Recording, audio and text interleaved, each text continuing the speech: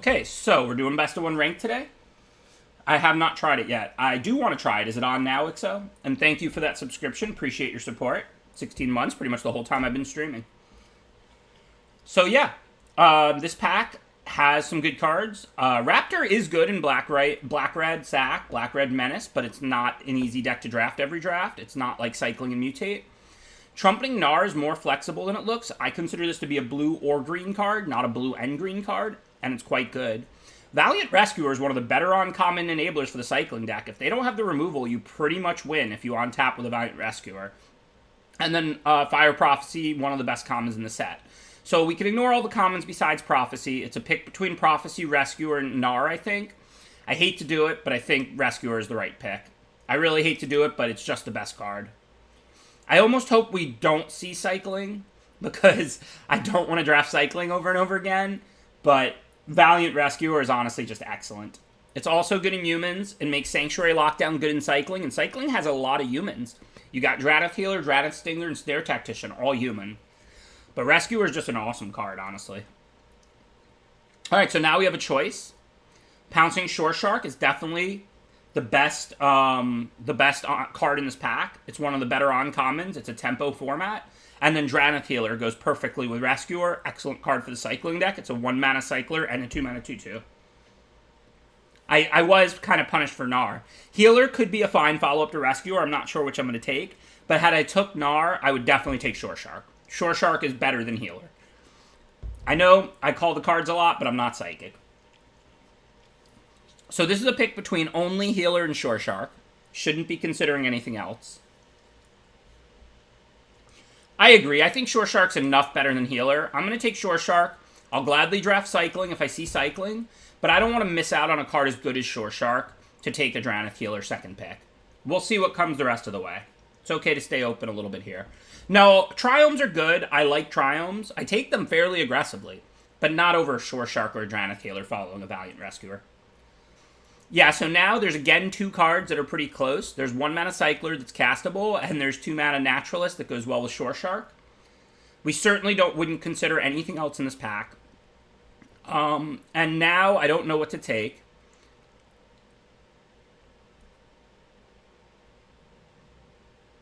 I think it's again a close pick. They're not making this draft easy. They're not sending us into a lane. Everybody knows my philosophy is to let the draft tell me where to go. But once in a while, the draft doesn't do a good job of that. Usually it does. Usually it puts you in a lane if you stay open. But so far, we're having close picks between 2 cards. I think I'm going to go Crater this time. I don't think Naturalist with Shore Shark is that great. I don't want to miss out on cycling after Rescuer if it is there. And it looks like this time I guessed correctly. There's no green cards to consider. The best blue card is Subdual, which is mediocre. But now there's Reptilian Reflection, which is an awesome card for the cycling deck. Not as good as Rescuer, but it is a very powerful cycling payoff and a card that I'm happy to see third. So that's a clear choice for the first time this draft. And don't forget, we could play Shore Shark in the cycling deck. It just depends what we get. But blue is one of the colors. Cycling is pretty much always white-red. And then sometimes you play blue, sometimes you play black, sometimes you play neither. And it's pretty easy to splash. You dig through your deck, you pick up 1 Farfinder, 1 Evolving Wilds. Shore Shark could still be a solid card in our deck. Not with what we have so far, but if I do end up getting, you know, a couple Farfinders and some Marmosets and whatever and things to mutate onto, there's nothing wrong with Shore Shark. Okay, here I'm just going to take Pacifism. If we do go, I guess blue-red spells cycling is kind of an option, but Pacifism 5th. I mean, Pacifism's still a great white common, and Valiant Rescuer is the best card for cycling, and we want to cast it. So I think Pacifism makes the most sense there. It does seem like we're seeing blue, white, and red so far. Like, you see, other than that Naturalist, we haven't seen any green cards. We haven't really seen much in the way of the black commons, but it seems like all 3 Jeskai colors are pretty open here. But that said, we got the Reflection 4th. I first picked Rescuer because it was the best card. I clearly wasn't forcing cycling. I took Shore Shark second, but Reflection 4th really solidifies us. So now I'm going to grab the 1-mana Cycler.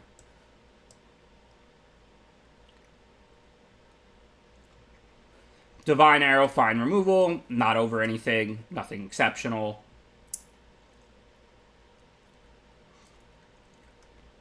This pack basically has no cards that matter, but there's a 2-mana Cycler. I don't think any of these cards matter, but Convolute could be a sideboard card if we play blue.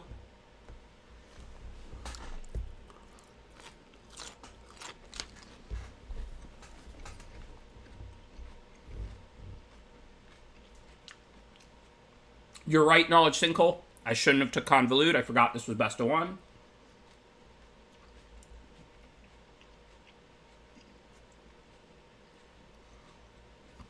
I highly doubt I'm going to play Glimmerbell, but it would have been the right choice. Normally, a decent sideboard card like Convolute would be a better card than a weak main deck card that I'm probably not going to play in a 3-color cycling deck. Glimmerbell's fine in a blue-green mutate deck, but I'm probably not going to play it in 3-color cycling. But it's best of one. There's no sideboard. You're right, Knowledge Sinkhole.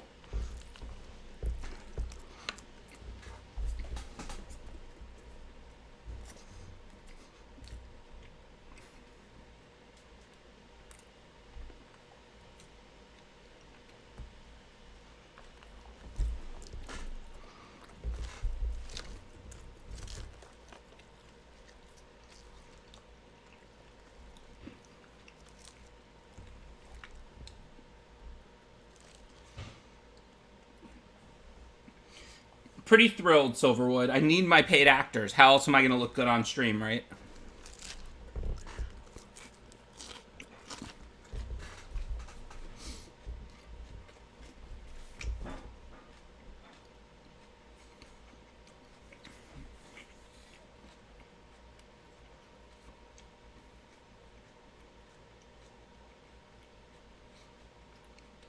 You're welcome, Doc MC Knife. Thank you for the feedback. I appreciate it. And congratulations.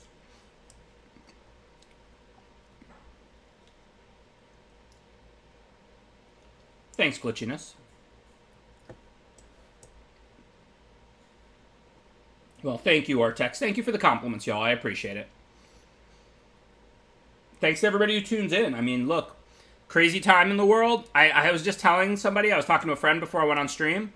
For those of us who do make it to old age, you know, like in 2060, we're going to be sitting around telling the kids, like, I was around. I lived through the 2020 pandemics and protests and riots and, you know, a world in turmoil. So, you know, thanks to everybody who, you know, takes the time out from their busy lives and from, you know, all the tough stuff everybody's going through to, you know, participate, hang out, and just enjoy some drafts. All right, let's see. There's no good cycling cards. There's no 1-mana cyclers. Oh, yeah, good call, Knowledge Sinkhole. My webcam's supposed to be smaller during the draft portion. Can't believe we got all the way to pack 2 without anybody saying that. There we go. Yeah, so Rock Slider Serpent, I agree. There's the Cycling 2 that's castable. Unfortunately, no payoffs or anything good. Rock Slide's decent removal. Let's see how many cycling payoffs we actually have. Rescuer, Reflection, that's it. I think I'm interested in Rock Slide. We don't have that many payoffs right now. We might want to focus on some actual removal. If we had a more focused cycling deck, I would definitely consider taking Lava Serpent over Rock Slide. But we don't really have that many payoffs. Wow, speaking of. So now we can take Splendor Mare. A very reasonable 2-mana cycler. Also a split card, 3/3 lifelink. We can take Rock Slide, good removal. Or we could take one of these busted blue uncommons that are both single blue to mutate. This draft's going kind of weird.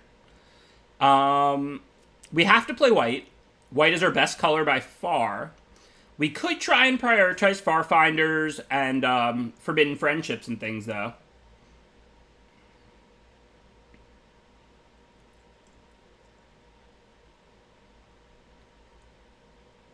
We are definitely seeing blue, but we also saw red and white, especially white. Remember, we got a 5th pick Pacifism. I think Archipelagor is the best card here. I'm going to take it. Yep, there's another Archipelagor. Okay, well, they're all single blue. We're definitely going to play blue. At this point, 2 Archipelagors, Pouncing Shore Shark. I mean, look, maybe I'll go blue-white, Light Splash Red. Maybe I'll go Jeskai Cycling. I don't know exactly what we're going to play. We're going to try and prioritize things to mutate onto. Archipelagor is a win con. It's a 7/7 all by itself. So it fits nicely into a deck with removal and a cycling focus. It's not like you got to play blue-green mutate to make Archipelagor good. But we do need things to mutate onto, so we're going to have to keep our eye open for that. For now, I'm going to grab Rock Slide. Again, 1-mana cyclers if we had a bunch of cycling payoffs, but we don't. Maybe we'll play blue-red spells from here and splash white. I don't know.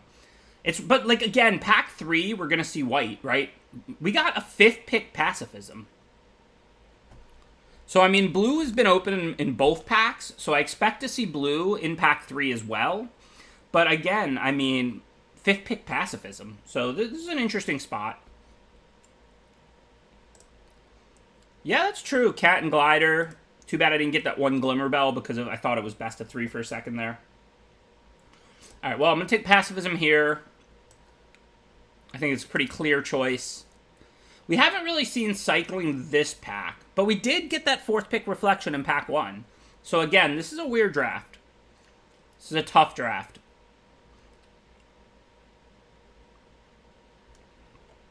I think we're going to prioritize mutate targets.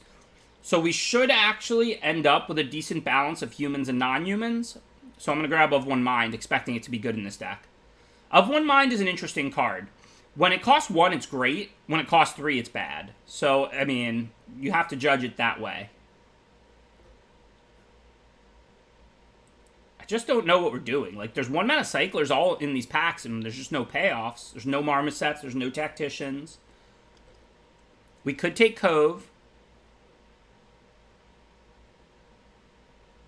I still don't know if blue is a splash or not. That's why I didn't take the Glimmer Bell. Alright, I'll take the land, because we're definitely going to play 3 colors. Like, we could play blue-red and splash the pacifisms. We could play white-red and splash 2 Archipelagors and a Shore Shark. Remember, this is whatever, and we could drop it Of One Mind. We could play, like, a lot of different things from here involving Jeskai. And we could still go cycling. These are fine splashes. We need to pick up Farfinders and stuff like that. Yeah, I'm going to grab the Serpent here. That's an on-color crystal, which is nice, because we could just play straight 3. Splendor Mirror is lifelink. It's excellent to mutate onto. I'm pretty happy to get that back. Now I'm going to take Neutralize, because we're looking at heavier blue, and it is cycling. We're definitely all about this Jeskai. I just don't know. We've got it narrowed down to 3 colors. I just don't know what we're doing exactly. We could play all 3. We're looking to take Farfinder pretty aggressively. We've got 2 Ragarin crystals, a Tranquil Cove. So, like, yeah, it could just be straight Jeskai control, you know, with a little bit of cycling. We don't know what we're going to open. Maybe we're going to open Zenith Flare. Maybe we're going to open, you know, Broken Rares, like Mythos, that have nothing to do with cycling. I mean, again, I'm not psychic. At this point, we're Jeskai, and we're going to do our best to shape our Jeskai deck here in pack 3. I think our mana is good enough. I think we can use this Mythos. I mean, I know we look more blue-white. We could still play red-blue spells and just splash white. Certainly we're going to splash white. We have 2 pacifisms and a Splendor Mare, but those are all single white. We also could just play straight 3. I mean, it depends what we get. If we pick up an Evolving Wilds and a Farfinder, we've got 2 crystals and a land, a bunch of cycling cards. We want Farfinder really badly. Farfinder is excellent in this deck. I think I'm going to grab Dranith Stinger here. We have plenty of good removal, 2 Rock Slides. I'm not really worried about Capture Sphere. I'd still play it. I don't think Mythos is met. I mean, it's not S tier. It's like A tier. It's more like a good removal spell that you're happy to first pick than like some kind of unbeatable bomb. But it frequently kills 2 things, sometimes 3, and it also kills big things or small things. It's hardly ever bad.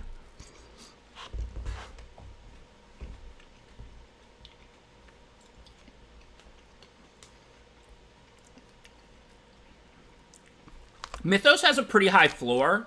You just don't hit like an incredibly... It has a high ceiling, high floor, but you're closer to the floor than the ceiling most of the time.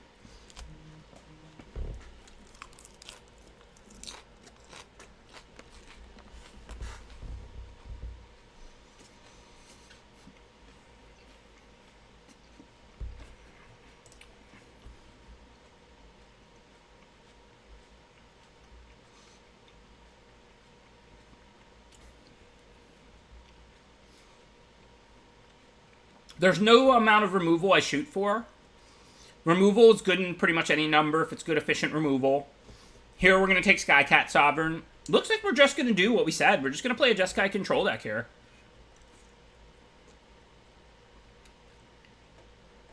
And listen, I do want more mutate targets, but there's nothing... It's not the end of the world if you tap 7 and put a 7/7 in play. It's not great. I want to mutate this card. Well, and now there's a Zenith Flare.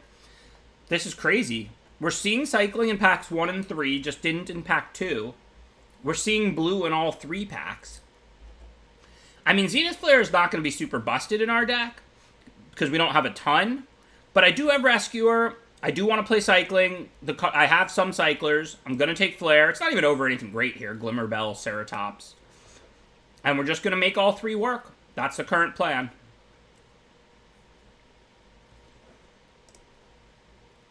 So, we are going to do Jeskai Cycling. We didn't see any of the Farfinders, but I do have a couple things I can mutate onto. And remember, here's the thing about Cycling. You're really playing effectively smaller than a 40-card deck, because a lot of your cards just cycle. So, like, even if you have less than usual number of things to mutate onto, you have those cards more often than usual. So now we're going to take Otter. It's a great thing to mutate onto. It's also just great with Snare Tactician and some things like that.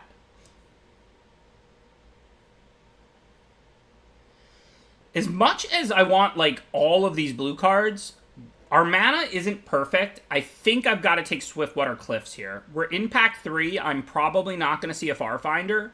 We have plenty of playables. I would definitely play Glimmerbell, Dreamtail Heron, or Wingspan Mentor, I think, in this deck. But I think the Cliffs is what we need the most at this point in the draft. Okay, I'm just going to Pacifism now. Frostlinks would be okay, but Pacifism's great removal.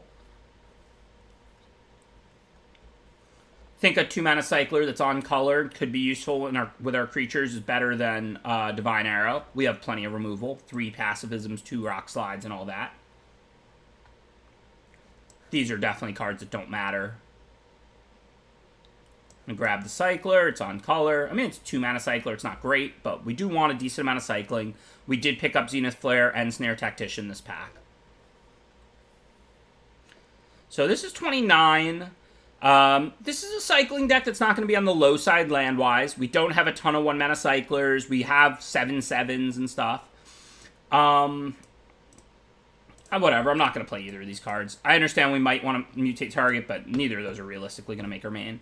We're going to have to cut a couple of cards. I think we'll play about 15 lands would be my guess. I'm disappointed I didn't get any Forbidden Friendships. But we do have these crystals and stuff. Maybe we can get to 14. I don't know. Let's see. So, we're pretty even between the 3. Red is our lightest color, but Mythos is double red. Thank you, Rada Hazard. Appreciate that subscription.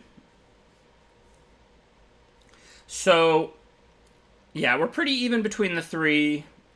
Let's assume we want, like... Our dual lands are both blue. So that's 6, 6, 6 at the moment. But that's too many lands. Can't play 16. 15 would be the max. 14 would be the min. This isn't a 13-land deck. You can go below 14. Just we don't have that many 1-mana Cyclers. So we're going to cut one more land. Like I said, red seems to be our lightest color. 3 Pacifisms. Otter of 1 mind. Well, blue and red are pretty close. White is our heaviest color. They're all pretty close, I recognize. Do we have any double blue? No. Neutralize, but that cycles. Archipelago costs 7. Red, we have a 2-drop and a double red card, so we probably want 1 less blue. So that's 13, 15. So this would be we have to cut 4 cards.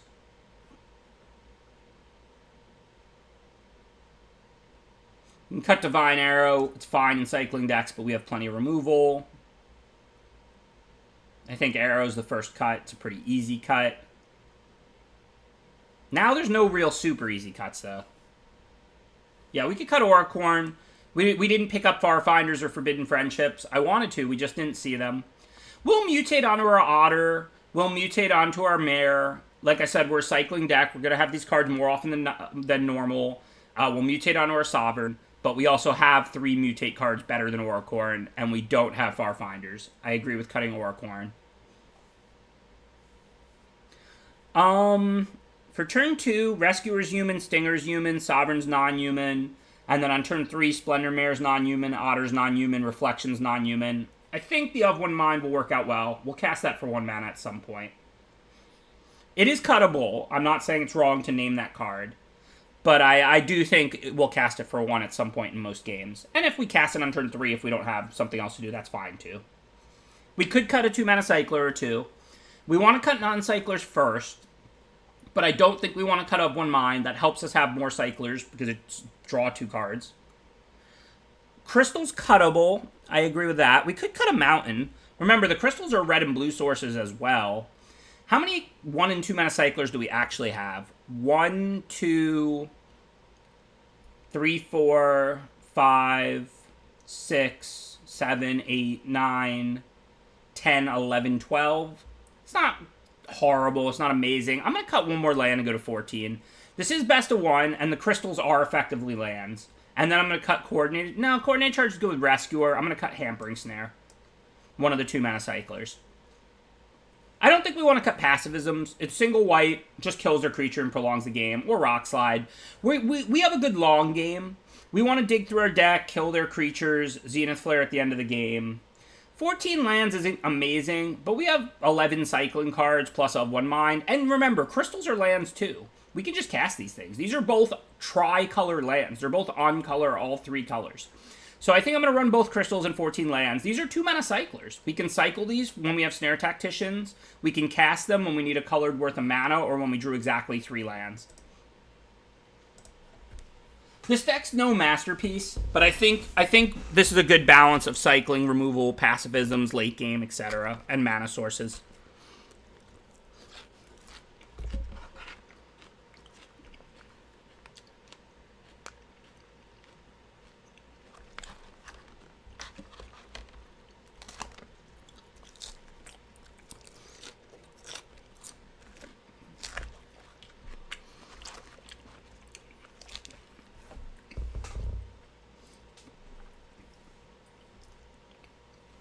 We're not going to have the choice of whether to play or draw because this is best of 1. I would draw against other, like, slow decks with this deck, but our deck does have a bunch of 7s and is kind of slow. So I might play in the dark. I certainly would be thinking about play or draw with this deck. It's not an auto play. 3 Pacifisms does make you want to draw, but we won't always have a white source right away. We're a 3 colors deck with double Archipelagor and stuff like that. So certainly it's about a 50-50 type deck as far as play-draw. But we won't have the choice anyway. This is best of 1. I am eating a Trader Joe's salad, which I will be done with in a little bit.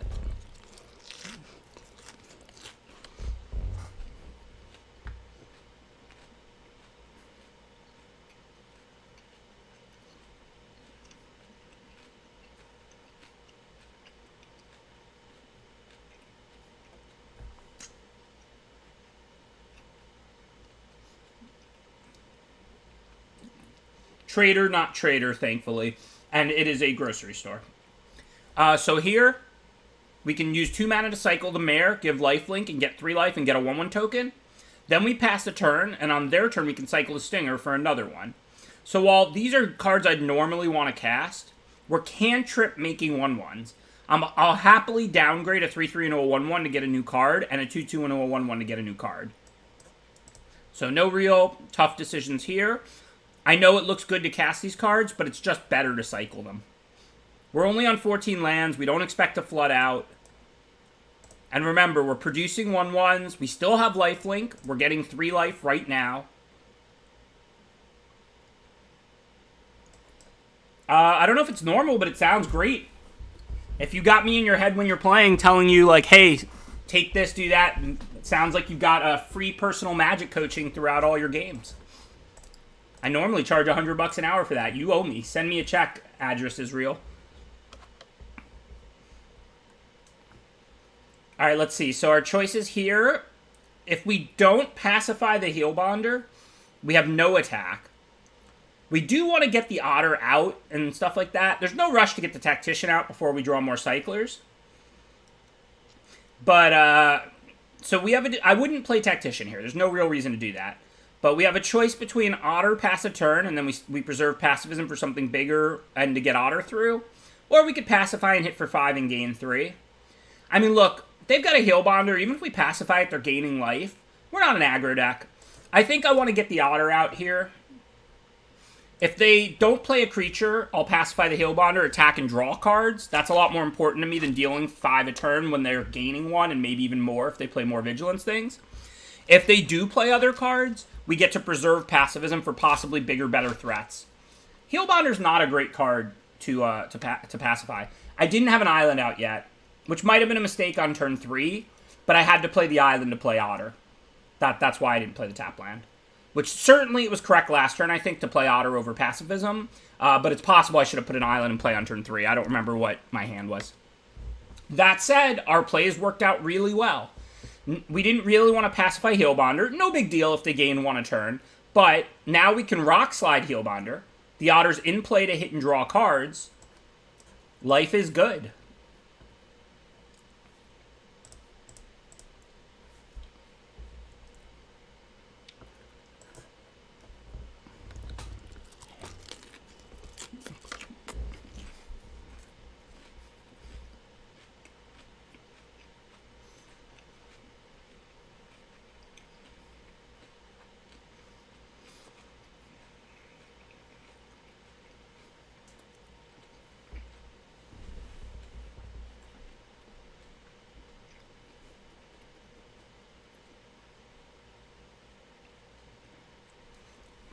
Okay, well, now life is slightly less good. They killed our Otter.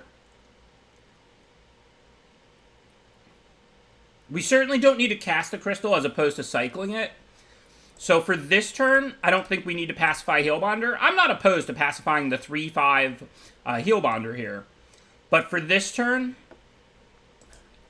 I'm just going to cycle the crystal, tap it, and then we'll move along with our business. Because I don't have anything else to tap, really, and I want to put Tactician in play anyway. Playing the lands, we don't have a Cathartic Reunion, and we're only playing 14 lands, and we have 2 Archipelagors. And while I can't mutate them, sometimes you can just cast a 7/7, right? Like, that card's busted because of mutate, but a 7-mana 7/7 can certainly be an effective card when you're at 24 and they're at 16. So we do want to play our lands at least up to 6, so that if we draw a land in an Archipelagor, we have the ability to cast Archipelagor. That said, of course, I'm going to cycle and dig through my deck. I'll draw a land sooner or later anyway. I'm certainly not going to cast Crystal to have land 7. Alright. Do we want to cycle and tap the Vulpikeet? If we don't draw a land and we play Lava Serpent, we can hit for 5, 7, 8, 9 if we cycle and tap the Vulpikeet. But if we draw a land, we can attack for 5 with the Serpent, casting it, and cycle the development and tap the Heal Bonder. If we don't draw a land, I think pacifying the 6/6 is more valuable than casting Serpent this turn. So I'm not going to cycle here. Because if we draw a land, I can play the land, attack with the Serpent, and still have 1 mana to cycle this 1-mana cycler to tap the Heal Bonder on their turn. As is, we drew a second Pacifism. Both their cards are fine to Pacifism. They're down to 1 card in hand. So now I'll just pacify both of those and beat down.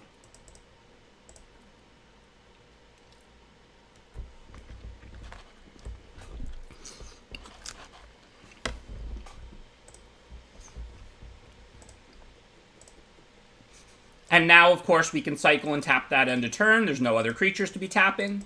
Then we can play our Serpent. No real decisions here. Of One Mind will cost 1 now that we have a non-human out, but it would have cost 3 this turn. So we just slam our 5/5 haste and beat down.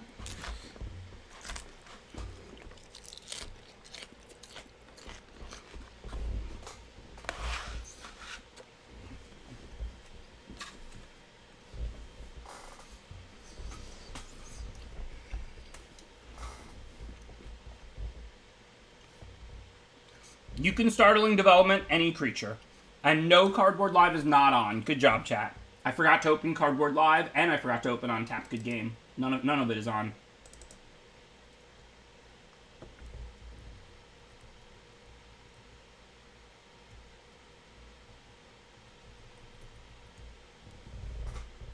Yeah, I like Untapped a lot too. It's super useful.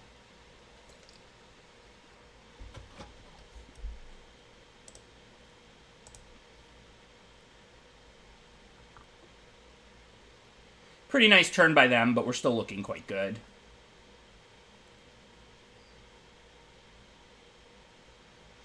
Okay, so I think let's start with Of One Mind. We still have mana for Shore Shark if we want it. It only costs 1 mana now.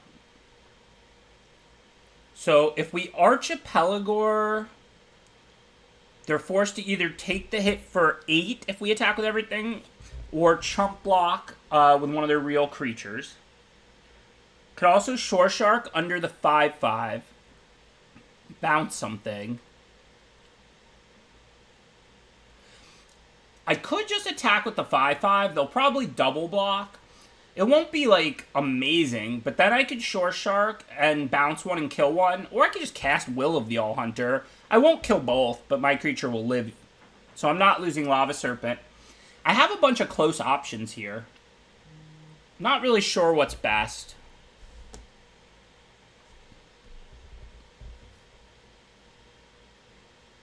I think I'm just going to slam Archipelagor.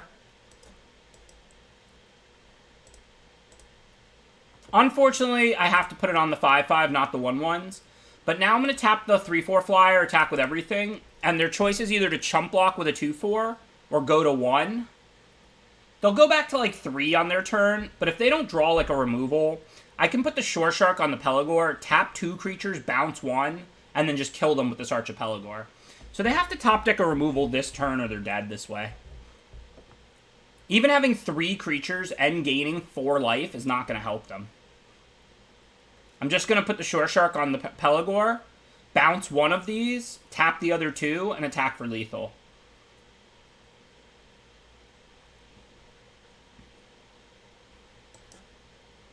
Gotta go under. Well, we have lethal either way, but of course we don't want to shrink our creature.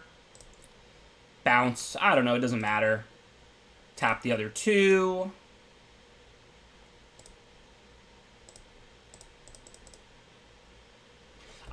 I made day 2 on the Arena Open using Jean Emmanuel's awesome Luca deck, which a bunch of other people day 2'd with too after he posted it. Thanks again, Jean, for building such an awesome list for that tournament and posting it publicly after you advanced. Shout out to MPLer, Jean Emmanuel Depraz. Probably mispronouncing his name because he's French, but I do, I know him, he's awesome. And I also thank you for posting your list publicly. And then in day 2, I played a blue-white control list that I thought was good. Other people had some good success with blue-white. I didn't know 2 or anything. I went 3-2 in day 2. You know, not an exciting record, but certainly I don't regret the choice. I would run blue-white control back again in day 2. Lost some close matches. I do coaching. Shoot me a DM if you're interested on Twitter. I charge $100 an hour. You can book 1 hour at a time. No minimums required or anything like that. Okay, this hand looks ugly, but we've got a Cycler. We've got a good 3-drop and a double red 4-drop in both mountains. We're nowhere near casting Sovereign, but I don't see... I did need multiple attempts. First, I played a cycling deck because Jean hadn't posted his list yet. And it was fine, and like I said, I got like 3 or 4 wins with it and stuff, but I didn't advance with it. And then I saw Jean's deck, and I advanced first try with his list, but it was not my first try overall. Okay, so I'm going to keep this hand. It looks a little ugly, and it is. We're nowhere near casting Sovereign, but we about a third to a quarter of our cards in our whole deck just cycle. Additionally, we have double red for the red 3-drop and red 4-drop, so I'm going to keep this hand. If we didn't draw the Cove, I would play Mountain and cycle to charge, but now I'm just going to put the Cove in and play tapped. Now we can cast Reflection or Sovereign if we draw an island or Plains.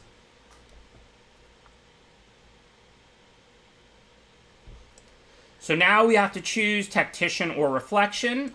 Reflection can be played and given haste by a 1-mana Cycler. Can't attack or block this turn. We don't really have that many 1-mana Cyclers or in hand, so it's a close call, but I still think Tactician is just the right play.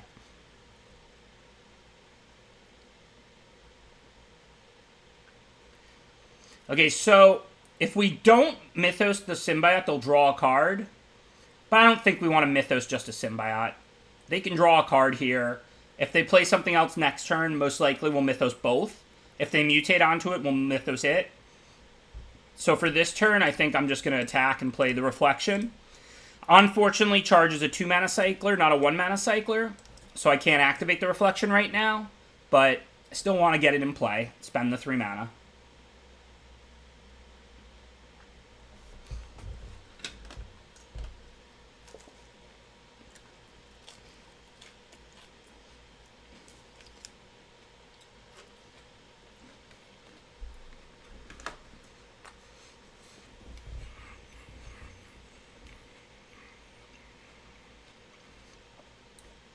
So that worked out very poorly.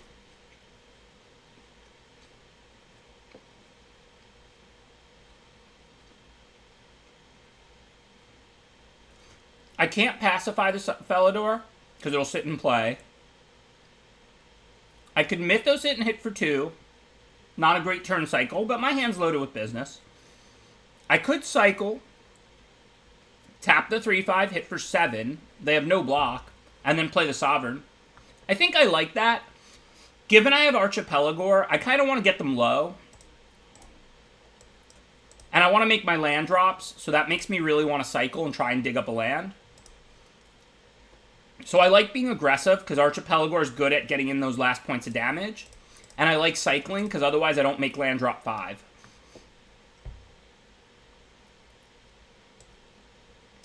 And now we have the Sovereign out to be mutated onto. And they're practically in lethal range. I'm not saying we're going to lethal them. They have 6 cards in hand. They have a tapper. They're drawing 2 cards a turn. But my hand is good. We get in some threatening damage. We make our land drop because we cycled. And we'll see what we draw next turn.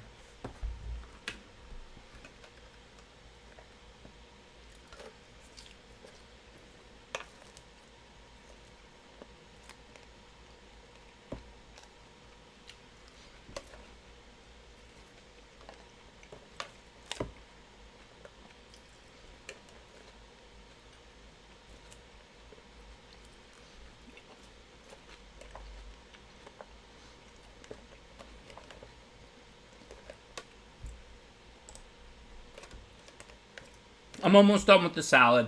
Apologize to everybody who hates the crunching.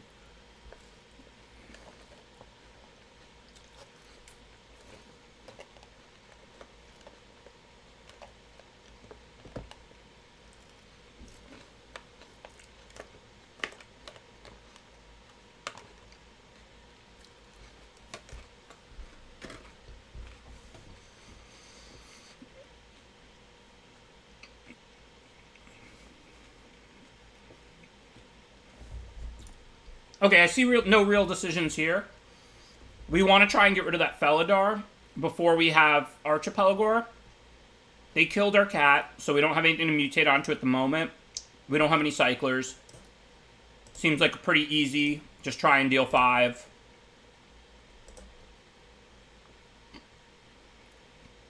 If it lives with a pump spell, it'll still get stunned for a turn or 2, because we still are paying a white and a blue. If it dies, they can tap Tactician. That's whatever. Who cares? Okay, so interestingly, they didn't tap Tactician. Should I attack? What can they do? They could have Divine Arrow off the splash. Doesn't seem super likely. It's not impossible. Why didn't they tap? That's the question we need to be asking ourselves right now. Shore Shark would bounce our creature and would definitely be a reason for them not to spend the mana tapping. But it'd still be tapped on the Symbiote. So Shore Shark is not a reason to not attack.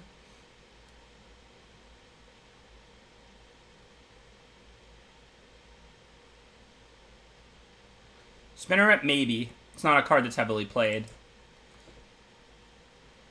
I think if this was a 3-mana 2/3 no ability, I would definitely attack. But I'm not going to attack because it's a Tactician and we have like 10 cyclers.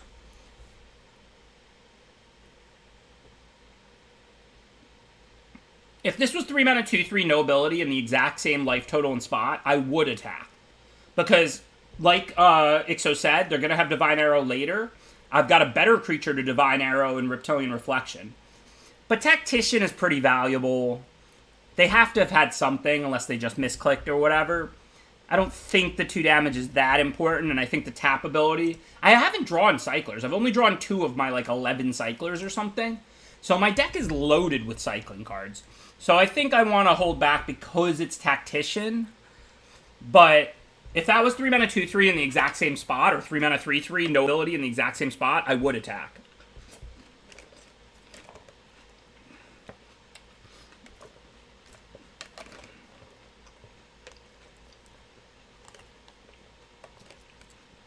Yeah, maybe they didn't realize it. People make mistakes.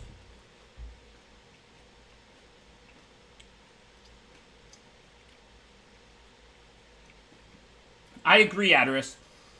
Every time my opponent leaves 2 up, I'm getting ready to attack in the stream. A lot of people are like, don't attack Divine Arrow. I'm like, let them have Divine Arrow. It's going to do the same thing in a turn or 2 later. But in this case, Tactician's pretty valuable.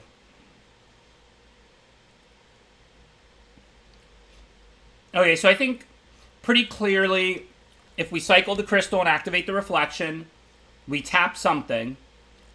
We can then probably pacify something else, and they won't even have a block other than a chump block on Snare Tactician. So I don't know what we want to pacify. None of the creatures are great targets for pacifism.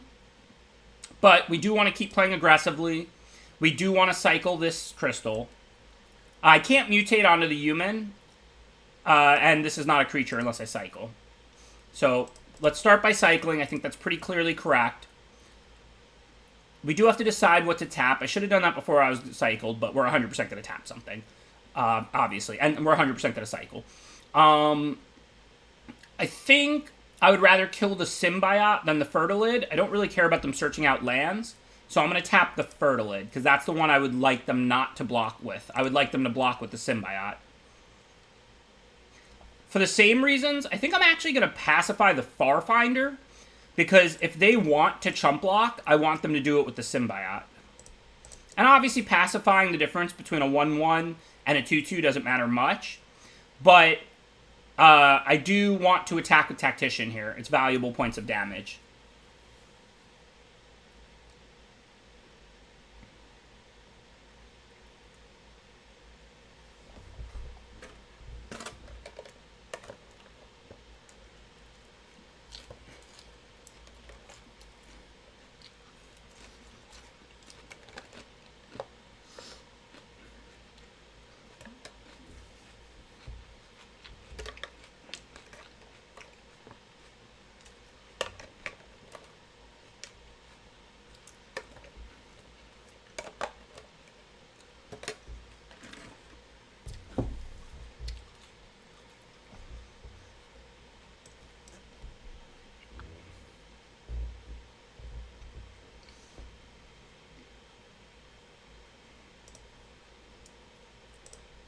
I wish we could mutate also. But if I cast it, and then I mutate the other Archipelagore onto it, I get 2 triggers. Probably attack for lethal, since they're in 1 hit for 7 kills them. And that's why we're in a pretty good spot, because if I draw a land, I can cast Archipelagore. If I draw a Cycler, I can tap a blocker, activate the Reflection, attack.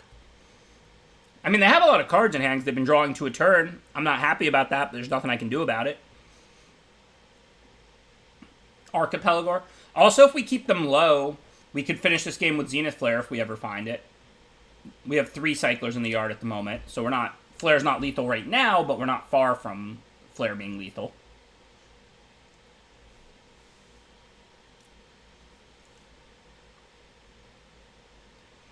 Alright, so Cycler was probably a better draw, but land wasn't a bad draw. No choices here. We have nothing to mutate onto, but we can tap 7 and cast it.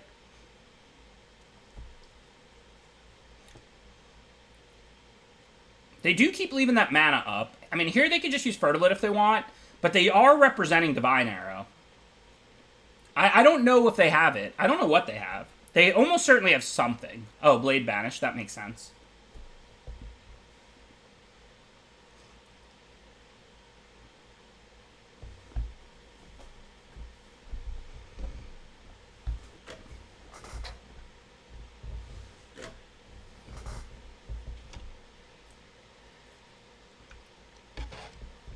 I'm gonna grab a napkin. I'll be right back.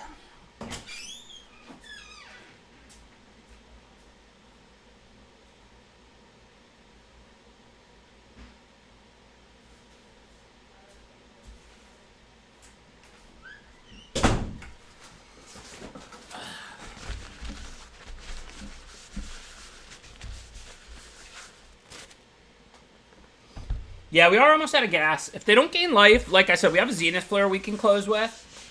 We also have this other Archipelagor and Cyclers and Reflection, but now that they have Felidar to tap Reflection using Farfinder, which I pacified because I didn't think they were going to get Reflection back, life is definitely not good. I'm not saying we're going to lose, like we might win, we might lose. We don't have a lot of lands left in our deck. We have ways to win this game, but life's not good. I'm not going to pretend it is. Alright, so let's see what's up. If I cycle and I activate the Reflection and Tactician, I can tap the Farfinder, and then they won't be able to tap the Reflection. And then I can mutate onto it, tap a blocker, and attack with a 7/7 trample. That's not lethal, but they will have to put a couple of blockers in front of it. If I tap Bootnipper with the Archipelagor ability, if they want to gang up on it, I'll kill Felidar. Or I could tap Felidar, and then the only way they could kill it would be to lose all their creatures. I mean, I don't see a choice. I think I have to make this play. I don't think casting Dragon Stinger is going to help me. So we want the Tactician to happen first, right? So that's the order of the triggers. I'm not sure about this last first here. I know the order I want them to happen. I want to tap the Felidar before the Reflection becomes a creature. And that's really important. So when this says last first, that means the Tactician's going to happen first, right? It's right as is? Okay. Resolution order. Okay. Because they can use the 1 mana in the Farfinder, but they can't use the Felidar because it's summoning sick. And they can tap Tactician, I don't care that much, but it's imperative that they're not able to tap this Reflection. We're not winning the game here, but this is going to be a good turn for us. Now I'm going to lock down the Felidar for a turn. This is Lifelink, not Death Touch. It's a 5/4. I thought it'd become a 7/7 if I went over. That's weird.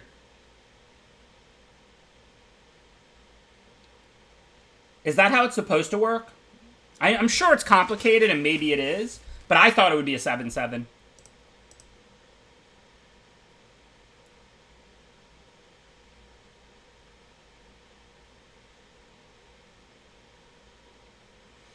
I don't even know if I can attack now. They could just double block it. What happens at the end of turn? I have no idea what's going on. I thought it was going to be a 7/7, so the only way they could block and kill it would be to lose all of their creatures.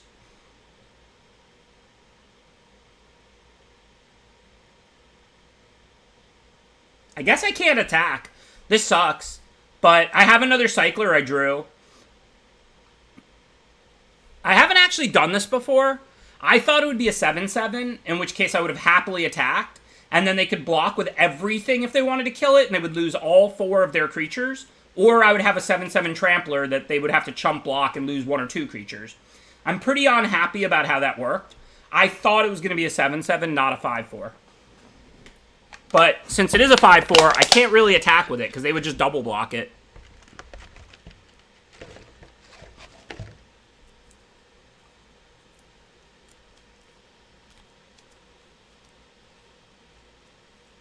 Right, I don't have to make it a 5/4. But it won't have trample, will it? If I don't activate it.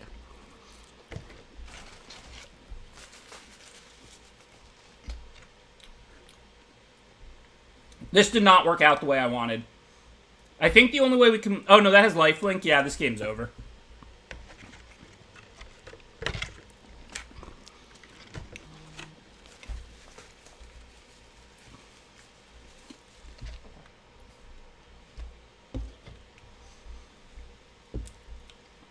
I was going to say Zenith Flare might be an out, because they were at 6. So if we drew like a Cycler and a Flare. But I think this game is over. I mean, I guess we have Tactician. Tapping it doesn't stop cycling and tapping. We're almost certainly going to lose. But I'll pass for now and cycle on their turn and see what we get.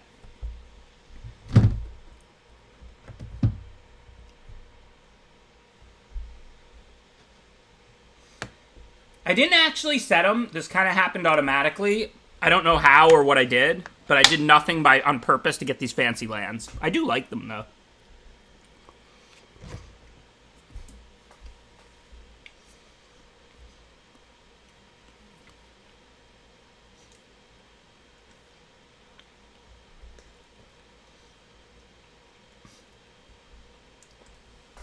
Oh, that makes sense. For entering the arena open.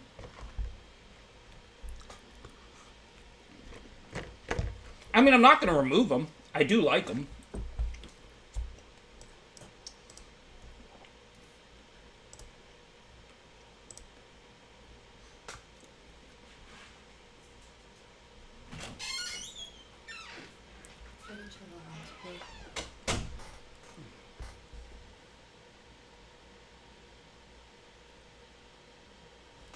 Sorry.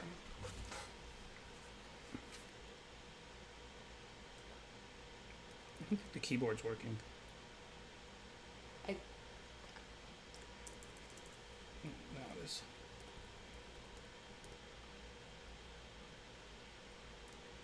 Thank you. Apparently, Rach needed to use my computer. Apologize. Okay, there's no reason to turn it into a creature.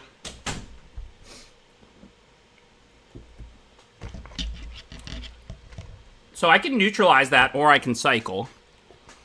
I assume I need to neutralize that. Am I dead? Oh, if I neutralize it, I'm dead, right? 2, 4, 7, 8. So that's not an option. I guess we're cycling again in response.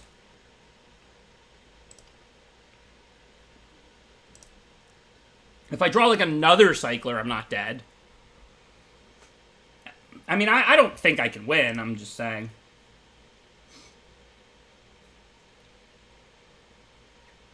Alright, I'm not going to waste more time. I mean, the game, I guess we had an absurd combination of outs, but it wasn't 100% over. If I drew another cycler, I could tap something to live. I could draw another cycler or removal and tap Farfinder. And then if I attack with the Archipelago and, like, Zenith Flare them or something. I mean, listen, obviously we were pretty much dead, but there may have been a run of, like, cycling, tapping things, and then Zenith Flare for the win or something like that.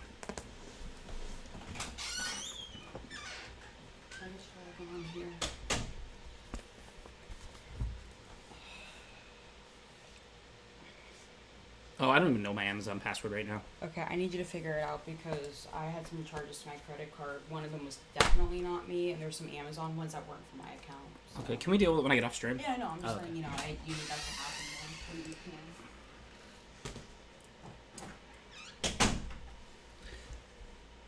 Did it look like stuff I bought? It may have been me. I don't know. I mean, it's just like the Amazon is just a couple of small things, but I don't know if the actual, the orders. I ordered stuff on Amazon recently. I understand, but, it's my credit card that I don't even use. Well, if it was on the account. That's why I want to check yours, because I think it's possible, but just not. Yeah. Yeah, we don't know. Well, there were charges, but it might have just been me. I ordered, like, a bunch of... One of them was definitely fraudulent for $2,500. Like, oh, I didn't order anything for $2,500. Yeah, like, I don't think I have that kind of money. No. I mean, I ordered, like, masks and ground coffee and stuff. I didn't order, like, anything super expensive. Liar snuck in. If there was a $2,500 charge, that's fraudulent. Yeah. I just don't know about the other.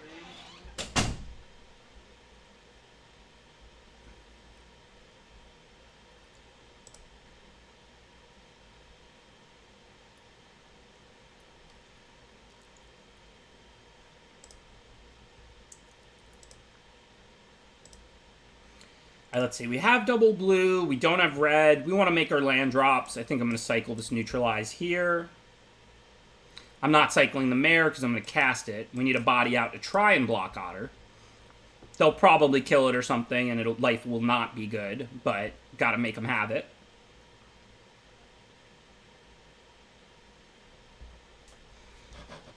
Rachel did shave her head.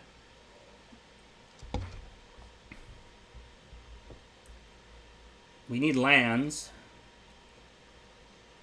So our only option for this turn is of one mind. So we might as well play that before Cove. If we draw a mountain, we probably play mountain. If we don't, then we'll play Cove, of course. I do want to get tap lands in play, but it's pretty important I'm able to fire off this Mythos. Think we have to play the Mountain. If we do top deck a Mountain, I can Mythos away 2 creatures, Otter and Checkpoint or something.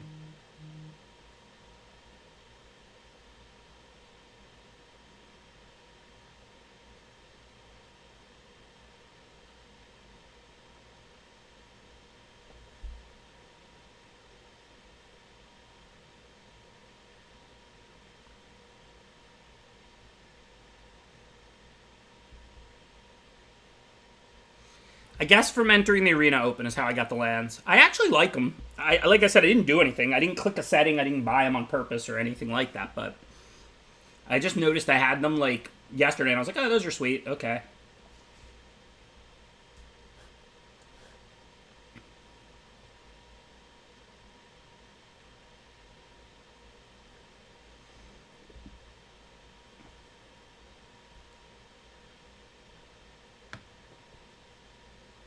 So that actually works out pretty well for us unless they have keep safe. Because we can just rock slide this Porcupine now. And that takes care of Otter Porcupine, the only real threat.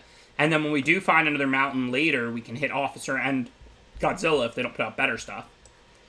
So we're definitely going to attempt that. Hopefully they don't have keep safe.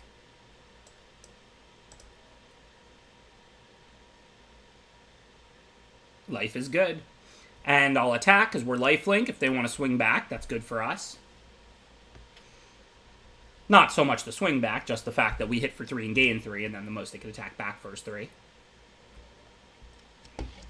Otter's not combat damage, I don't think.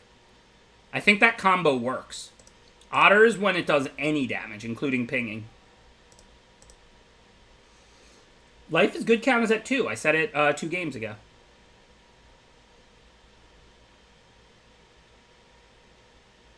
It's cooler on the Bell, where you build your own little machine gun and you can just keep pinging and untapping. But if you put it on the Otter, you can ping them and draw a card. Oh, life is bad, -1. You're right, Darius is real. Good count. Your count's more accurate than mine.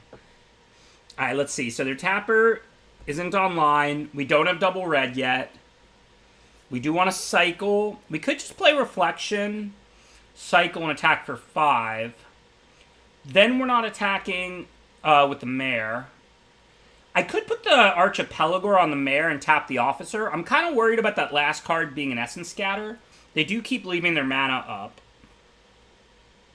Can't Essence Scatter Reflection, and we're pretty far ahead. And I want to cycle and dig for Mountain and stuff. So I think I'm going to play Reflection here. And then cycle and turn it on.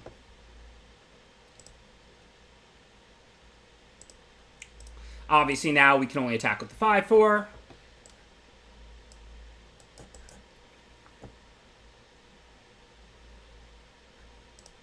Yeah, they're looting right through their deck. We don't have an Ultimato. I wish we did. I love old tomatoes. But we do have a Mythos.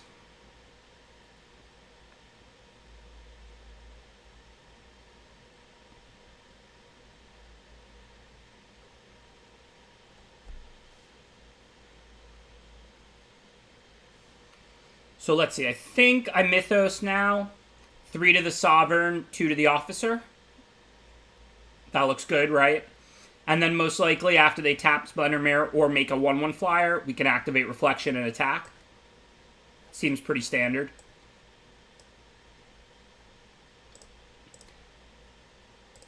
I gotta go 3 to the Sovereign or they can make a 1/1 and have it live. I don't want the Cat Lord living. And then the Officer tap is what can stop a 7/7. So 2 to the Officer, 3 to the Sovereign. 4 to the Volt, 1 to the Cat doesn't work. They could just make a Cat in response. Plus Officer's the creature I want dead the most. 2 to the Officer, 3 to the Sovereign is perfect. The creature I want dead the most is Officer. The creature I want dead the second most is Skycat Sovereign. So this works out really well. Now we can cycle, attack with both. They can chump or take 8. We're gaining life. Life is good.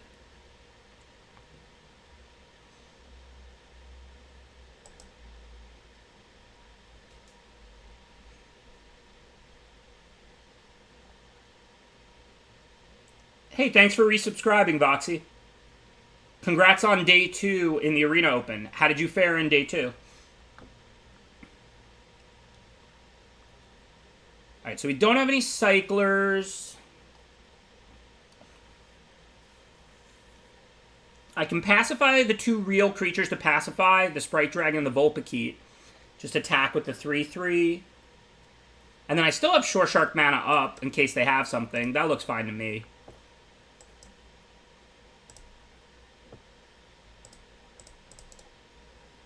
Looks like the opponent agrees.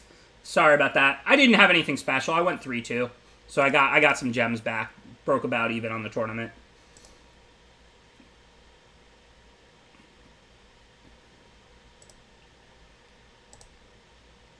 It was really fun, though. I would love to see that Arena Open, like, once a month, or even literally every weekend if there's nothing else going on. It was a really fun tournament. A decent-sized cash tournament with enough on the line to make it fun, but not so much on the line that you really feel disappointed afterwards. You know what I mean? It's not like I blew the, day 2 of the Pro Tour or something. But it was just a fun weekend tournament with enough on the line to be serious and fun and interesting. I enjoyed it a lot. Oh, I need a white turn 2 for Rescuer, so let's make sure I play Cove.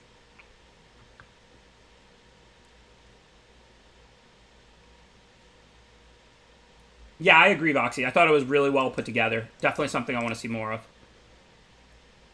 Hey, thanks for the raid, Mobius. Appreciate the support. One of the other streamers who frequently participates in those streamer draft challenges that we do.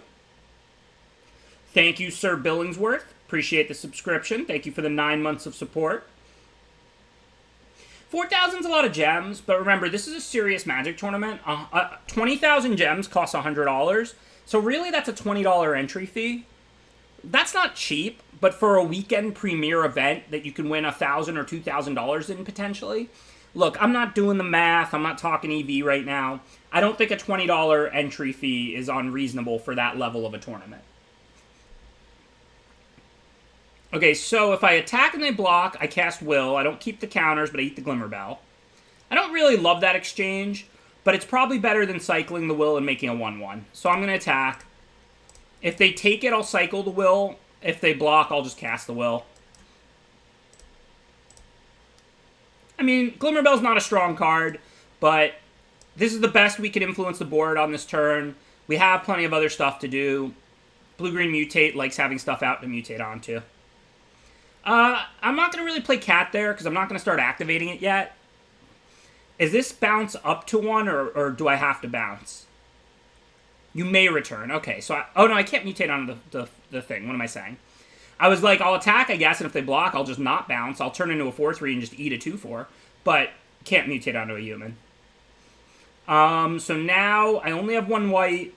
So my choices for this turn, I can't mutate the Shark, so it's just Pacifism and Skycat. Don't particularly want to pacify Goriak, so now we'll just cast Cat.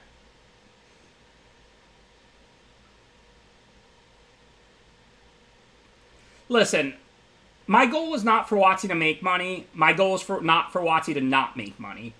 Magic tournaments are voluntary. Listen, I care about cost. I care about ease of access. I absolutely want Magic to be cheap and accessible.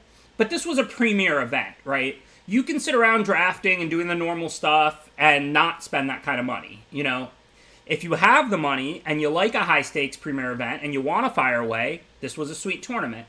If not, it's not even feeding anything else. It's just a cash tournament, So, I mean, I didn't calculate the EV. I'm not saying it was right, it was wrong, it was, what it should or shouldn't be. But I think it was a sweet tournament. I would like to see more of it. Okay, so now we're going to pacify the Goriak, because we don't want them drawing more cards. The question is, do we cast Crystal and then cast Pacifism, or do we cycle Crystal? I could kind of use the mana. I have all 3 colors, but, I mean, I can mutate Shore Shark. I can mutate, I'm 2 lands away from that. Actually, yeah, maybe I just mutate on the Sovereign instead of pacifying.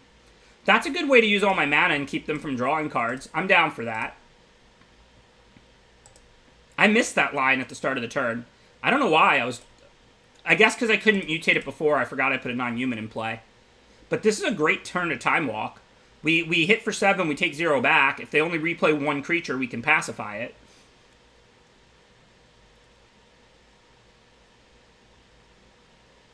Okay, so now we're in the same spot as last turn, though. I can't take hits from the Goriak, so what I think I'm going to do here is pacify first. If it resolves, I'll hit for 7. If it doesn't resolve, I probably won't attack, because I don't want to hit for 4 and then take 2 and have them draw a card back. So first, let's pacify, see what happens. Hopefully it resolves. Okay, now we can attack for 7. And then I'm going to cycle the crystal now, because if we draw a land, we want to make our land drop. Keep safe is the only counter they could have. They could have it, it's a common, but we're going to go for it. It's such a good turn if they don't have it. I don't think we wanted to play the crystal. We'll find land sooner or later, and if we don't, we're finding spells and cyclers. So I like cycling the crystal there. I did it main phase, because if we drew a land, we could play it. And then if we draw another land, we have Archipelago next turn. But we're not really under pressure. I'd rather just cycle it, get a 1/1, and find lands the slow way, rather than cast it. I know Thunderwunk, but, you know, some people are comfortable with spending 5 entries, with spending $100 on a sweet weekend premiere. Remember, when you go to a Grand Prix, for example, the cost isn't just the entry. You have to pay at least, like, some gas and some parking, and, like, you know, like, this isn't like, you know, the regular draft queue. This is a weekend high-stakes premiere event, you know? I understand that for people with addiction, it could be dangerous, and we should raise awareness about that, but a lot of things are very dangerous for people with addiction, and I think this was a sweet premiere event, and I don't think it was predatory. I just think it just has the potential to be dangerous. Maybe there should be like a self-exclusion option. Like maybe after you've entered 3 times, you should get some kind of message like, are you sure you want to keep playing this thing? You know, the entries can go quick, some kind of a warning. I'm not saying there aren't things that could be done, but ultimately, I like being able to re-enter.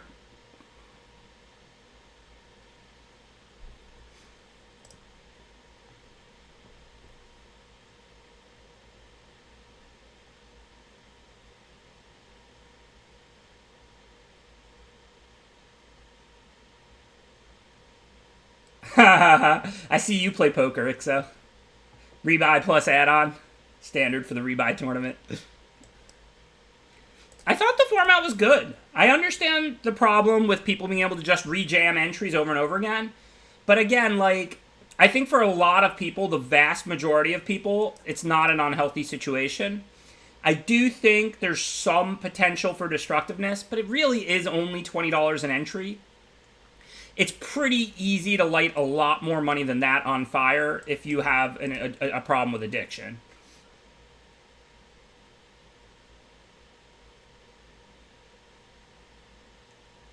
I don't know what freemium means. Dinar Samaj. I definitely don't want this trade. I'll just start cycling and making 1/1s, which can stop the 2/1.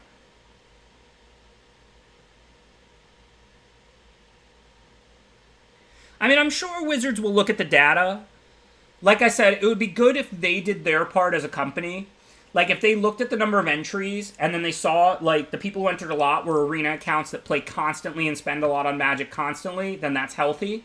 If the arena accounts were, like, that spent 10 entries were free-to-play players that then, like, blew their account, let's say, on that event, maybe Wizards could send them an email or something like that. You know, like, I hope Wizards will play their part in keeping the community safe and healthy. But I don't think a re-entry tournament is inherently wrong. Okay, I'm going to cycle now, because if we find a 1-mana cycler, we can cycle again on their turn for an extra 1/1. If not, clearly we attack for 3, and then we have the 1/1 to block the 2/1.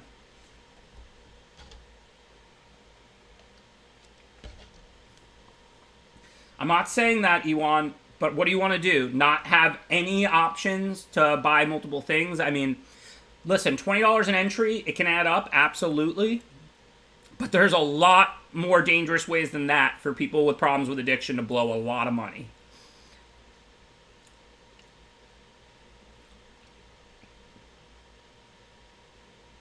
many people won the 2000. That's a good question, Wingsphere.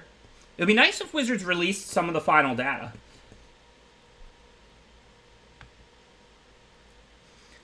Okay, so now we could play Stinger and that's it. We could cycle a 1 and cycle a 2.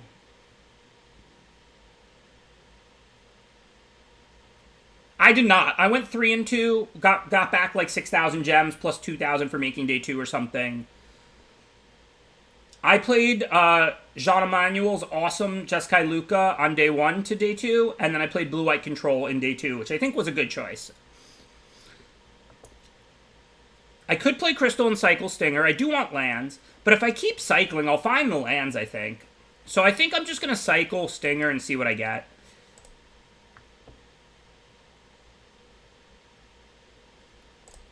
Even though we're just chilling for now, we're not really under any pressure.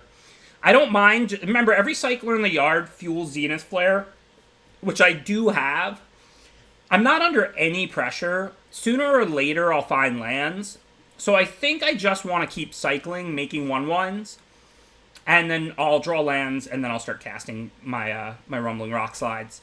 I know my hand is awesome, so it's tempting to play the Crystal. If I was under pressure, I would. But, I mean, I'm under no pressure. I do want to kill that poacher right now, so hopefully I can find a land here. Definitely going to cycle in a turn.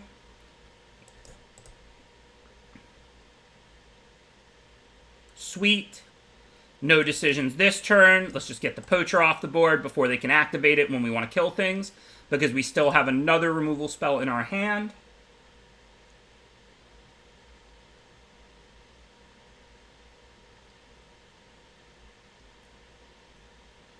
That's awesome. Nicely done, Beckoning Cow. Congrats.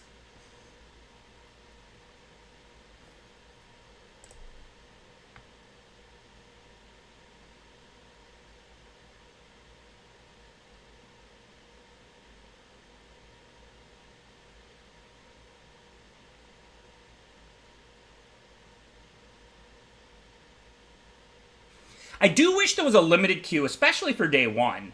Why not just have a draft queue just like the constructed queue, where you have to go 7 and 2 to advance, right? I don't understand why it has to be all standard. Give us draft. Me and Voxy agree. We don't want to play standard. It really doesn't even make sense. If you're going to have multiple rebuys, you could just have multiple queues feed the same day too. Why not just have a draft queue as well, where 7 and 2 advances as well? Why not just give us a normal draft queue? Same entry, same prize. Even if it has to feed standard day 2, it doesn't, but even if it does, why not have a 7-2 draft queue day 1, right? Okay, so let's see.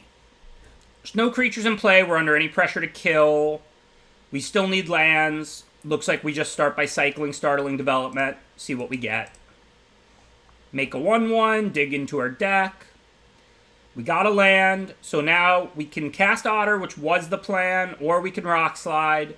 I don't care if they gain 2 more life. I see no need to Rock Slide any of their 4 creatures right now. Just put out Otter.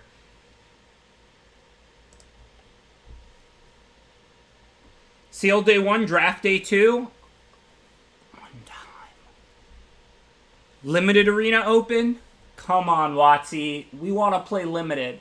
But in all seriousness, if you're going to do the queues and multiple entries, you can have 2 different queues feeding the same day too.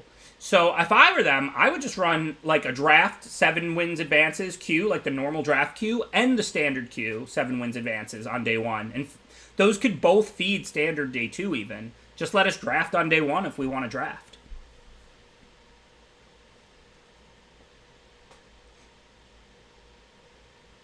Oh, you got the 2000? Congrats, Beckoning Cow. That's awesome. I'm very jealous. Or they could both feed limited day 2, XO. You know I'm not against that. Alright, so what are we doing here? If we attack with Otter and we Shore Shark blockers, the Death Touch creature will trade with Otter. That's not good for us. Pre-combat, I could bounce the Death Touch, but then they could double block. That's not really good for us either. So this turn doesn't look great. I think I'm going to start by cycling the Will.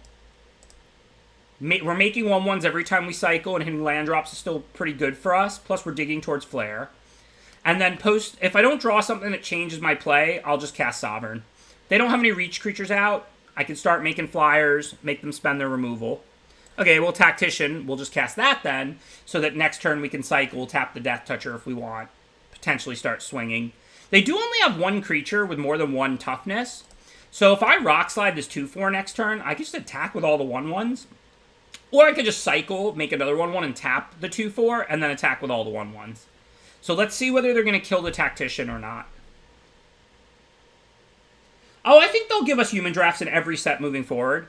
I don't know about retroactive, like, what can you really do? The queues that are up are up. But I don't think human drafts is a one-time thing for Ikoria. I think the next set will have 2 human... I don't expect big changes. I think they got the draft queues right for the most part now.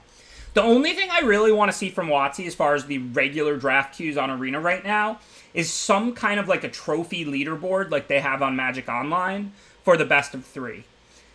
It would be cool if the best of 3 was ranked, but if it's not going to be ranked, I'm okay with that. It would just be cool to have some kind of a trophy leaderboard or something that shows, you know, who's done the best and lets the people really winning a lot, like, kind of show off what their work and stuff like that. Like, everyone loves the trophy leaderboard on Magic Online, and it costs nothing. There aren't even prizes associated with it. So why not have that on Arena as well? No, I know you can track your own win rate. I'm just saying, people like that. It's fun. You know what I mean? It makes it like a little competition among the people who are doing the best.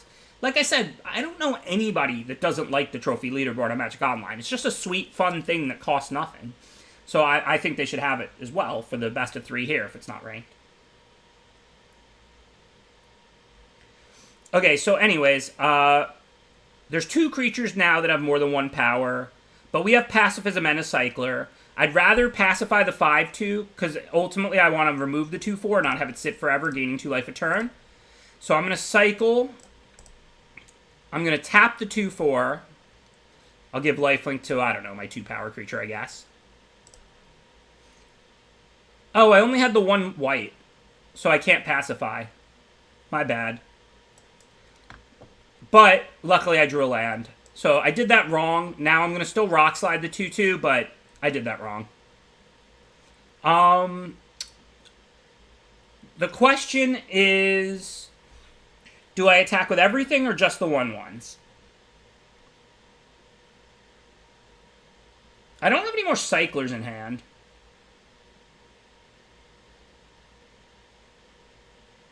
Yeah, but these trades aren't really good for me, right? Just the 1/1s.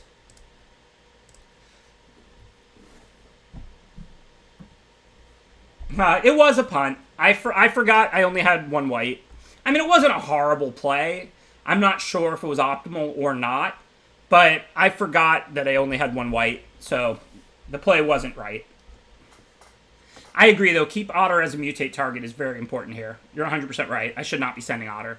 And if I'm not sending Otter, why am I sending Snare Tactician? I don't actually want to trade my 2/3 with an ability for their 2/1 Death Touch that's just sitting there. Oh, we just hit 200 punts?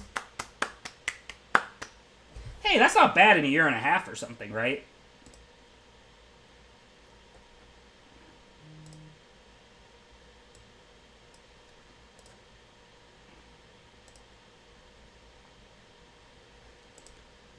Sounds a lot worse than it is. It's a big number, but it's not this week. That's in, what, 17, 18 months of streaming?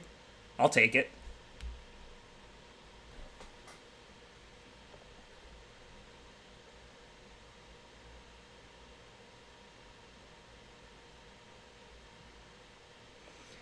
Bootnipper generally gets the lifelink counter on turn 2, very rarely after. Not even always on turn 2. Ikoria seems fine, but it's got some flaws. I enjoy it, but it's not an all-time great. Standard should improve. Exactly how much, nobody can say, including me.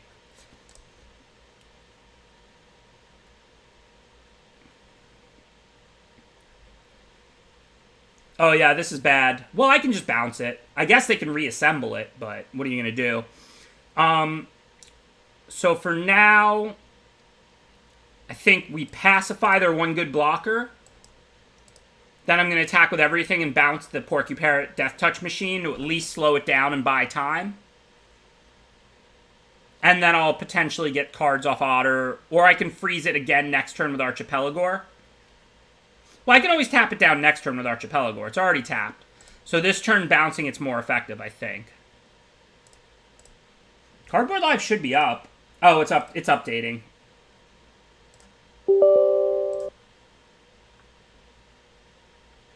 I don't think we need a token back.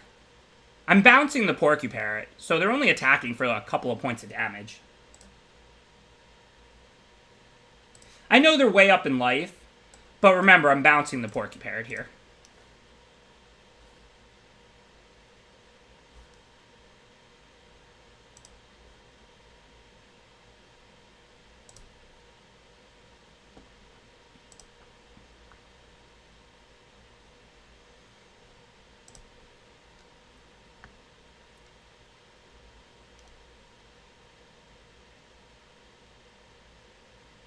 No, because if they double blocked, it would be bad for me. If they put the 2/4 on the 1/1, I'm just throwing away a 1/1.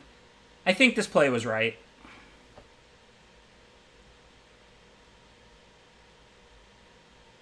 I would have drawn a card. It keeps the abilities. I don't draw a card because they killed it, but had it lived, I would have drawn a card.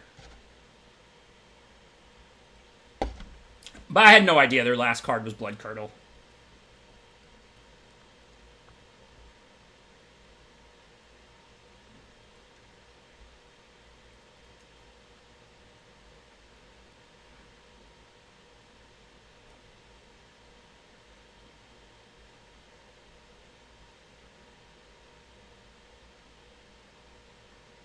Well, that's scary. Let's see what they hit. So that's actually pretty good. They can't Boot Nipper or Porcupine.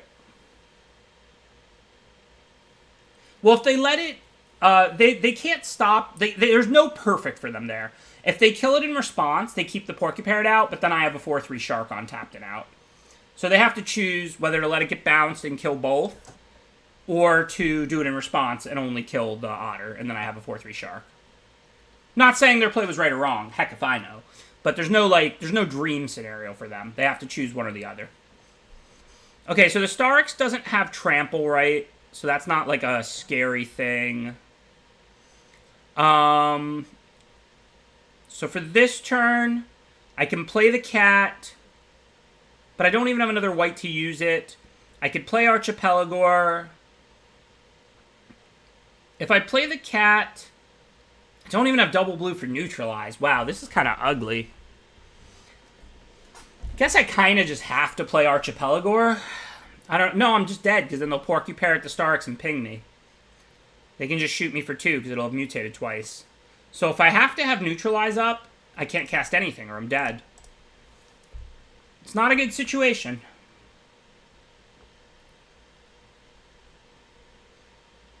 But, I mean, I'm only losing 1 of 5 chump blockers on the Starix right now. If they attack with the Nipper, I trade 2 for it. No big deal. It kills it.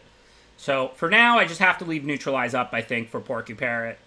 Definitely not a good situation. But I've got another Rock Slide. I've got a Zenith Flare in there, which will gain a ton of life. We have a bunch of Cyclers in our yard. So, I don't think we're looking good. But I do think the game is winnable. 16-card deck. We could draw a Rock Slide. We could draw a Zenith Flare. We do have potential outs to get out of this. Especially Zenith Flare.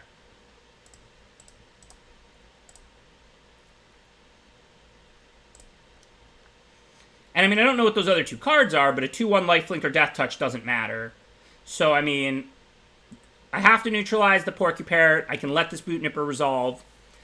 Don't know what their other 2 cards are, of course.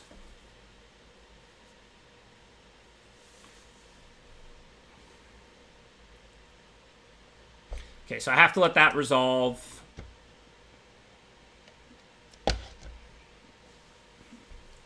If they... I don't think they had lethal last turn. Maybe they did. I didn't see it.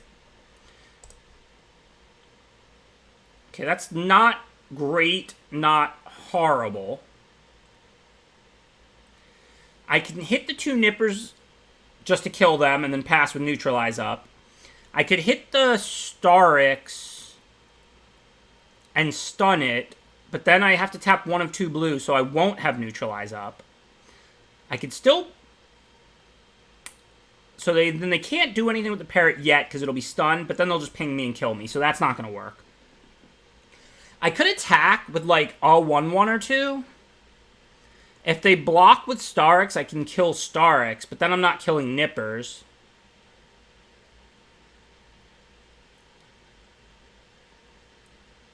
I'm at 2, so I need 3 1/1s to block 2 and 1 if I deal 5 to Starix. So I think I can really only attack with 1. They probably won't block, but the 1 is pretty much a free attack. I can attack with 1. If they trade with a 2/1, cool. If they block with Starix, I'll deal 5 to the Starix, and then I've got the 3 1/1s to stop the 2 Nippers. If they take it, post-combat, I just have to Mythos away the 2 Boot Nippers and leave blue-blue open. We're not looking good, but we're certainly not dead.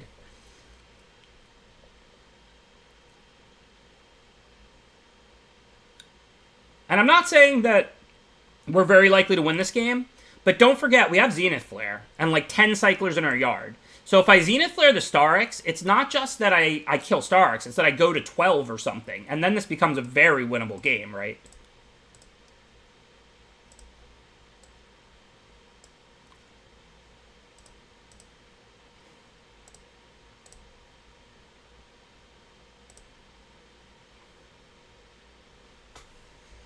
And I mean, it's a 15-card deck, a few Cyclers left, and a Zenith Flare.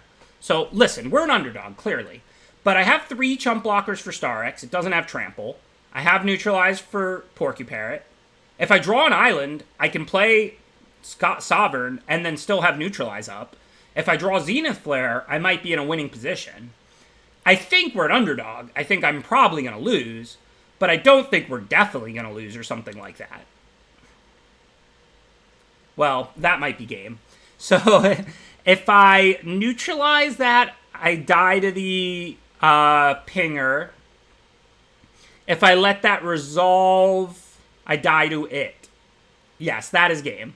But, I mean, that was an instant rare flash mutate creature. On board, we were fine. But yes, that is game. Alright, well, I'm going to counter it, right?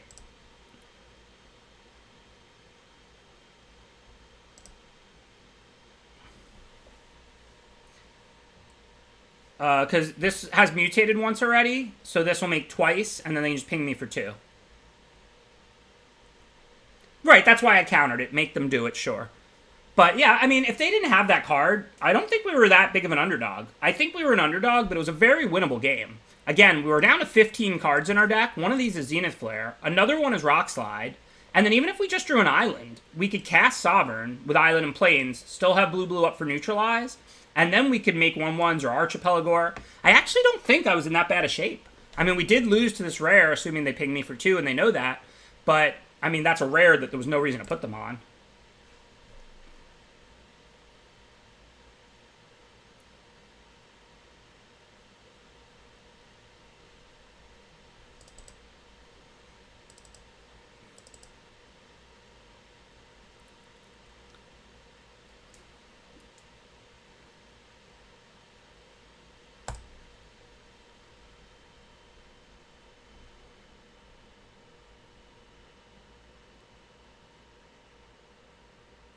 Life is not good. It's true.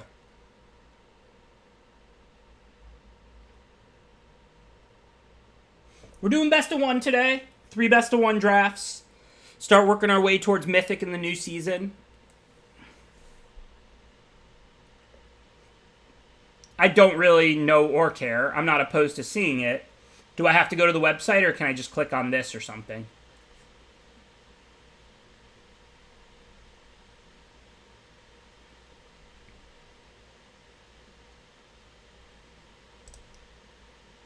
Okay.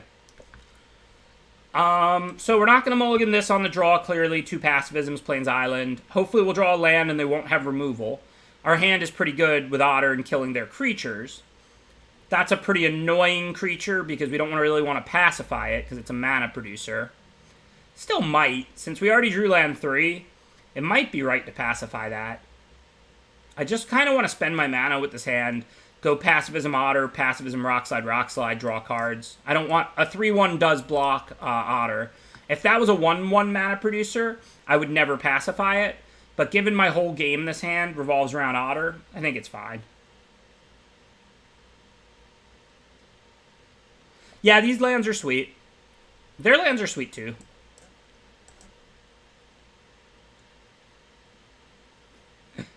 I have no idea. I really don't feel like going to the website and stuff like that. If I could click on this and see it, I would happily do it. I don't care, but...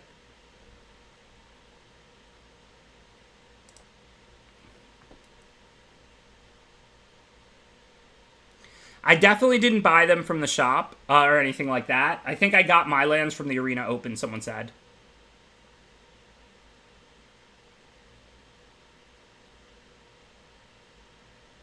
Yeah, that's a good idea, Sweet Pea.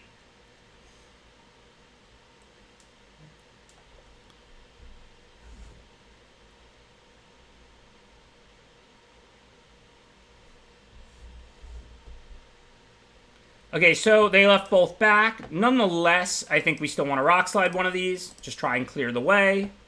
If we draw an island, we can Pacify and have Neutralize up. If they don't play another creature, we can Rock Slide, hit, and draw cards. I did cash. I mean, not the 1K, if that's what you mean. I made day 2, and then I went 3-2. So I got, like, I don't know, 8,000 gems or something. Basically a no, I guess. I guess cash means make at least 1K. I did not. I went 3-2 on day 2.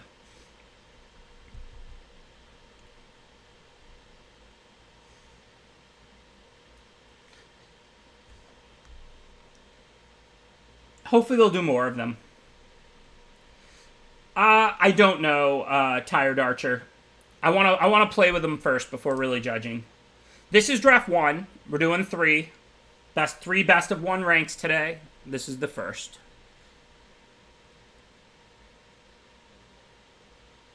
A couple. I didn't even keep track. I think it was 3. I played Cycling, like I said, didn't really get anywhere. And then I played Jean Emmanuel's Luca deck and got through first try with his deck.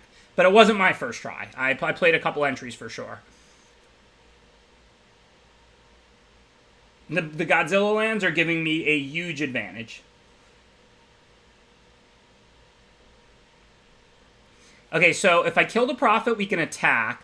And they're only 1 mana away from Gyruda, so I'm pretty happy to Rock Slide this Prophet. Get the mana producer actually off the board. Then we can hopefully hit and draw a card if they don't have anything for 2 mana here. And then we still have Pacifism for Boar.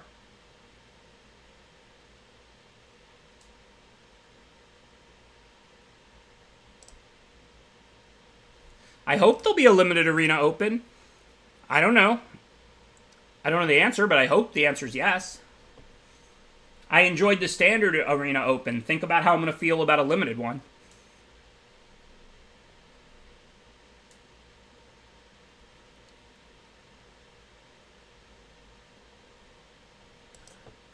We have Zenith Flare? I know I've talked about it a lot. Is this the first time I've seen it? We're in like game 6 of this run. I think it's the first time I've seen Zenith Flare.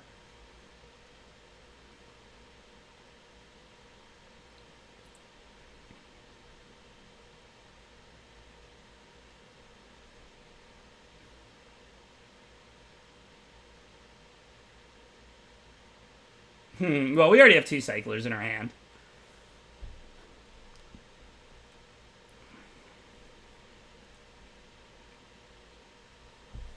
It's only half cycling. This is honestly like a Jeskai control deck. Like, I have a Reflection, I have a Tactician, a Stinger, a Zenith Flare. That's pretty much it for my cycling stuff. And then I've got, like, Otter and Sky Sovereign Cat and, like, Neutralize and a bunch of removal. It's like a Jeskai control deck more than a cycling deck.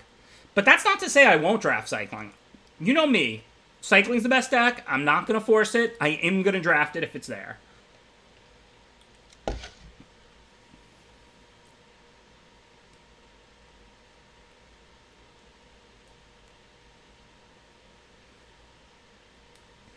The Boars, that's their third bristling boar here. If I was Luis, I'd say they're boring me. But, you know, I don't roll those bad puns.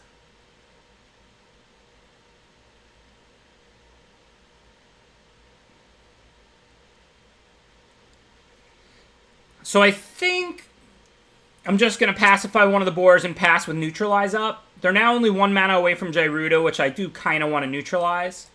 Boar looks good enough to pacify. I'm going to probably cycle Stinger. I have Flare, so I want the cyclers in my yard. I also just really want removal right now, because if I clear the board, then I can hit with Otter and draw cards. And if I draw an island, I can cast up one mine and still have Neutralize up. And I kind of want to have Neutralize up as much as I can until I counter Gyruda or something else broken. So I think for now it's just Pacify and chill. It does mean that like I can cycle the Stinger in a turn and dig up islands or removal spells. And though the Otter can't connect now, there's only one creature standing between it and drawing cards.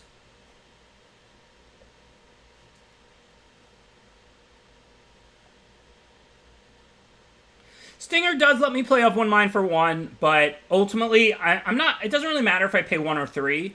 It's blue mana that's really choking me at the moment. But now I can happily counter that, stop them from getting 2 creatures. I just don't see the Stinger doing much in play. I'm much more interested in possibly killing the boar and drawing cards. So for now, let's cycle the Stinger. See if we get removal. No.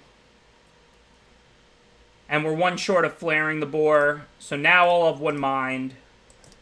See what we get.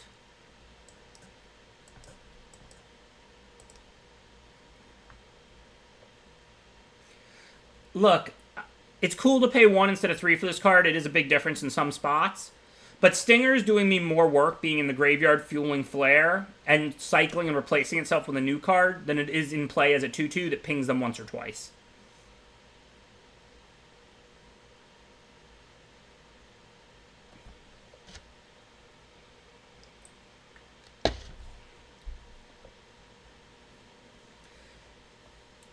Congrats and condolences, Ricky Suizo.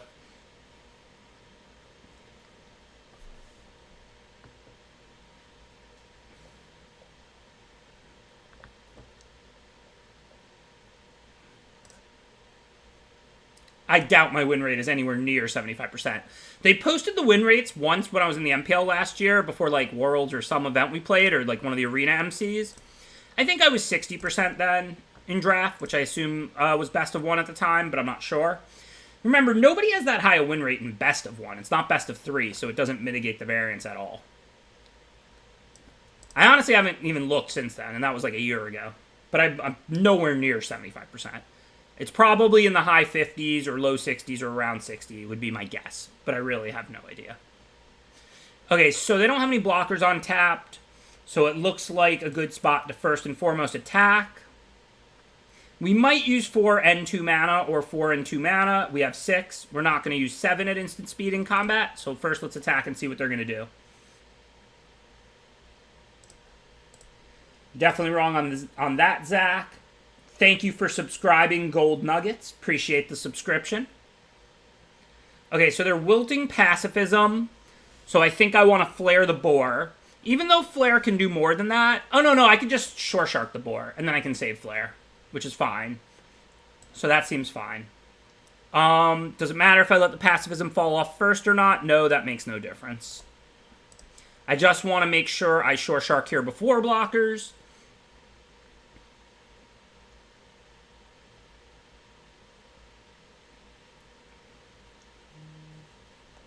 Yeah, in best of 3, it's going to be much higher, obviously. Not only is the best of 3 softer, but you get to, like, the odds of winning 2 of 3 60%ers are not 60%. It's higher than 60%. You could get out a calculator and do the math, but just the fact that it's best of 3 instead of best of 1 means if you're 55% per game or 60% per game, you get a higher win rate playing best of 3 than best of 1. That's just the math. And best of 3 is softer. My best of 3 win rate is probably around 70 or 75. But my best of 1 win rate is probably like 57 or 60 or something. Because I spend a lot of time in Mythic playing tough opponents and stuff like that. So your win rate's not going to be that good in best of 1 generally. Unless you're Deathsea, who makes top 5 Mythic every season. Congratulations again, Deathsea. I saw you finish number 2 last season you posted. Nicely done.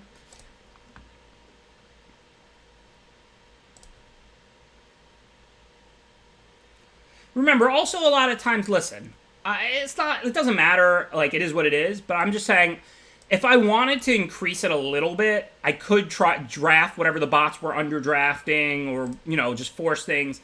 This is content first to me, where we learn how to draft like against humans, and we learn how to draft like the best in the hard drafts, not where we try and exploit whatever hole is available that day in the metagame or whatever.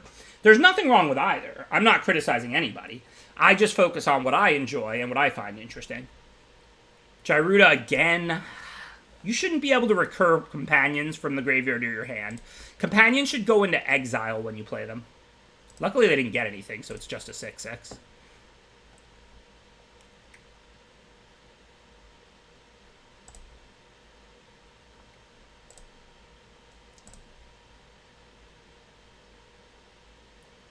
Alright, so let's start by cycling development, see what we draw. This is an otter, so if we're clearing the blocker and hitting, that's pretty big upside for us.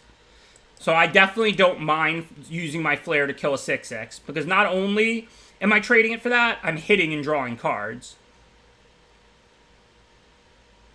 Can we do better?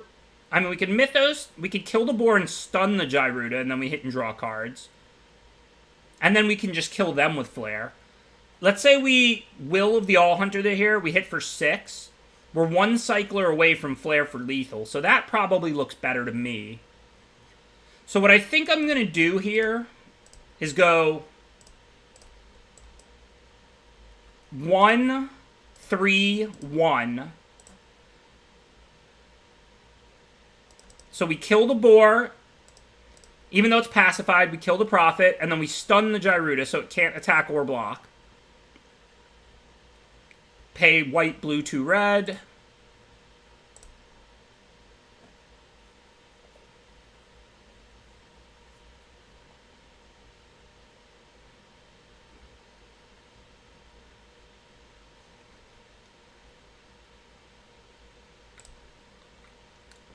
Now I'm just going to hard cast Will, because this puts Flare up to 7, which means we're 1 cycler away from a lethal Zenith Flare.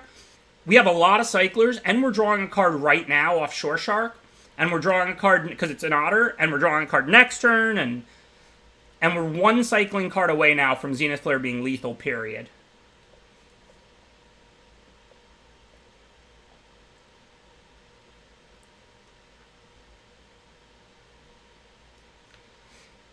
And while we didn't get it, if we Archipelagor here, that's our second mutate. So we tap 2 creatures, bounce 1, and win, right? So that looks good.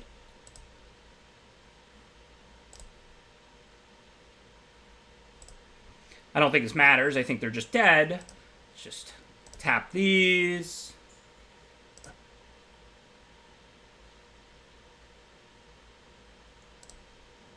Oh, I guess I messed up tapping there. I'm sorry. That was unfortunate. I meant to tap 2 and bounce 1. Don't hit the punt counter. That's a misclick. It's not strategical. That's not a punt. Come on. That's like a misclick. You know I meant to tap 2 and bounce a different one and attack for lethal. That's a misclick.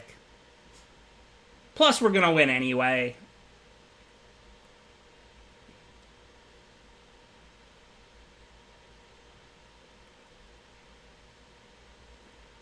Like, they now have to lethal me this turn, or we win.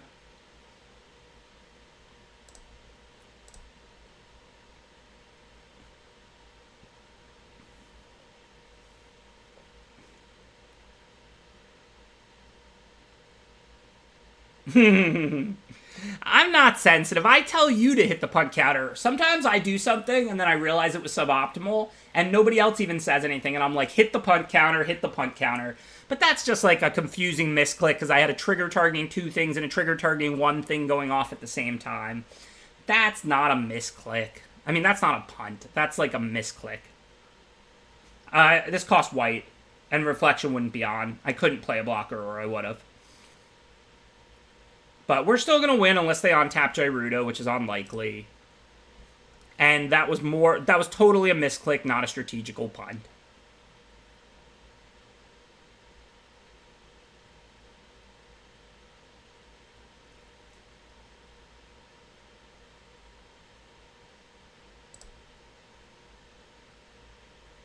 Spinnerets was lethal, but I didn't want this. I wanted to kill them last turn. Tap 2, bounce 1, attack was for, well, I guess it wasn't lethal anyway. They were at 8. I was only hitting them for 7. But yeah, it should have been tap 2, bounce 1. It wasn't, I didn't mean to leave them the boar there. But whatever.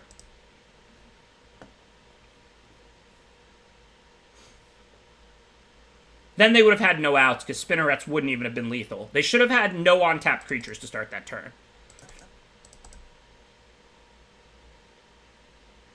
But we won, and that was a misclick. So, and we didn't even lose. Chill out.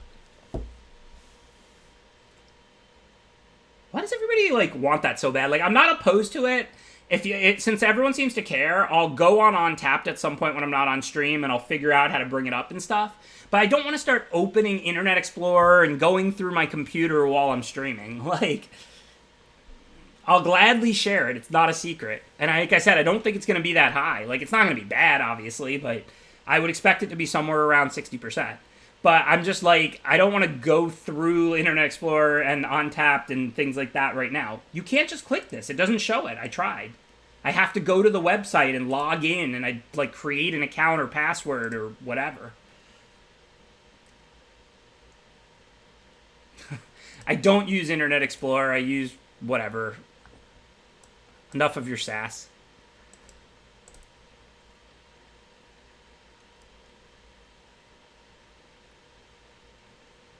I'm not saying it's a big deal. I'm saying while streaming, I don't feel like opening it and entering information and creating accounts. Plus, it's boring. Like I said, it's not like it's just a click or something. If I could click here and show it, I would. I tried. I literally clicked on this, having no idea what was going to come up. Like, I just don't feel like doing all of that while I'm on stream. I think that's understandable, right? Stop sassing me, y'all.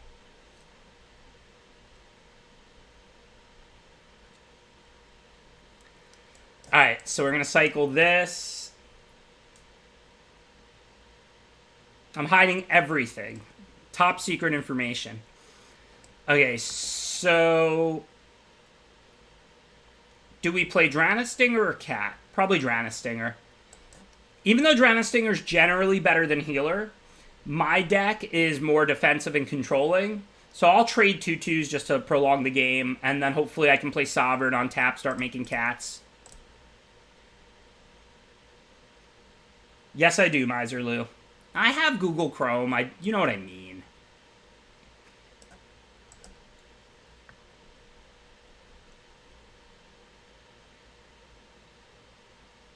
That Sully knows what's up. It's not actually the win percent, it's the paid actors list that I gotta keep secret. Dude, I promise I will, like, create an account and link it or post it or whatever. I couldn't care less. Again, I think it's, like, I don't really want to just, like, pull up Google Chrome, click on Untap Good Game, go to the site, create an account, possibly have to enter some personal information. I understand I could hide that. Then log in. Like, I'm here to stream drafts. I'll definitely get that posted at some point. I promise. Okay, so what do we want to do? They killed our cat. Yes, but I also have to put in personal information to create an account and stuff like that. At very least, email Zach, if not, like, name, birthday, other possible pieces of information. And I am a spy, after all. Okay, so let's cycle Startling Development, see what we get. Oh, well, that solves it. I'll just give it all to MJM, and they can do it. Spy that uses IE, not likely. I comment nonstop on it. I mean, I support protests to Nercio. I don't want to have a long political conversation while making Magic content, but I completely support protests, and I think that police should be held accountable when they commit crimes.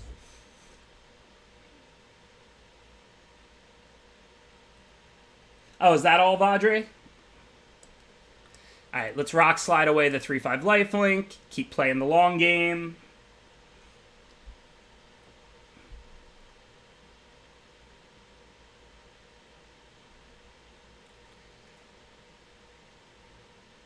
Okay, so what do we want to do? We could play Rescuer, It trades for Ceratops if they don't have anything, and we still have Flare up. We could cycle Rescuer for a new card.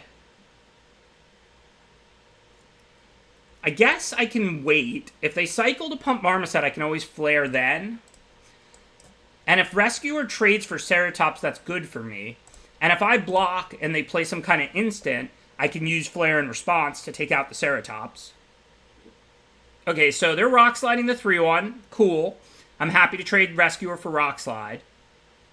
Oh, that's going to fuel the Flare by 1 because this has cycling, so I don't need to respond. Can let the Ceratops grow because I'll just gain an extra point of life. And now I can still kill a 4 toughness.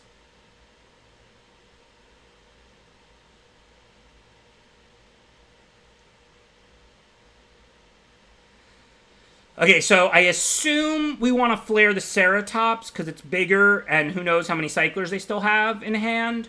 The Marmoset is scary. But, I mean, we're going to 13 down to 11, and a Marmoset's not getting through a 7-7. If they have the 1-mana First Strike card and I Flare in response, they can still just cast that in response. It would be absolutely incorrect to have flared in response to Rock Slide. Rock Slide resolving, just put a counter on Ceratops and a cycler in the yard. The question now is which one do we flare? We have Pelagor for next turn, so it's definitely right to cast Flare. But they're both pretty valid, pretty close targets. I think it's the Ceratops. That might grow further. I don't think Marmoset's going to be bigger than Archipelagor here. They probably don't have that many cyclers in hand. Splendor Mare is kind of a curveball. I mean, I could play the Archipelagor, then I could cycle the Mare for a new card and give lifelink to the Archipelagor. But now I could play the Mare, take the one more hit, and then make a 7-7 lifelink that way. I guess I'd rather get a new card. What I really want is lifelink as a lifelink 7-7. I don't really care if I tap Marmoset for a turn or not. So by cycling it, maybe I find removal or something like that.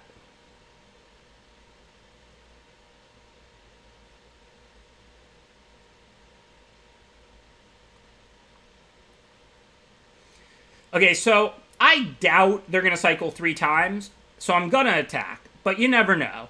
We have 3 pacifisms, 2 rock slides. We haven't even used a single pacifism yet.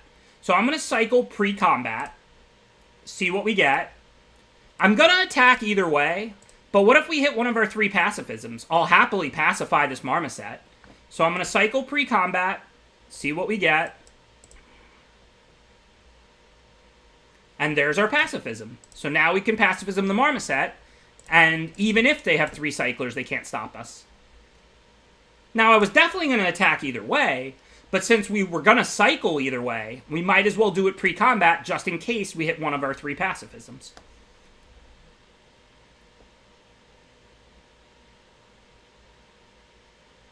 If they attacked, I would not have blocked. I can be bluffed. I don't need the 2 life. I'm about to gain 7 right back.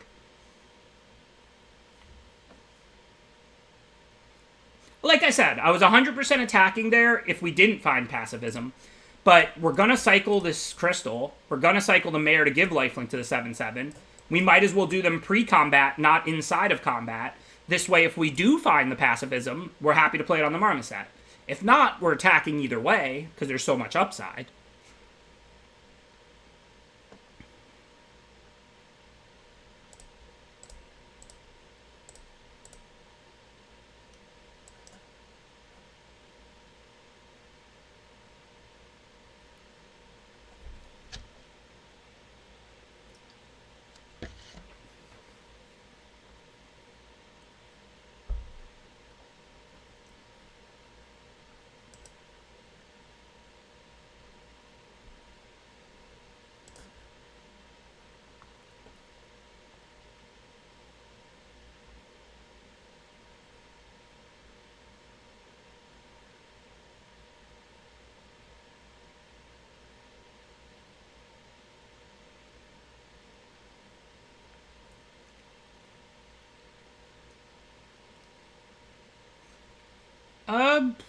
Is it hard to become a pro? I mean, yeah, I mean, you have to get lucky. Like, you have to be both good and lucky.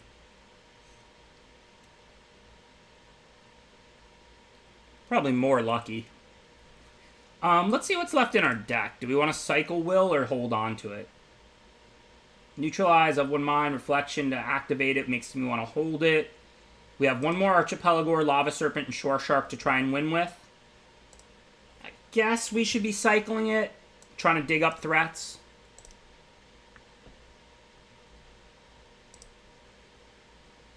Well, we're definitely cycling that. We don't need any more mana.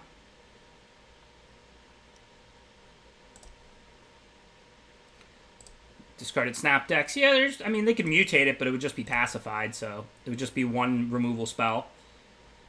They did cycle it to draw a new card. They didn't discard it frivolously. They also kind of had to kill Otter. I guess they could have... Oh, no, wait. Don't you need a black to mutate this? No, you don't. White and red. Yeah, I guess they could have just mutated it instead of Channel Forced. But I think they were happy to dig for new cards, especially as you saw they have Ultimatum. Okay, so we're definitely going to want to Mythos their creatures, but we're still at 20. I'm going to take a hit for 3, give them a chance to play one more creature, because Thundermane's only 2 toughness. So I could very easily kill Thundermane plus, like, another creature like Otter.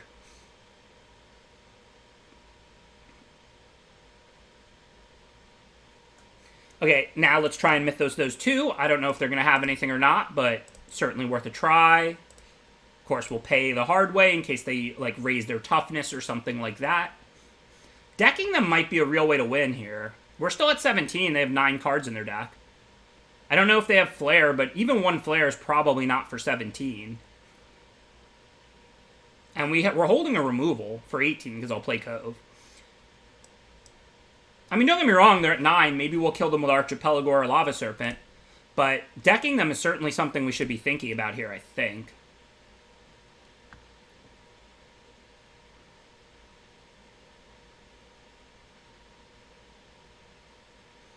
So we're on 12, they're on 7, so let's cycle, see what we find.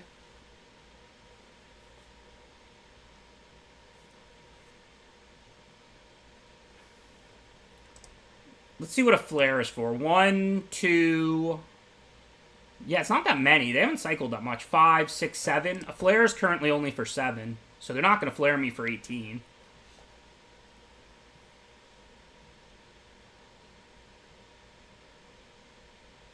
So do we want to pacify a Tactician?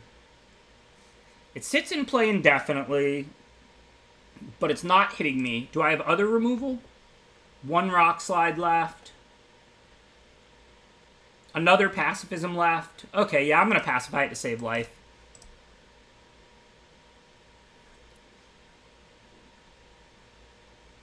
I guess I'll just cast this. I probably shouldn't show it to them, but I don't really think it matters much. And I might draw Cycler into Lava Serpent or Archipelago. I have some expensive cards left. I wonder how many lands they probably have left. 4, 8, 11, 12. So they're probably playing about 14 since they have an ultimatum. I would guess they have 2 to 3 lands left, which means they still have plenty of spells. Although a lot of them could just be cyclers. But no real decisions for us. I'm going to cast Serpent. If they cycle to tap it, that costs them turns. If they take the hits for 5, they die in 2 hits. Decking them is plan A here. Like, if I kill them, great, all the better. Winning is the goal. But they're on 5 cards left in their library, and I'm still at 18. And a Flare is for, like, 8 or 9. So, I mean, decking them is definitely plan A. Winning is the goal. I'm just saying, plan A to do it is decking them. Plan B is damage.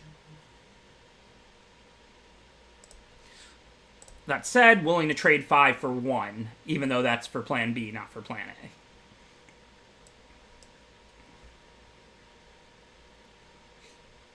I mean, if they have Flare, it could still be close. Flare is for 9 or 10. I'm taking 1. Depends on what their last couple cards are. And what we draw. I don't think we want to Rock Slide a 1-1 right now. Let's wait, like, a turn. They might mutate or play, like, a Marmoset or something. Or just some big creature. They're now on 2 cards in their library.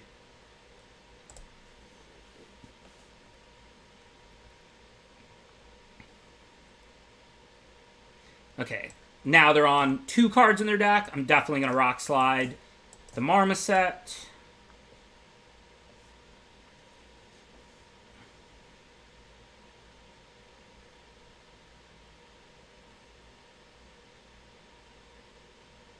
They could have 2 flares. I might lose. I mean, I'm just doing the best I can here. And this is their last turn, but I drew all my lands. I can't do anything, so hopefully they can't kill me. I mean, 1 flare definitely doesn't kill me. It's not for 14. 2 flares obviously kills me, or if they have, like, I don't know, Archipelago or End Flare or something like that. But 1 flare is going to be short. I think it's for, like, 9. 1, 2, 3...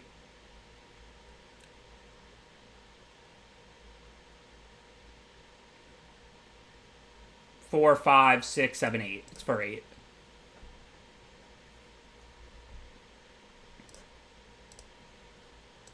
And we did it. We decked them. Stayed out of flare range. They Jeskai ultimatumed us. They flared us. They decked.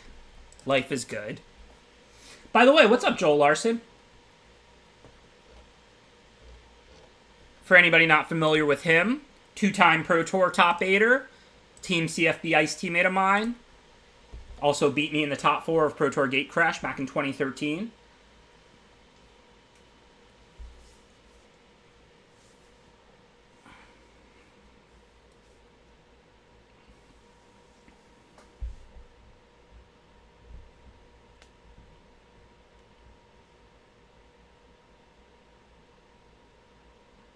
Archipelago is a very good card. That's why we ended up with this weird Jeskai control deck instead of a cycling deck, because we got 2 Archipelagors in pack 2, and it's like you want to make those work. And I was looking for Farfinders. I don't think we saw a Farfinder this entire draft, which was really unfortunate. It's a great target for Archipelagor since it has Vigilance and helps you make your land drops up to mutate the Archipelagor, plus for a 3-color control deck. I really wanted them. We just never saw a Farfinder, I don't think. Definitely not in pack 2 or 3 when I was looking for them, like late in pack 2 or the whole pack 3.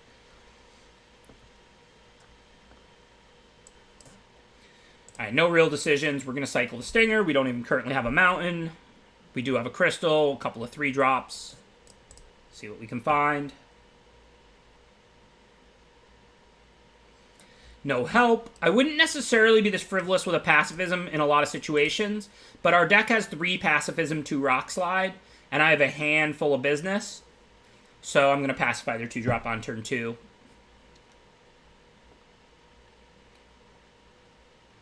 I don't know Joel's username.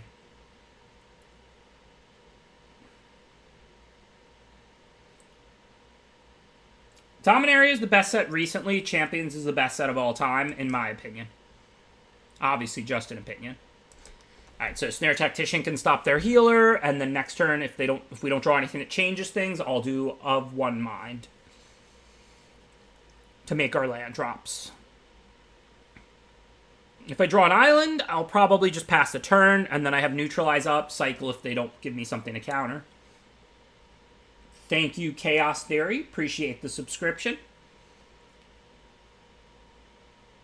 So that's a tap land, so we can't have Neutralize up. There's no need to use this Pacifism now on this 2-2. I don't need to cast Crystal. I think Of One Mind drawing cards. That's where we're at. M20 was great as well. I agree.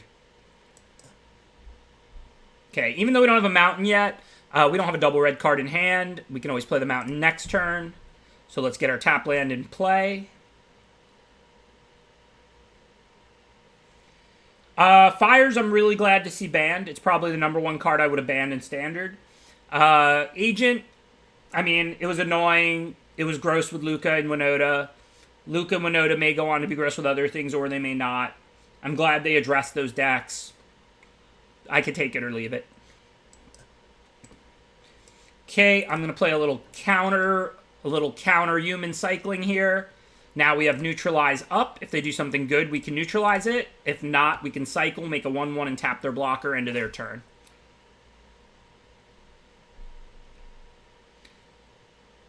Five would normally be good enough to counter, but we have Pacifism for it. So I think and Tactician. So I think I'm just going to let that happen. The reason I didn't tap it is because I'm going to pacify it, and I'm not going to pacify healer. I'll just take the 5, who cares. Now I'm going to cycle, tap healer so that I can attack for 6. Because I don't want to trade my 3-1 for their 2-2. So if their healer's on tapped, I can't, like, attack back.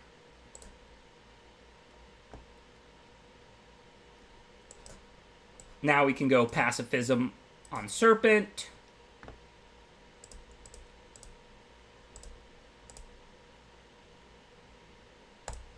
I'm definitely not scared of trading blows. I'm not trying to deck them. I've got neutralize for their flare if they have it. Plus it's only for 3 anyway.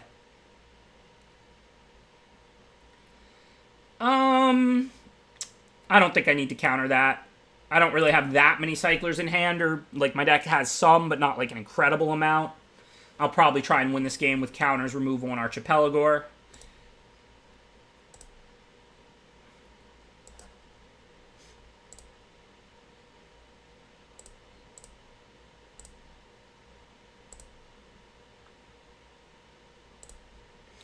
The reason I'm not playing Archipelagor yet, though, is because I don't really want to drop shields. Let's see what else they do. Because if they play anything I want to neutralize, I can neutralize it and then flare for 3 on the healer. So then I can tap out for Archipelagor. If we keep trading blows, that's good for me because, well, I have flare, I have Archipelagors. That said, now that I have 2, I might need to start running them. I'm not going to lose the game with a handful of 7/7s. So now I'm just going to cast 1.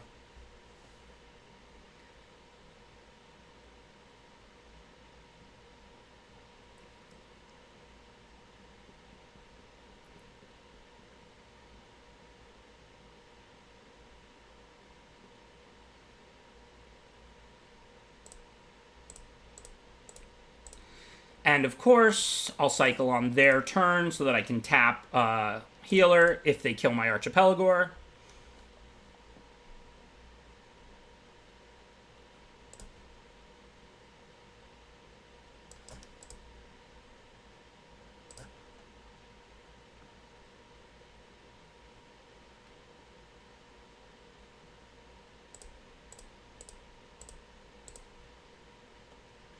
I don't see too much reason to think here. Just keep leaving neutralize open.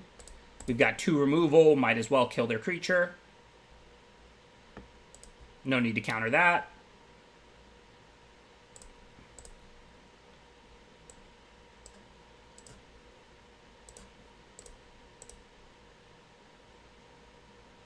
Remember, if we go for flare, they can flare us in response.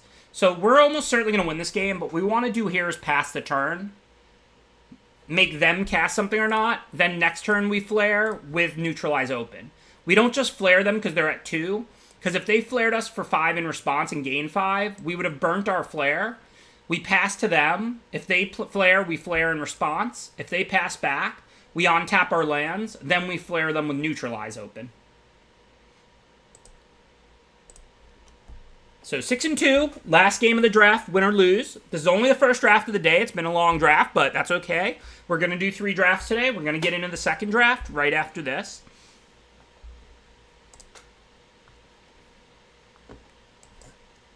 We're going to do 3 best of ones today. At the start of the stream I asked, and it was overwhelmingly best of 1. I guess I should have killed healer there at the end too to deny a life if they cycle. It does fuel flare a little more, but at that point, we were in closeout mode. Honestly, I just wasn't even thinking about it. There's pluses and minuses, but it might have been right. I'm not saying it wasn't.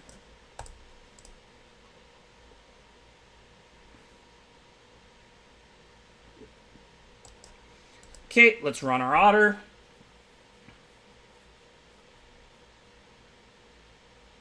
Yeah, I think we started like 1-1. I got 1 loss early. I don't think we started like 1-2. I think we were like 1-1 and then like 2-2 or 3-2. And then we won like 3 or 4 straight since. Land, please? Well, almost as good. Kill the blocker, hit and draw a card is what I really wanted. Land to rock slide, it would have been slightly better, but this is fine.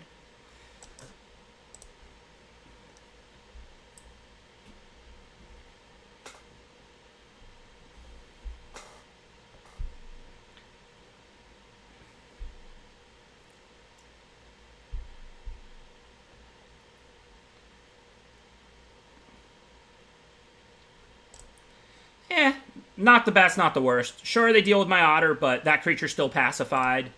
Doesn't really draw cards or anything, so effectively they just played a removal spell on my otter. Cool. So, because we have Skycat Sovereign and everything, I've been pretty hesitant to cast these crystals, but I'm going to do it here.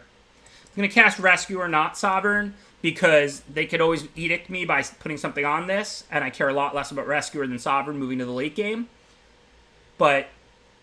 And I don't really have mana to sink into it just yet, but I think I am kind of mana hungry right now. It's pretty annoying because my hand is so good. I don't really want to discard any of these. Guess I'm going to discard Rock Slide. I'm not going to discard Draw 2 when lands are somewhat useful.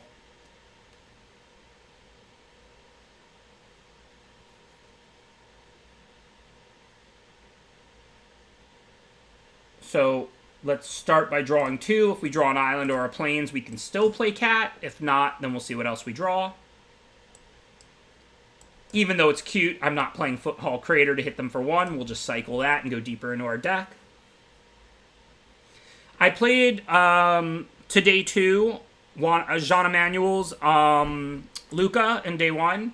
And then I played Blue-White Control to 3-2 in day 2.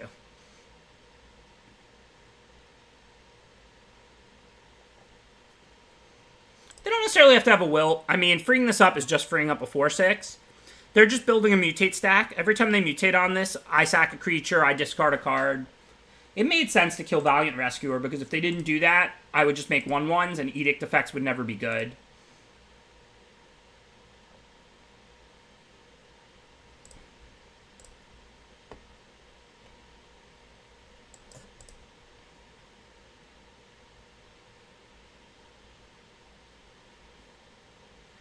I think if they had removal, they wouldn't let me on tap with it. So I really doubt they have Blood Curdle here. So I'm going to go for Archipelago, I think, and be greedy. Actually, I was gonna. Now that I drew Mare, I have exactly enough mana to cast Mare and still activate Sovereign. So I'm no longer going to. I would have, but I'd kind of rather put Archipelago on the lifelinker anyway.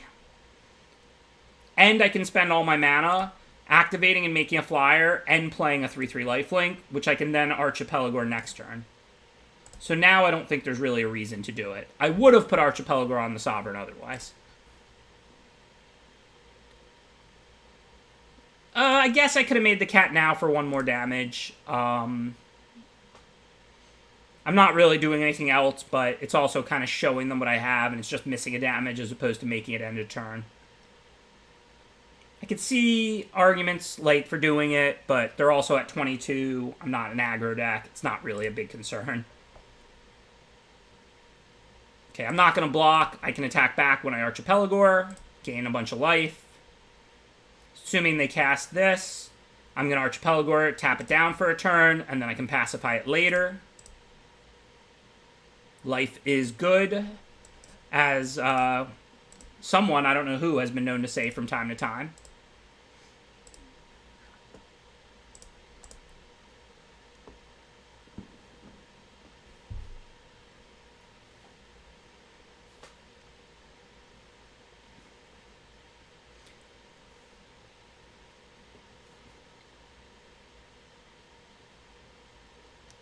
That's funny. So the 1 point is now lethal, but I'm going to win anyway.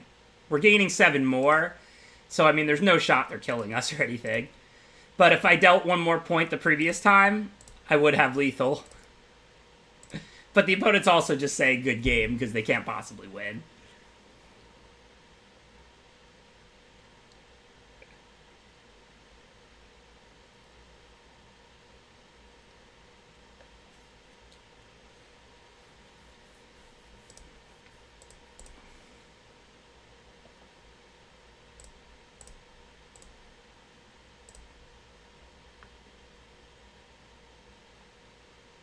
I don't think it was a punt, because you're giving a lot of information.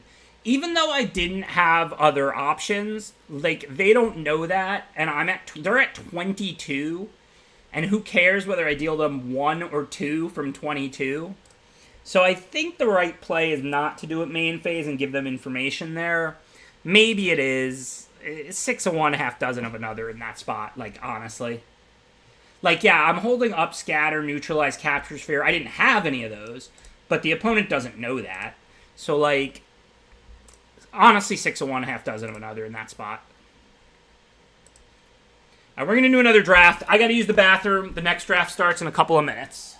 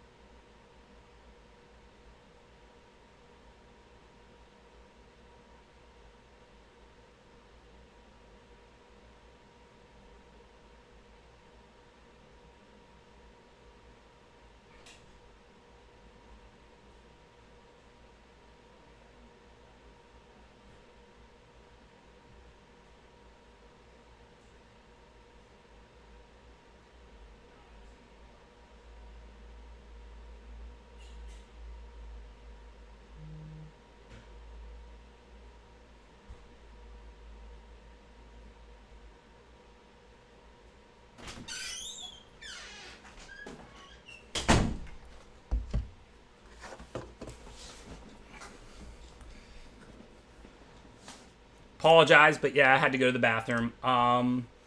Premier, yep, best of one ranked. Okay, let's get to business.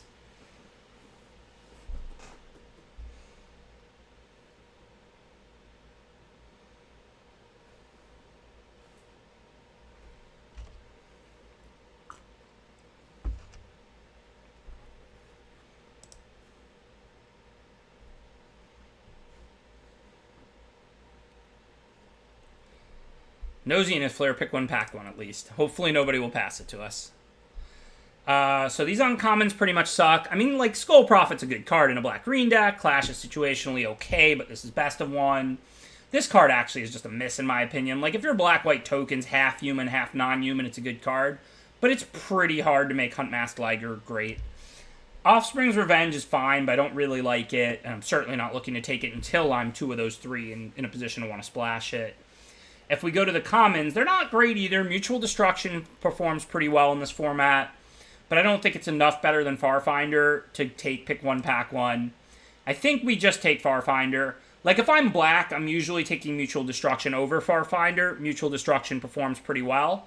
But this is pick one, pack one. Let's just take the colorless card out of a really weak pack and see what we see in the next pack. Keep our options open. Sorry, I'll shrink my face so that we can see the packs. I know you're here for the cards, not me. I don't blame you. Alright, let's see. So, Boon is pretty good in some decks. It is a nice split card. Mentor, Duskfang, I like a lot. It's one of the ones that's only 2 to grow, and there's lifelinkers naturally anyway. And when you're gaining life and you're growing your creatures, the game doesn't end because you're gaining life, and then you get to use the value of the growing creatures. Moving along, I would never consider the commons here. So basically, it's Duskfang, Mentor, or Boon. I think Boon is the right pick. It is more flexible. It's not committing to a color, really. I mean, it's only a good card if you're blue, but if you play red-white cycling, it's still good. I don't know. Mentor might be better than Boon. This is a close pick. Boon is more flexible. Mentor's probably a little better. Of course, I've never guessed right in my life. Now there's another Mentor, and they do work well in multiples. There's also a Marmoset for blue-red spells or for cycling.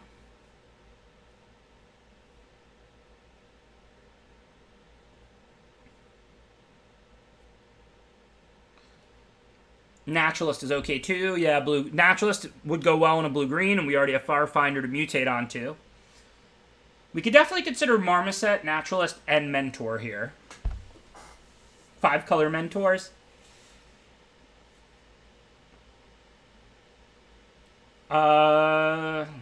Best color is probably red, I guess. I don't really know. Red-white cycling and red-blue spells are 2 really good archetypes. White-black humans is good too. There's a lot of good archetypes. It's really an archetype format, not a colors format. Yes, I was punished. Zenith Flare, yeah, that's the best color. I'm going to take the Naturalist. I like Naturalist a lot, and also Naturalist and Farfinder both go well in like blue-green mutate type decks. Although, now I'm super punished, but at least we kind of stayed open. I missed a Marmoset, who cares? Now I'm going to take Fire Prophecy.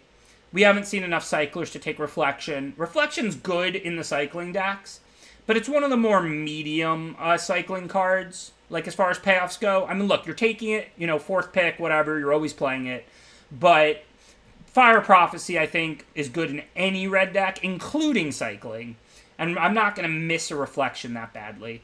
I think this is a pretty clear Fire Prophecy. After that, Ivy Elemental and Reflection are pretty close. We'll find our way. This is how staying open early in drafts works. You miss a Marmoset for a blue-red cycling deck, who cares? It's a Marmoset. Looks like a pretty easy Capture Sphere here. Again, we're looking at blue-red spells. Fertilid is not a good enough green card to look in that direction. Farfinder's an option, but the first is better than the second. If we go blue-red, we don't need Farfinders that badly. Capture Sphere is great removal in this format. Now there's Essence Scatter and Wolverine. I think Essence Scatter is still better, especially because we could play blue-green splash red or blue-red. Especially seeing this late of a Wolverine. Oh, there's a Naturalist too. Especially seeing this late of a Wolverine, I think we do want to look for blue-red, but I think we take Scatter here. Blue is the color we're most committed to. But we could play blue-green or blue-red or blue-green splash red or whatever. I mean, we're not going to play blue-red splash Naturalist, obviously. Okay, Fertilid over almost nothing.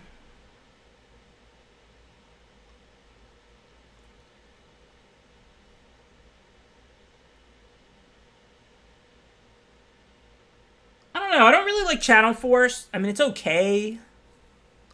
It's good with Omniseas, but we don't have Omniseas yet, although I would certainly take it pretty aggressively.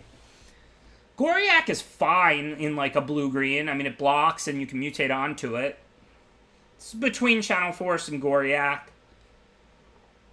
I don't really like Phase Dolphin very much. Yeah, Force has way more upside, even if we're probably not even going to play it. It is really good with Omnises. Alright, these cards aren't going to go in our deck. I'm going to grab Mutual Destruction just in case. We could do a Black Splash. I'm not planning to play that Mutual Destruction, but the other cards in the pack are basically unplayable. Frostville Ambush. We're certainly positioned to still do cycling if we want to. If we open Zenith Flare or something like that. We obviously don't really have a reason to be cycling right now. But should that be what we see, I'm not opposed. Keepsafe might be the better sideboard card, but I don't expect to main 2, and this is best of 1. So I'm going to grab the Impulse. Second Channel Force in case we get Omnises again. I mean, we're committed to blue. Our blue cards are really good. We have the 2 good blue commons, Sphere and Essence Scatter, a good blue uncommon. We're not committed to red or green. We have a Lone Prophecy, a Naturalist, and a Fertilid. Just see what we open. So, Sprite Dragon here is really good in blue-red spells. Would be excellent in our deck. For blue-green, there's good cards too. There's Lurker and Ram Through. And then there's also this here, legendary creature Vadrock. This one's not the best. Cast 3 or less mana cards, so you can cast a Prophecy so far.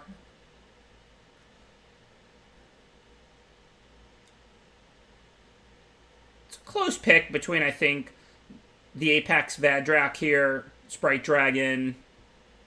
I don't think I want Lurker. I think we just take Sprite Dragon, honestly. This card is a lot fancier at Mythic than Uncommon. But if we go blue-red spells, Fire Prophecy, Scatter, this deck I think Sprite Dragon is just excellent in this deck.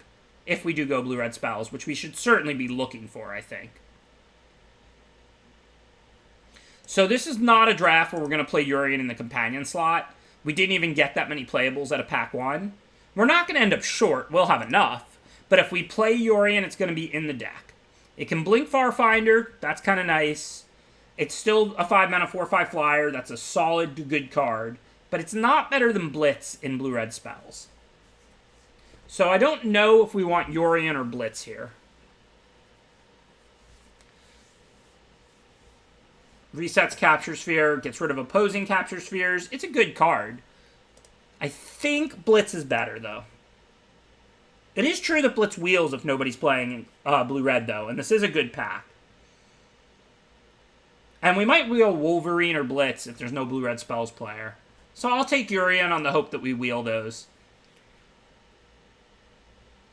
Like one of them, not both, obviously.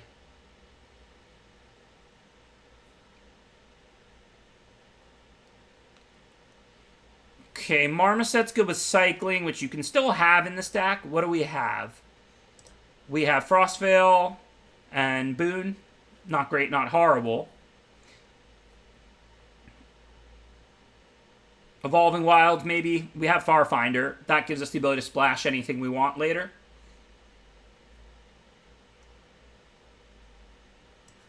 I think Evolving Wilds makes more sense than Marmoset for blue-red. Looks like a pretty easy Otter. That Otter is just awesome in these decks. Otter is bad, or like medium, if you're super creature heavy, and then you just can't get it through. Otter is amazing when you're spell and removal and bounce heavy, because then you just get it through over and over and over again. So I love Otter in blue-red spells. Pretty easy. Oh no, there's a Wolverine. Wow, so this is a close pick now. Heron's fine. I would definitely play it. I have Farfinder, Sprite Dragon, Otter to put it on. Well, I took the Otter over it there. But I don't think Heron's as good as Otter in these decks. They're both good. Like, Heron would definitely make my deck. I think now we have a close pick between Neutralize and Wolverine. They're both cards I like a lot in this deck. Moloch is a distant third. Like, it's fine, but we're not a cycling deck. We're a blue-red spells deck. I think Neutralize and Wolverine are both excellent.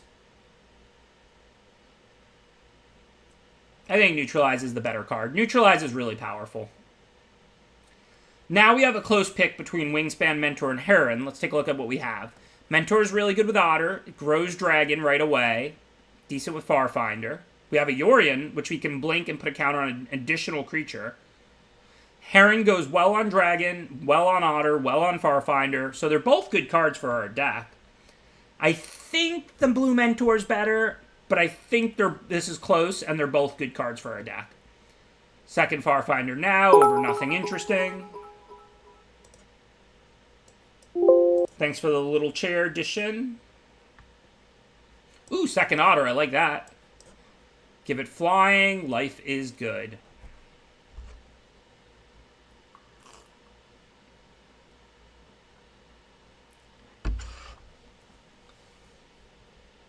The fact that otter sounds like otta is not a clever pun. I just want to be clear. Use of that pun demonstrates a liking of bad puns. It does not demonstrate any sort of cleverness.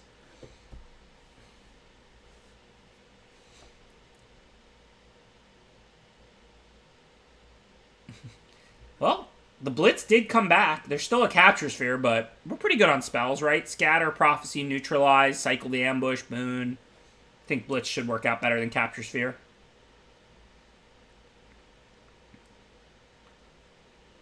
Grab this Facet Reader. I don't love Facet Reader, but blue-red spells is the deck I'll often play it in because it lowers the cost of one mind, and this deck just draws extra cards, and you want to cycle away all your lands and stuff like that.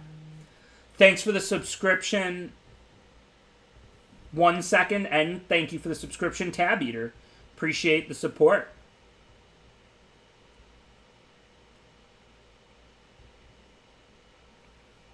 You're right, there's no such thing as a bad pun. There are horrendous puns, there are awful puns, there's absolutely terrible puns. Bad just doesn't describe these otter puns. We need to call them accurately. Horrendous, heinous, disgusting, repulsive. Bad just doesn't do justice. I agree completely.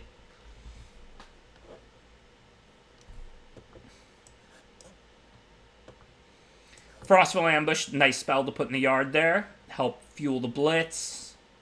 Sometimes you cast it, get in with the otters.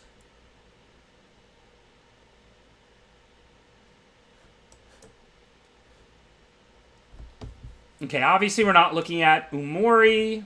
This is going to be Shore Shark or Wingspan Mentor or like maybe Rock Slide, probably one of the blue uncommons. Mentor looks great with these otters. Shore Shark's great with the otters too. We also have double Farfinder, so we have a lot of good targets for Shore Shark. I think both Shore Shark and Mentor are fantastic in our deck. Yorian's good with Mentor, like, both ways. Sprite Dragon's a cheap flyer to grow and grow with Mentors. Otters are excellent with Mentors. Basically, Shore Shark and Mentor are both excellent. I think Shore Shark is better overall, for sure. I think they're both awesome in our deck, and the pick is close for us right now. Assume it's Ceratops over Glimmerbell. We've kept the curve down pretty nicely. Remember, these are 1-mana cyclers. This cycles or costs 6. We don't have that many expensive cards. Ceratops looks good to me. Now we have to decide if we want to splash. We have double Farfinder and Evolving Wilds, so with a lone forest in the deck, we can Sturix here and put that on Sprite Dragon or Otter. It's a really good card, or Farfinder. Forbidden Friendship is a good card for our spells blue-red that we have, but I think splashing Starix is what we want to do. Starix is one of the best uncommons. And with double Farfinder and Wilds, we're just already positioned to splash it. And it's great with the Farfinders, it's great on them. We can just play a single forest in the deck.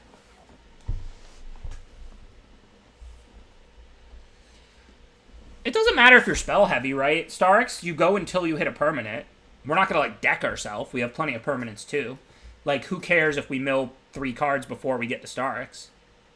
It's not like you reveal a top card, and if it's a spell, you get nothing, and if it's a permanent, you get it. If it's a spell, you just go to the next card. Yeah, you're more likely to hit a land by a little bit, but still a great card. No, we're not going to take Song of Creation for the gems. There's playables. Otter's good for us. Go for Blood is fine. I think Otter's just a clear choice. I'll take all the Otters I can get.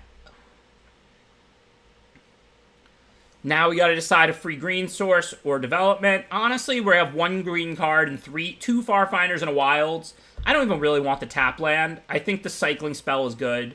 We could easily cast that because they're forced to block our Otters. Or we could just cycle it to fuel Blitz. I didn't see Piercer. There was a Cloud Piercer in the last pack. Are you sure? should have been Cloudpiercer over Startling Development. I just didn't even see it. Cloudpiercer's pretty good for us. We have, like, double Farfinder and 4 Otters to put it on. Oh, I just totally missed it. That was a really bad pick. Heck, you can hit the punt counter for that if you want. That pick wasn't close. I just honestly just completely missed it. All right, Lord Dracus is an easy pick here. The other pick I just made, there was nothing in the pack. And we might Splash Charge. We probably won't, but we could. Yeah, no, Cloudpiercer's excellent for us. I would love a Cloudpiercer. 4 Otters, 2 Farfinders to mutate it right onto. I mean, it's an excellent card for this deck. I just totally missed it. Like, I literally didn't even see it for some reason. No, I don't really like Channel Force. It's okay. It's got some situations. It's good with Omniscience because you can cycle 4 or 5 cards even if you're just killing a 2/2. And then you practically get an 8/8 or half of an 8/8 from it. But I wouldn't play it in this deck. We're not that worried about Flood. We can use our mana. We have Yorion and Boon and Starix and plenty of power. I don't think these cards can matter.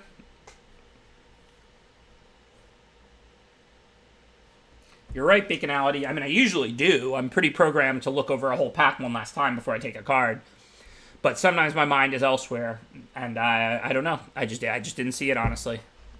I got no real defense, but I will say that if there was a Cloudpiercer in that pack, it was the pick by miles, and I definitely should have took it.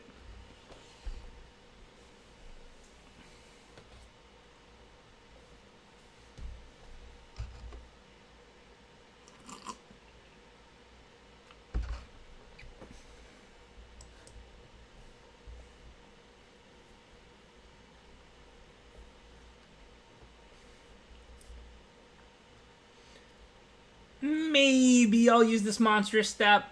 Probably not, but we do need 1 or 2 more playables out of the board. And it does go well with Flyers and Otters, and it's a spell, and it has cycling, and it's single green.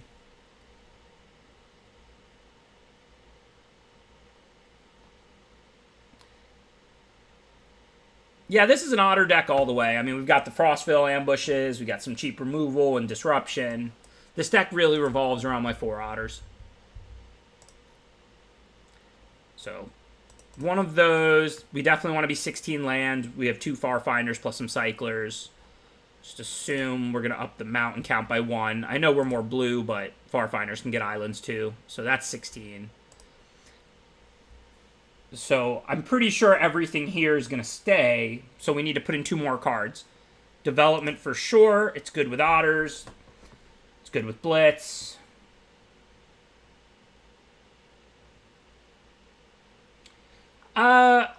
Maybe we'll go down to 15, but I think 16 is fine for this deck. Thank you, Rasslin Helmy. Appreciate that subscription. Starks is good in this deck. It's good on an Otter. It's good on a Farfinder. It hits something. I mean, Crater is not great, not horrible. It's not an instant or sorcery, so cycling it doesn't fuel Blitz. I mean, giving haste to Otters can be good. Keep Safe, again, is okay. I mean, we don't really need to protect 2 and 3 mana creatures that badly. It's fine. Certainly could be the card we put in. We could play Charge. We do have 2 Farfinders, so we have pretty good green sources, but we don't have a lot of big creatures to show. We could play Facet Reader, but again, we didn't get any of 1 Mines, which are the main thing that makes me want to play Facet Reader. Thank you, Captain Play Mistake. Appreciate that subscription. We all make those play mistakes. I've made 201 of them in the year and a half I've been streaming, according to my punt counter. Thank you for your support. I think Step is an option. I think Facet Reader is an option. Keep Safe is an option. Definitely don't want to play 17 lands, no shot. We're closer to 15 than we are to 17. Yeah, I think Step might be the play. It can randomly be really good. We can win the game with a Flyer. It can put counters on our Ceratops and Sprite Dragon. It's good with Trample. I think I'm going to try the Step. Remember, it's not only that it's single green, it cycles for 2 colorless. So if we don't ever green, we can at least cycle it. Obviously, I would never splash. I would not put a Forest in my deck to have Step off the splash. That would be horrendous. The Forest is in there because we have Starix. Since we already have one forest and we're not even close to needing a second, I'll try the step.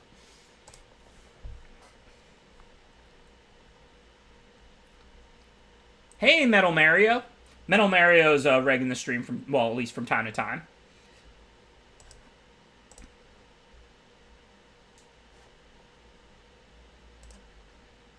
Let's go Big Ben.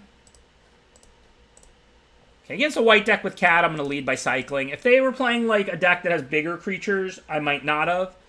But I think Otters most likely will be able to attack on turn 3 against a white deck. Most likely. Hey, Nate, how's it going? Hover over my chest? Well, I can't do it while I'm on this screen. If you remind me when it's up and I see it. Cardboard Lives, right, I'm playing one land. Okay, we're not going to cycle Neutralize here, of course. Let's just start rolling out those Otters. Even if they can't get in now, we know we have double Frostveil Ambush, we have Monstrous Step, we have Wingspan Mentor, we have Shore Shark. We ultimately have a lot of ways to get them through, sooner or later.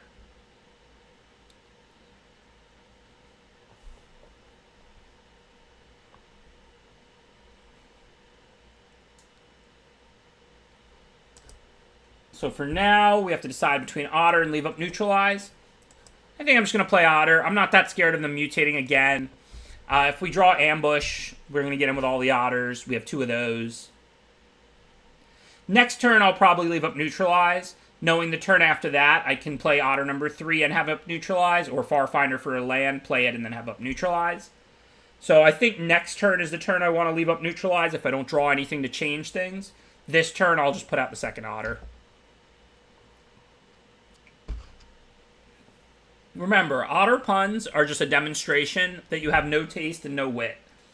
They don't make you clever, they don't make you funny. They just demonstrate that you can't think of clever puns.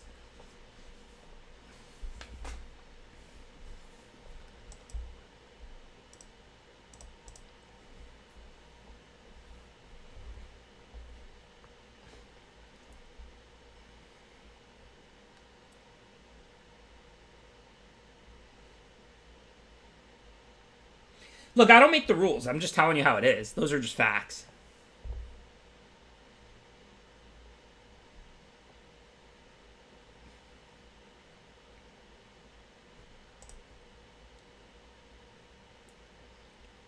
So normally it would be a scary double block, but we know we have, if we trade for one of their creatures that's stopping ours, that's good. And if they have removal, we have Neutralize. So we're certainly going to double block. They have to have 2 removal for this to work out poorly for us.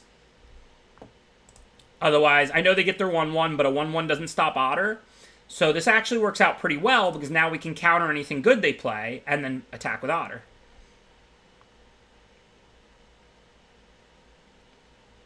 Well, I'm not going to counter a Naturalist in the late game, even though it does block Otter. So, back to playing defense, I guess. It's kind of scary. They put out 2 more mana sources. My guess is that they have...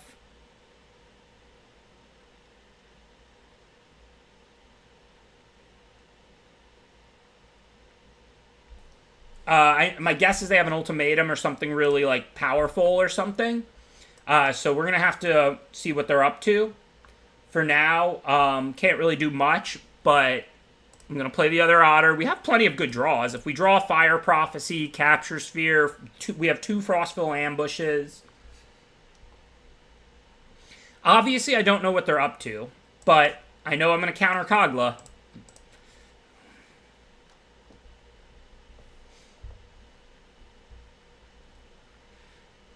So I'm definitely not going to double block. If they attack and I brick, I'm going to attack back with both. They can double block one. It's a bad trade at Otter for a 1/1. But the other Otter connects and gets me a card. So here I'm going to attack with the 2 Otters. Or they can block like that and I don't get a card. But then I just ate a 1/1, so that's not bad either. Go get that 1 Forest.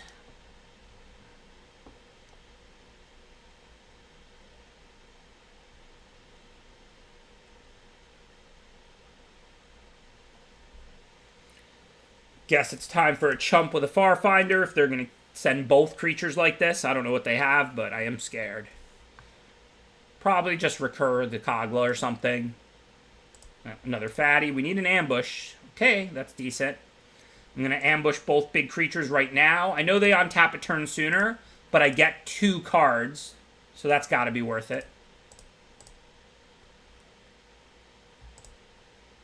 See what we draw.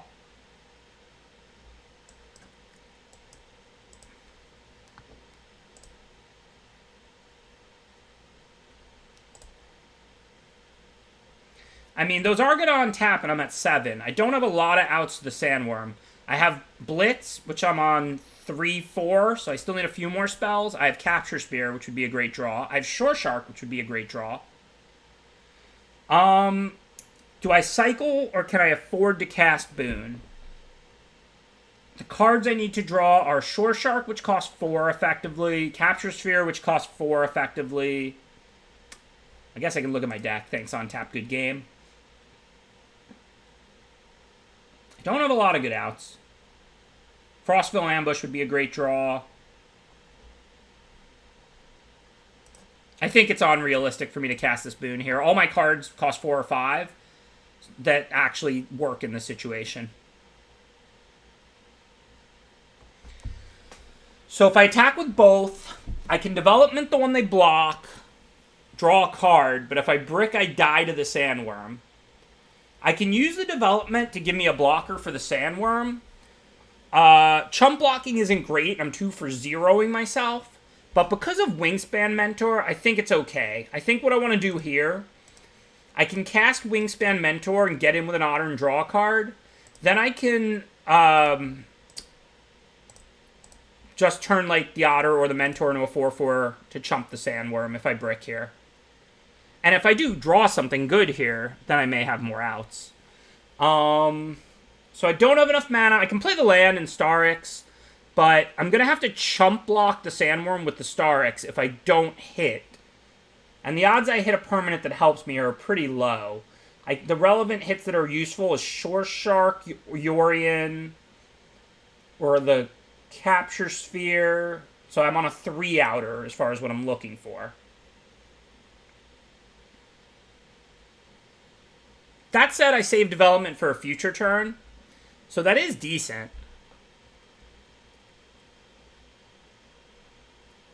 So, I mean, I can cast Starix, and then chump with Starix. I can mutate Starix, and then I'm effectively chumping with Starix and Otter, but I get a permanent off Starix.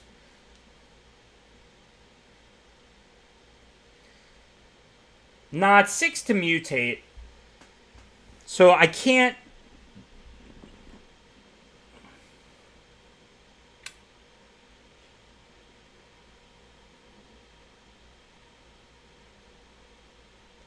I kind of want to use all my mana here.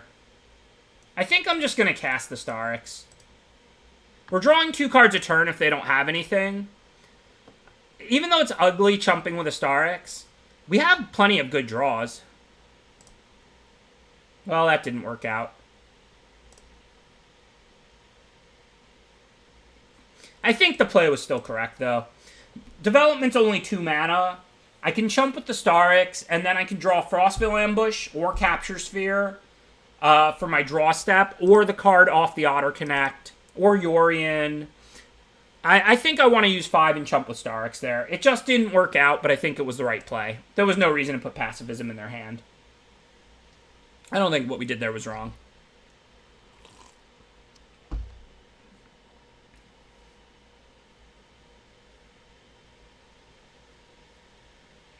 The problem with mutating, if it guaranteed a non-land permanent, I would go for it. But we're going to hit a land a lot of the time.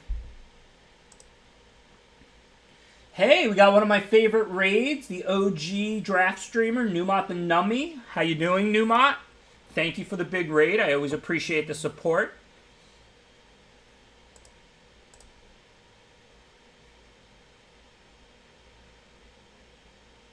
You're welcome, Potts. I'm glad to hear you're getting back into MTG, and I'm glad to hear you're doing it with Limited.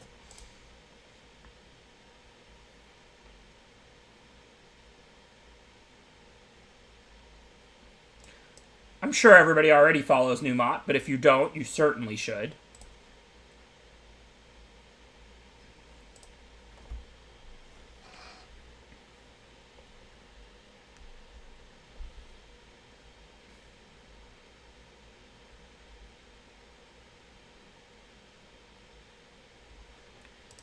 That's an option too, but I take 4 then and go down to 3 life, and I still have to deal with the Ivy Elemental.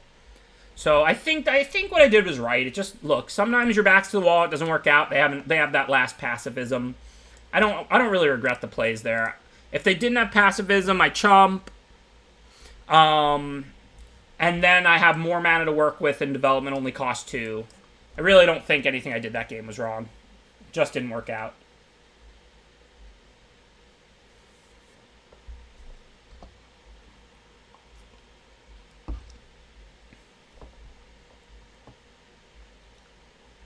Okay, let's see. 4 mana this turn. We can Wingspan Mentor, hit and draw cards. We know we want Scatter for Gyruda, which they're 1 turn away from anyway. They can't do yet, so life is good. Only thing I did wrong was I shouldn't have played the land first, because I do have 1 Evolving Wilds, and if I top decked it, I'd want to play it, sack it, and get a forest. And I wouldn't be able to play it because I randomly played land 4 for no reason. I did forget to draft Cloudpiercer for that game, you're right. And a Cloudpiercer might have been the difference. It would have given me the ability to double block with development and Piercer and another creature in combat. Listen, that was a mistake. It's very rare I say hit the punt counter during a draft, but Cloudpiercer would have been good in my deck. I regret not getting it. Alright, no real decisions. Let's hit and draw a card, and then we'll Far Finder, get a land, have Scatter up. I need a forest. I'm going to cast like this. Tap like that, I mean, so I can get a forest and still have Scatter up. We don't have Prophecy up, but who cares? Even if they play something Prophecyable, I don't really want to Prophecy something while Poacher's untapped. What matters here is hitting my land drop and having Scatter up. I'm going to Scatter that because I have Neutralize, so I'll have a second counter for Gyruda here anyway. Also, that would have been flying, which means it could have blocked the Otter. The reason I didn't play a better card this turn is because I want to have Neutralize up. So now we're just going to go ahead and play a 3-drop, leave Neutralize up, and a turn we can Wingspan Mentor, or we can Neutralize Gyruda if they play it.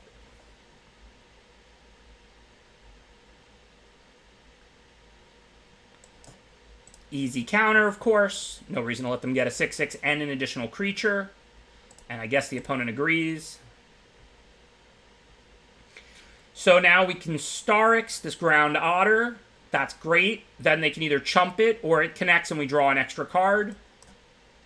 Seems like an almost automatic play. Because it retains the Otter card drawing ability. Oh, hello, Yorian. Just get rid of those creatures with nice comes into play abilities.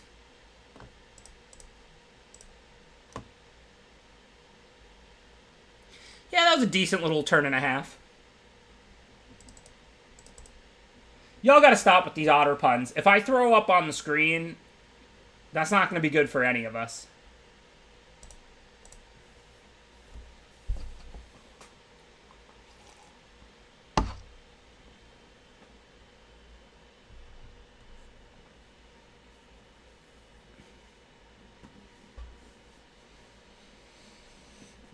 I love Otter, too.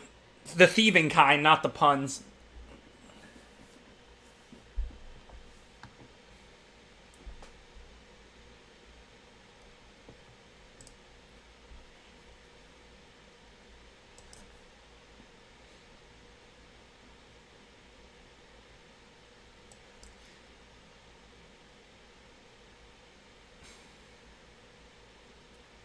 You win this round, LSV. You win this round.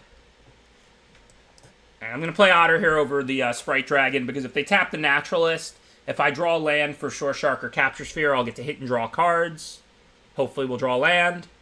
We did. Life is good. The only question is, do I want a Shore Shark or Capture Sphere this turn? We're definitely doing one of them. I think it's Capture Sphere. I can always Shore Shark later. I don't really care about more damage.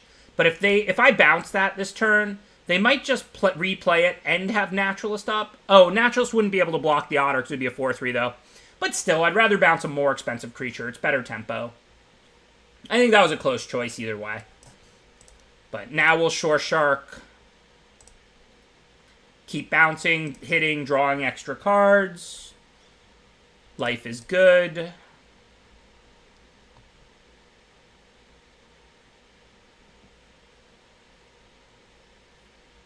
Yeah, it's weird. It's not a big deal. Like, that opponent wasn't trolling. They said good game because I had a really good turn, and they thought they weren't going to win after that.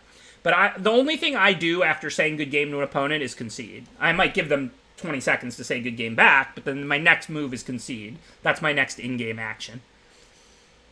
Okay, so what do we want to do here? Leaving up Scatter makes sense. We know they have good creatures. So I think it's just Sprite Dragon. And then we can scatter whatever they play, grow the dragon, see if we draw land for next turn or not.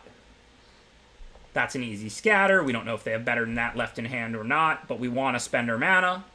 Plus, we can always Lore Drakus this dragon, get back the scatter to stop their next creature. I mean, we do need to stop the Rumbler, but we have Blitz, we have Prophecy, and there's nothing I can really do at the moment. Could put out Otter, and then I could Wingspan it and draw cards. But I don't think we really need to do that. If I Lore Drakus, what do I turn into? A 3/4? So then I can trade for the Rumbler. But then I lose if they have anything. And I don't necessarily even really want to scatter in my hand right now. I think the right play is just to start by cycling the boon. We certainly don't need to cast this. Let's go into our deck, see what we get. Okay, so now we're one spell away from Blitz. I'm just going to put out an Otter. It's a threatening and potentially useful card. Not happy about taking the hit with the Double Striker, but it's unlikely we're going to get lethal this turn.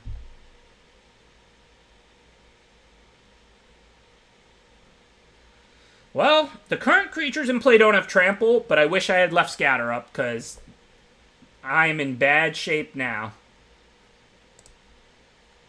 My deck is not good against a 6/6 Trampler.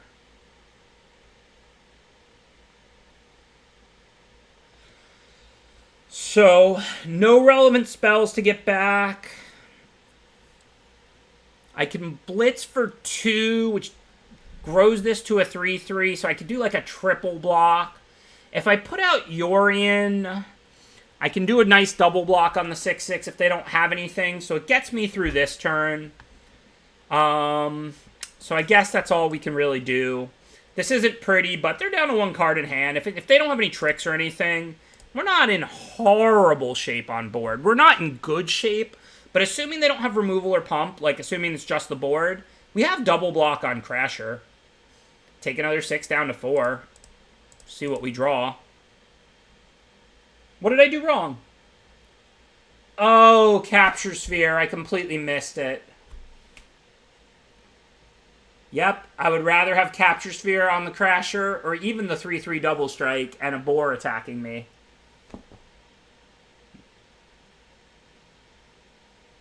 That one's bad. That was bad, y'all.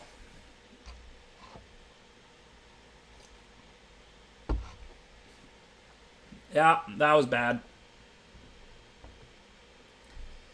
Alright, let's see. So if we Lore Drakus on the Sprite Dragon to make it a 3/4, it can trade with the Rumbler. And then we can get back, like, Boon just to cycle it or play it. Or we could get back Scatter just for later.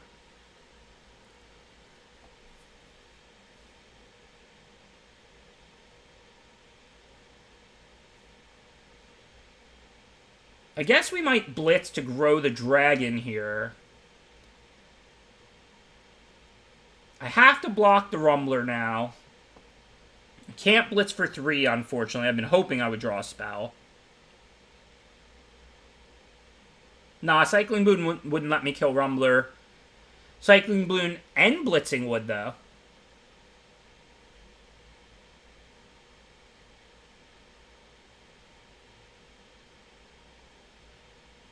Just by growing this.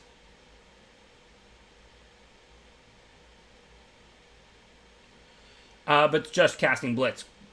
If I Lore Drakus works. I think I'm okay with chumping Mammoth here. Or I could block Mammoth and Blitz it for... No, that would only be for 2, so that's not going to work. I can grow this to a 3/3. I think I have to chump the Mammoth. So I'm going to mutate. Grab the boon just to cycle it. Cycle it now in case we find a land. This isn't good. Our back is to the wall for sure. I can now trade the Dracus for the 3/3 double strike. Chump, blitz the Symbiote, take 1 is the plan. Leaves me with no board, but it only leaves them with a Honey Mammoth, basically, and this Naturalist. So, life is not good, but it also could be worse.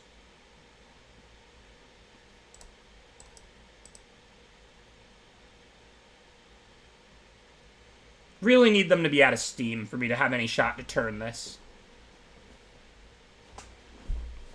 No more! Don't add! No more! I can't beat anything else. Stop adding stuff to the board. 2 more things? Come on now.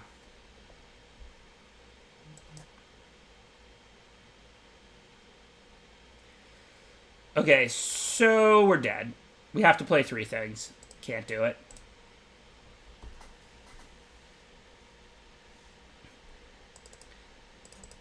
Kind of an ugly game. I had a good hand. We really just needed 1 more spell, so I could have blitzed for 3 on the Rumbler, and then that would have been a game we could have won. Also, the Capture Sphere play was obviously bad and kind of important, because they didn't have any spells, so if I Capture Sphere the 6/6, the 4/3 can't attack into Yorion. I'm in much better shape. I then trade Yorion for the Momentum Rumbler, take 0 that turn. I might win a close game instead of losing it. That was ugly. I apologize. I'm embarrassed.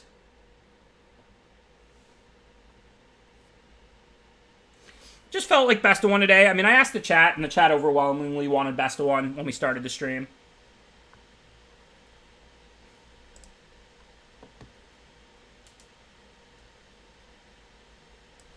Okay, obviously it's cool to get the 1 forest, but my deck is like a 3rd red, and I have like a green card and a cycling green card, so we clearly have to get a mountain here.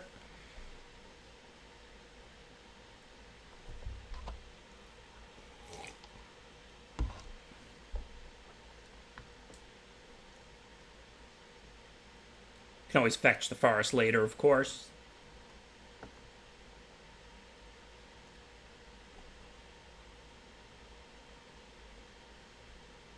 We already used our only tap land. We don't have any 1-drop, so I don't think there's any reason to cycle the boon right now. I'm almost certainly going to cycle it, but if I had a single other tap land in the deck, I might consider cycling it main phase before playing the land. But, I mean, there's nothing, I don't think. We used our Evolving Wilds.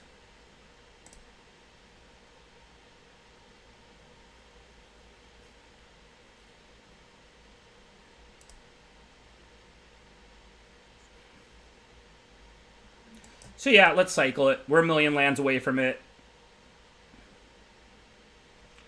Okay, I think it's just Otter. Even though it's unlikely to connect, if it trades with Stinger, that helps buy us time.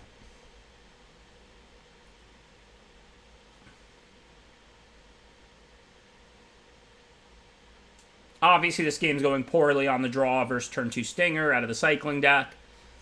Who knows what they have? Hopefully not much. Thanks, Janice. I think that also probably happened because of Newmont's raid, but I do appreciate the support. Pretty cool having 2,000 people watch me play Magic. Thank you to everybody who's tuned in.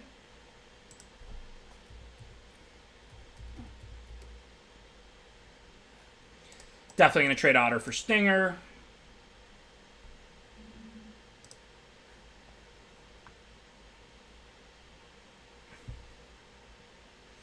The bans are fine. I support a rules change like they made to Companion. We'll judge it after we see it. And Fires was a good ban, and Agent was a fine ban. Winota Agent and Luca Agent were obnoxious. Maybe Winota and Luca will still be obnoxious. Maybe they won't. I'll judge them after I see what happens.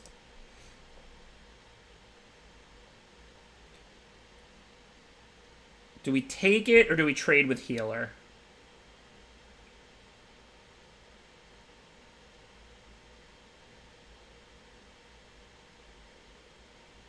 I think I'm going to take it, see if the Otter can get in. I have Farfinders to start chumping Marmoset. If I can start drawing 2 cards a turn, that would be a pretty sweet situation.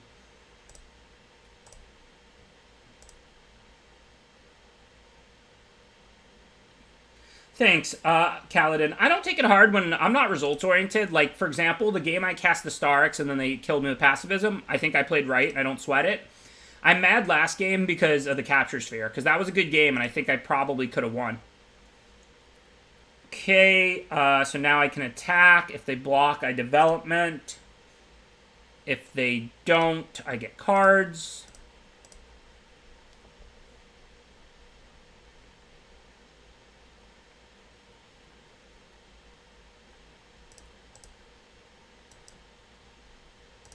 But I'll happily pay 2 and kill a Drannith Healer here. Especially because I have 5 mana this turn, so it's nice to be able to double spell effectively. Even though the second one is just a chump blocker for Marmoset. Now we can go get our Forest.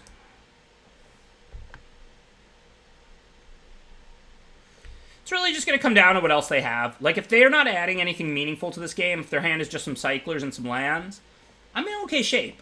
If they have a Zenith Flare, they're probably going to end up lethaling me. If they have removal, they might lethal me right now. But if their hand is just like Cycler, land, land, or land, Cycler, Cycler, it's a winnable game.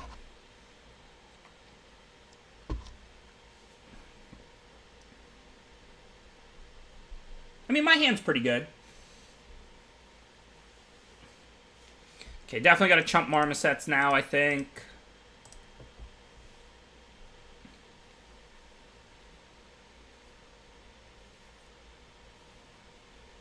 If they play a creature to block with, I can Capture Sphere it and get in. If they kill me from 7 next turn, good beats. They only have 2 cards in hand. If they don't play anything, I'll hit and draw a card. Alright, it looks like they just basically had a removal for the Otter. That makes sense. But we can always Capture Sphere the Marmoset. But I think it's worth just chumping with Farfinder for a turn. Because then we can keep Neutralize up for this turn and play Capture Sphere and Neutralize next turn. So I'm going to go ahead and Farfinder to block Marmoset this turn.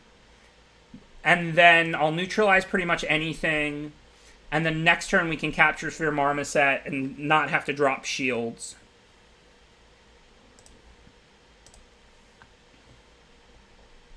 I mean, if they have removal, I go to 3. Okay, so that's going to get neutralized, of course. It's good we didn't just Capture Sphere Marmoset. We would be dead. I guess I would have Capture Sphered that and went to 3, but then I would be in much worse shape. Okay, so I don't really care if they gain life. I want to see what my new card is going to be. So I'm going to Prophecy the Marmoset now in case I just draw something to play.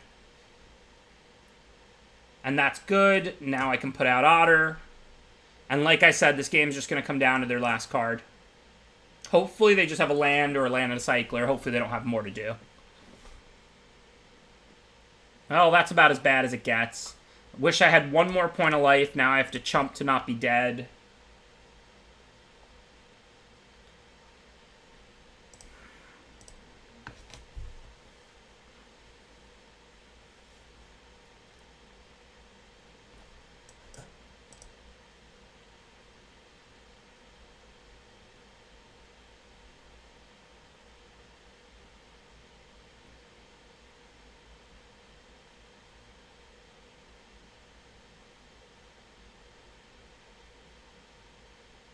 Well, wah. Pretty ugly. I mean, I think the deck was good. Lost some close games. Played a little bad. Running a bit cold. We got the 7-2 in the first draft. What do we go, 1-3 or 2-3? I think this deck was better than that, but best of 1 is high variance for a reason. So, we're going to get into the third and final draft of the day right now. Hopefully, we had 1 really good draft and 1 really bad draft. Not deck-wise, but results-wise. Let's see how we can do in this last one. Yeah, I agree. It was the Otter Pun's fault. They sunk us.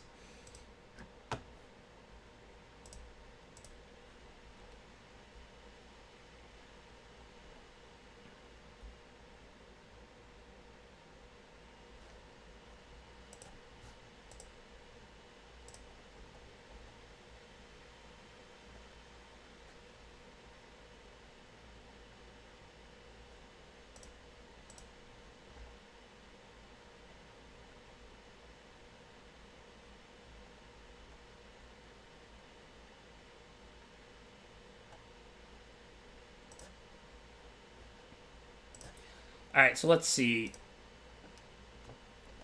Shark 2 Crab, or Jumpy Shark, whatever you want to call it. Cheville is quite good. I mean, it's Death Touch, it's high toughness, it can dominate a board early, it can draw you extra cards with every removal spell you cast. It is a black, green, gold card, and Shore Shark is one color, so we probably just take Shore Shark. I know we've had a lot of them today, but I don't control the packs. I do think Cheville is about as good as Shore Shark, but it is a black, green, gold 2-drop that's not like a late game oriented card. So yeah, this is a clear Shore Shark.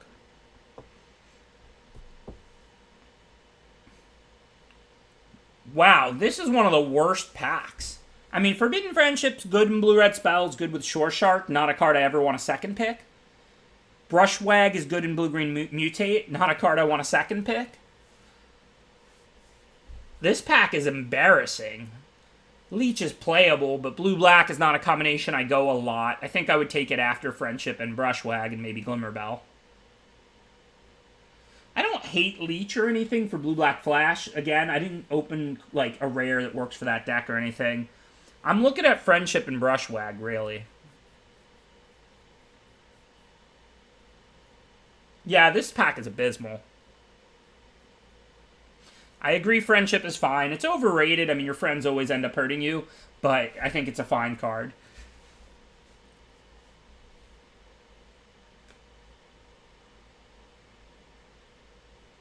That was a joke. I do think Friendship is the pick, though. Maybe we could avenge that last blue-red spells performance. It is a great archetype.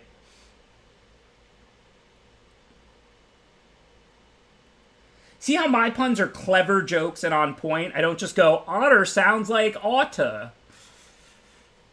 That's why I complain about the puns, because I only make, like, clever word plays. I don't see any Cloud Piercer. What are you talking about? There's no Cloud Piercer in this pack. I don't even know what you're talking about. No, so Cloud Piercer is definitely one of the reasonable choices. Grim Dancer is excellent. Black-red is good. Black-blue is playable. This is a pick between Cloud Piercer and Grim Dancer. Yes, it's great, but, I mean, that doesn't mean we necessarily want to take Cloud Piercer over Grim Dancer. But maybe we do. Grim Dancer is double black. It's not amazing. This is a close pick. I definitely think you could take Cloud Piercer or Grim Dancer here. Totally reasonable either way. I'll go Cloud Piercer because we're set up to maybe draft blue-red or a Mutate deck, in which case Cloud Piercer is pretty splashable. Like, if we end up blue-green Mutate, this is single red and a good Mutate creature. I don't know, though. It does look like we might have access to some black. Coilbug's decent. Brushwag's good, too, in the blue-green Mutate deck. Brushwag's one of the cards that is really overperformed. Not that I'm looking to move into green for Brushwag, but if we do go green-red, splash, Shore Shark, or green-blue, splash, Cloud Piercer, we will be happy to have Brushwag. Coilbug is better. And black-red is good, and black-blue, I mean, if you get the flash stuff and everything, can be good. I do like Bug. Actually hate bugs. Yeah, I like the Coilbug here too. Yeah, these packs have been really bad. It's not going well for me so far. This is the first good pack we've seen. There's better cards in this than we've taken like every pick since Shore Shark. Mythos is good. If we go blue-green, we could light splash black, but we'll probably light splash red. But you could still just put in a free black source or one swamp with the wilds or whatever. Capture Sphere is good removal, though. I'm always happy to draw Capture Spheres. And blue-red is still probably our #1 choice. By no means or by forcing it. I'll play red-black, but there's no red or black cards in this pack that I want. I'll play green-red splash Shore Shark. I'll play anything. But I don't think I want to take Mythos over Capture Sphere here when we have no green cards yet. Again, blue-red spells or more of a Mutate deck. We don't really know which way we're going to end up. I like Ceratops. I like Spear better anyway. Just take another Capture Sphere.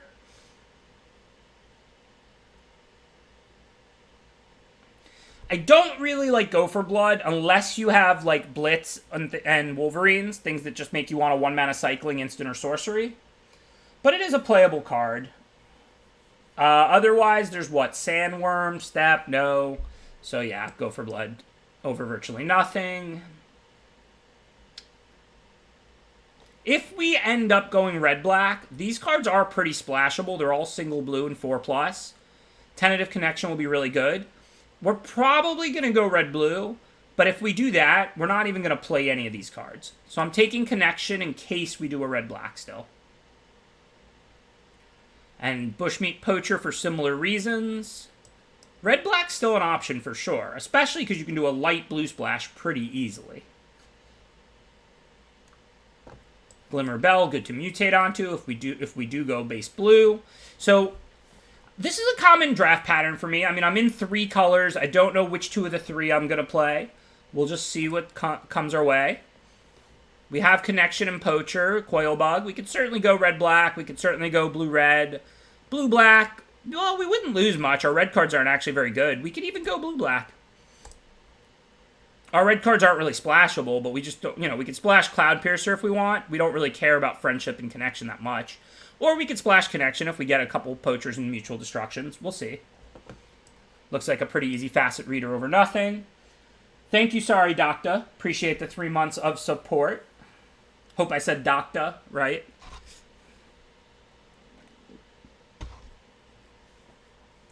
So as you can see, we're messing around in the Grixis colors.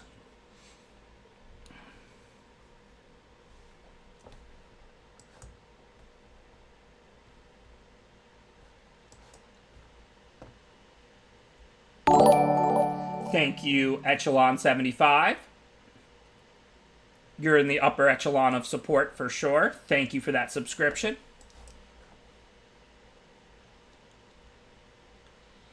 Alright, so not a great pack. There's definitely some playables for us.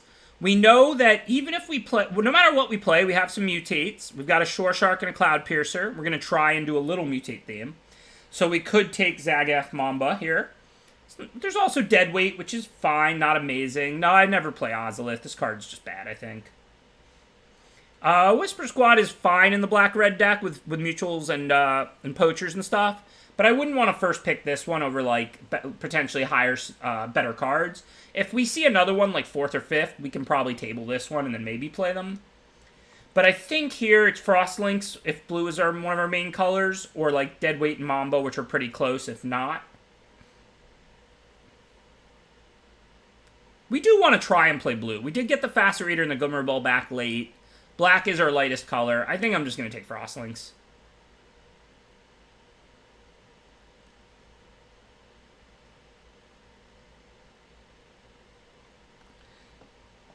Now there's Bastion. It's pretty good in grindy black decks. But there's also Essence Scatter, which is, the best blue common, really. Essence Scatter and Sphere are close. I think Scatter's better. Bastion is, like, near broken in black-white humans decks. In a black-red grindy deck, it's pretty good. But, I mean, again, I think blue is, like, our best color. Like, I'm not avoiding black-red. I like the archetype. I just think blue is our best color right now. I think it's just Scatter. It's just the right pick. I understand, like, it's more similar to what I've been doing. What's going on? My mouse is not letting me take the Scatter at the moment.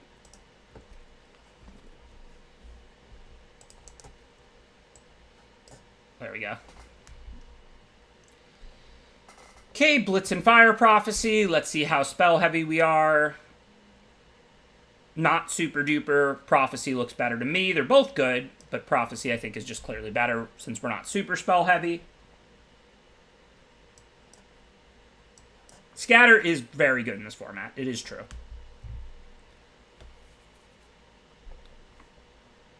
Ceratops looks fine. Our curve is not very high. It's medium. We have 2 spears.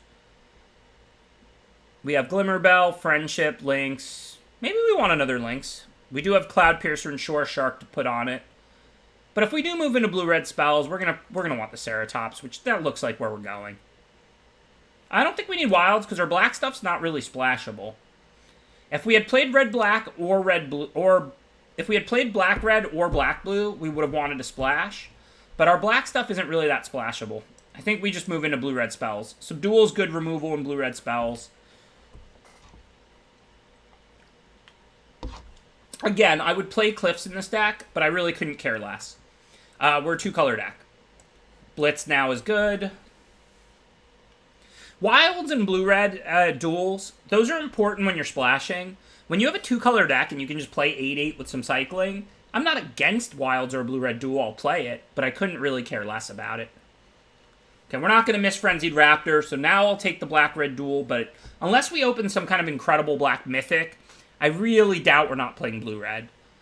I mean, we got hit in the head with blue-red spells this pack. Again, I'm not forcing this. Look at what we got. We got a late Blitz. We got a Prophecy that we took over a Blitz. We got an Essence Scatter. We got, like, I mean, look at the deck. Like, we're just, now we got a Wolverine. What is this, 8th pick? Like, we're definitely seeing blue-red spells.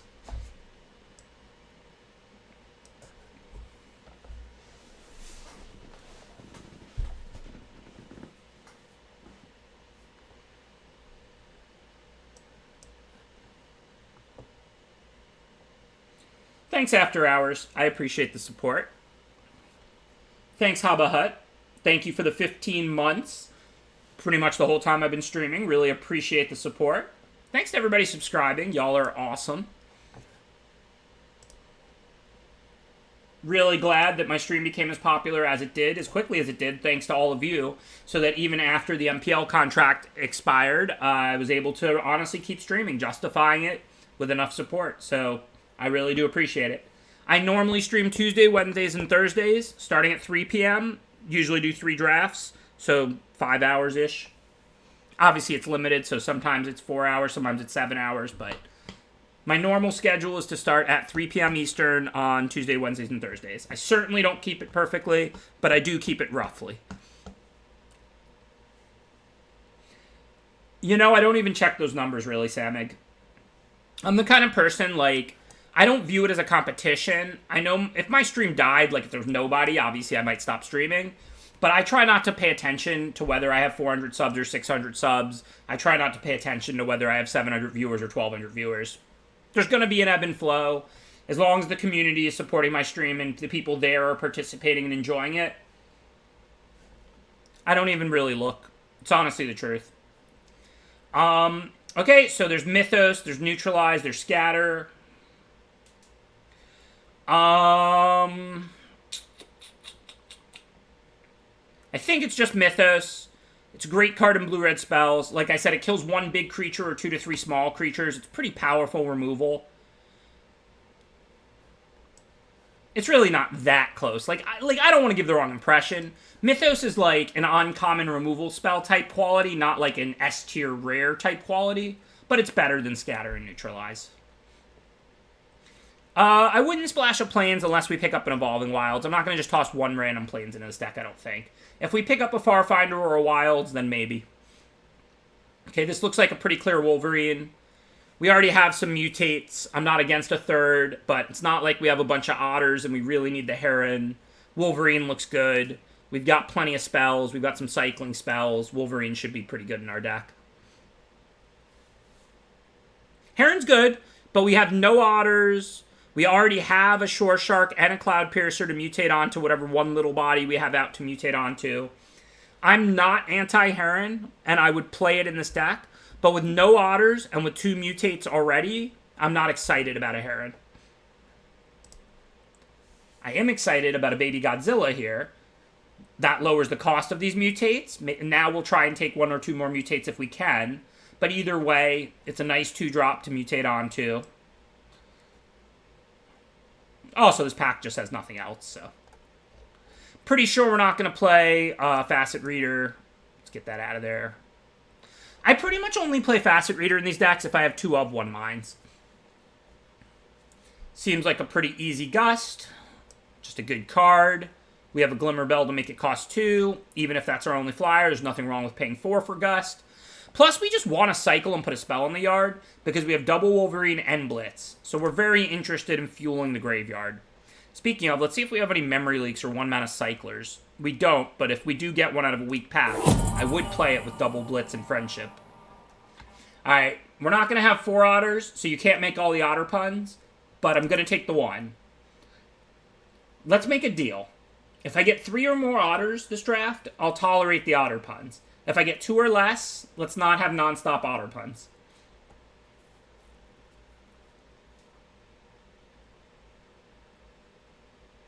You're already breaking our deal, Sammy.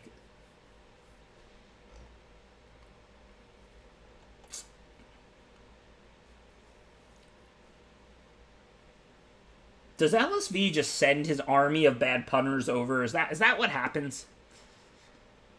Alright, let's see. Capture Sphere looks like the pick. We do have plenty of 4-mana cards. I'm not, like, excited about it. You know, double Capture Sphere and Mythos is already 3 4-mana removal spells. Our curve isn't, like, too high, but I would rather get an earlier play. But do we want Glimmerbell? Lowers the cost of Gust. We have a couple mutates. We have plenty of targets to mutate onto. Capture Sphere is just too much better than Glimmerbell here. Now I'm kind of thinking, do we actually want to take Startling Development over Capture Sphere or not? Because we do have 2 Wolverines and Blitz, so a 1-mana cycling spell is a great way to turn on our Double Strike quickly. Capture Sphere is a good card, but again, we have a lot of 4s. I think I'm just going to take Development here.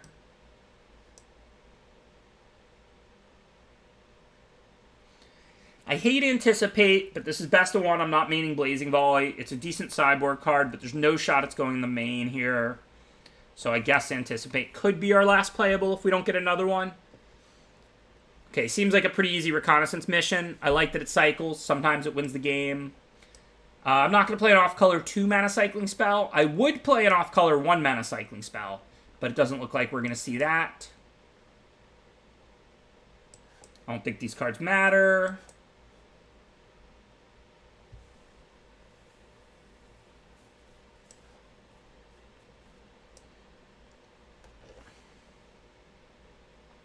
I don't think we're that weak on threats. I mean, we're not, like, amazing on it, but a lot of the cards cycle, interact, and draw cards and kill things, and then we can win with 2 Wolverines, with Ceratops, Shore Shark, Cloudpiercer. Plus, we have a lot of removal. I've never played Escape Protocol, no. This deck is, like, pretty average. It's not bad. I mean, we have Scatter, Blitz, Prophecy, 3 Capture Spheres, Red Mythos. I would say this deck is, like, the definition of average. 2 Wolverines and an Otter. We have plenty of 2-mana cards. Like, this deck is not bad. It's not awesome or anything.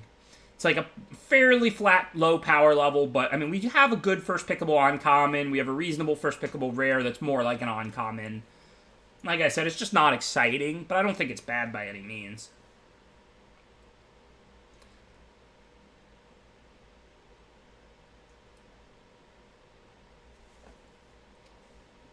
I just want you to know, Banshee Hero, that I appreciate your support for my stream, but also I hate you. Thank you, Dr. Smiley. I appreciate that subscription. You're welcome. Thank you for not putting an otter pun in the comment when you subscribe. Very much appreciated.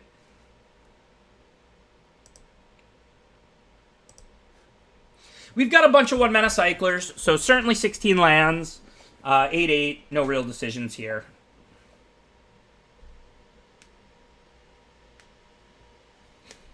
You know me, toxic streamer. That's what I'm famous for. Alright, his hand's not great, but it's fine. Cycle a 1-mana cycler, then we can Prophecy, which effectively cycles again. So hopefully we'll find a blue.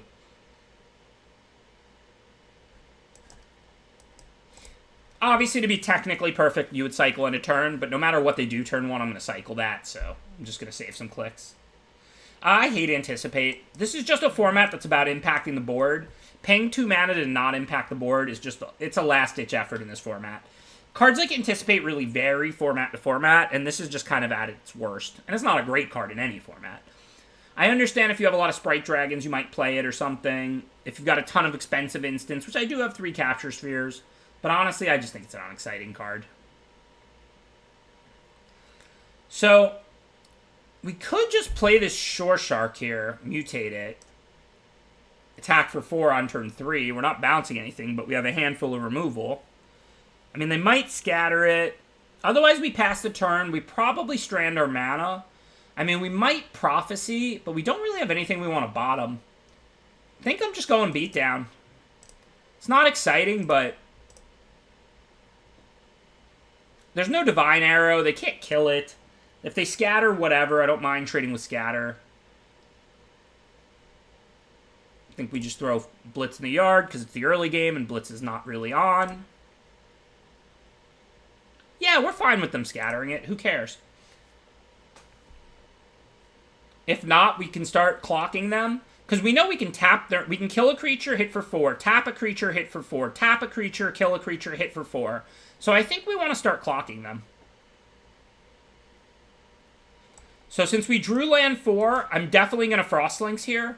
Because there's a good chance I'll Mythos both their creatures if they play anything with 3 toughness or less here.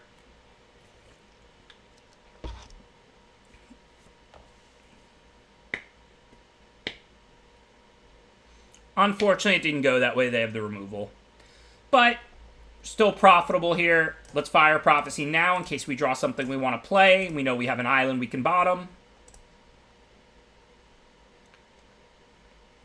Obviously, I don't need to development of Frostlinks to get it in. I have 2 more removal. I'm just going to cycle. Okay. Do we have... Yes, we have Cathartic Reunion, so I won't play lands for absolutely no reason. Plus, we have Cloud Piercer, so that's 2 reasons to hold the land. We could already Cloud Piercer up this Frostlinks. Okay, we're going to get rid of that. The only question is which. I think Mythos has more upside, so let's Capture Sphere it. 100% right to kill it and hit for 2. They're already at 10. We're not trying to miss damage.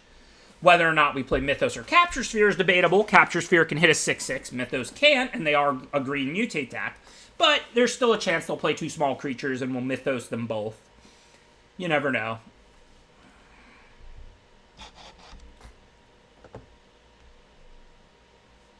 Also, we might get 2, like, another way. Like, maybe they'll end up blocking Naturalist on Lynx and we'll go, like, 1 to 8 and 4 to something else. Either way, I'm passing for now. Unfortunately, we're a little flooded. I'm not Mythosing just Naturalist. If they play a 2/2, like a Symbiote or something, I'll Mythos those 2 to hit and start getting in for 2 again.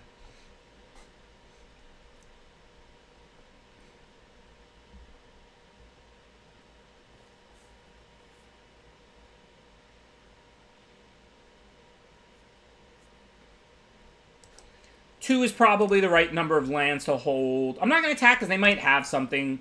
They probably don't, but just like that. They would have cycled and given it Death Touch and ate my creature. Just kind of a reverse free roll.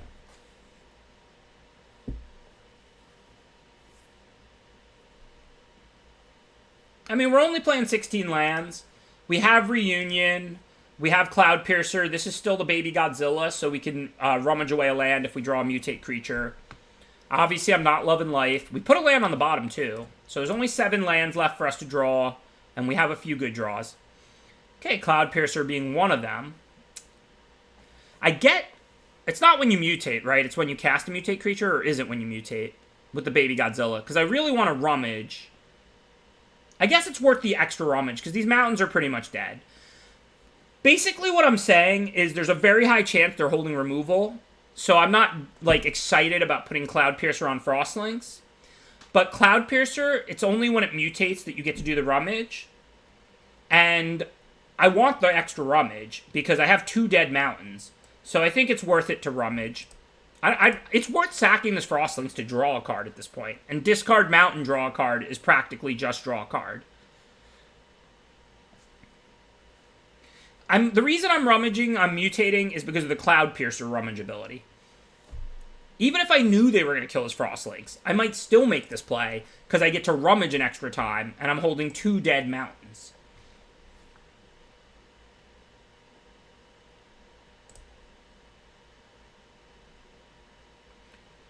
Okay, do we want to fight off this Death Touch with the Shore Shark, so we can attack for 5? I'm going to wait and see what they do for a turn. Like I said, it'd be pretty shocking to me if they don't have removal. I expect them to have Capture Sphere or Blood Curdle or something. So I'm going to see what they're up to. So if I had gone to fight, I could have fought with the Shore Shark and that would have been fine. If I fought with the Cloud Piercer, I would have gotten owned. But obviously now they have the 8/8 back. It's kind of unfortunate, but we can try and Capture Sphere it. Hopefully they can't interact with that.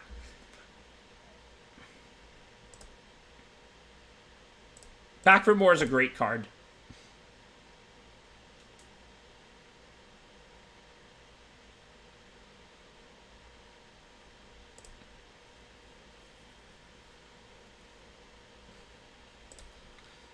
So I think we're definitely going to Capture Sphere the 8/8. We have to do that, of course. And then I can go for blood, fight this with either one of these.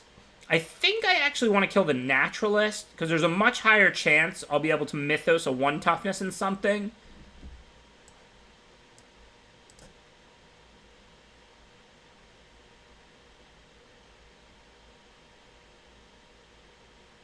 I need this to resolve. We could take the damage and then Mythos after. And I guess I can cycle the Go for Blood if they don't do anything. And if they do... But I mean, Go for Blood's a decent removal spell with a pacified 4/3 sitting here. Hey, thanks, Daft and Filthy. Appreciate the 6 months of support. Also, still really love your name.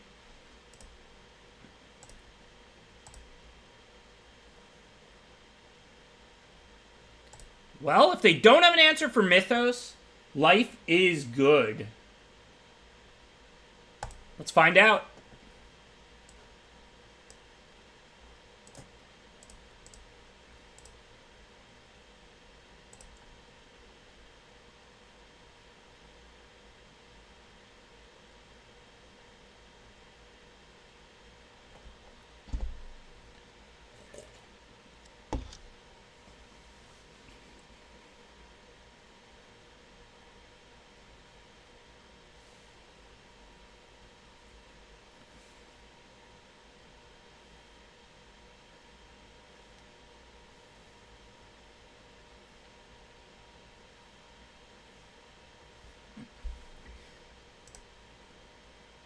So you're just relaying my own voice back to me?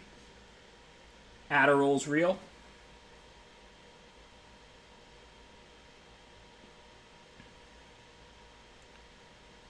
Okay. Can't Essence Scatter, but who cares?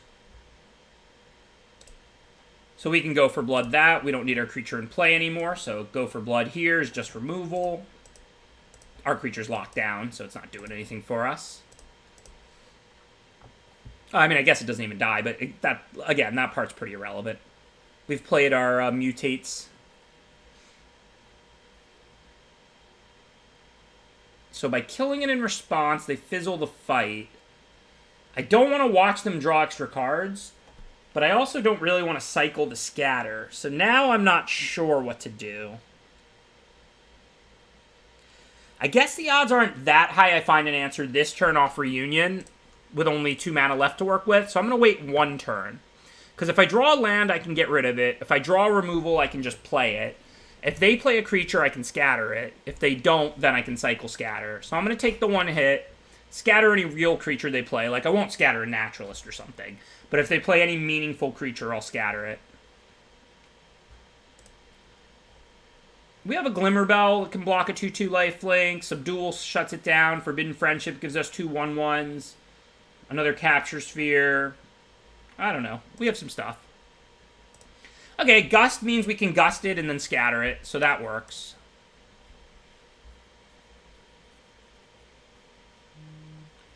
Yeah, I agree, Remora, but they also might just play a removal on that blocker, and I'm throwing away an Essence Scatter to do it. Like, now I can Reunion away 2 lands, and I'm going to get to scatter something. So, I mean, that seems better. I'll scatter the Shore Shark. They can replay the Otter. I expect to find stuff next turn. Not really off the top when I have Draw Step +3. Drawing 4 new cards next turn. I have no idea what the opponent has in their hand. It could be removal, could be lands. Shouldn't really be too many creatures, unless they're holding like the 11/11 or something that they couldn't have cast yet. So that's scary. Oh, they didn't mutate it. Okay. Well, we're still under a lot of pressure. Let's see what we can find.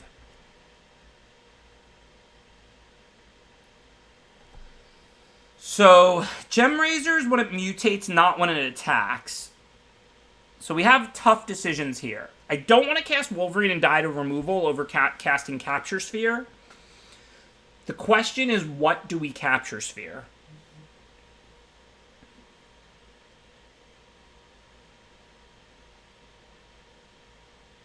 Right, we're going to use Capture Sphere. We're all in agreement. But what do we Capture Sphere? The 2/2 card drawer or the 4/4 non-card drawer?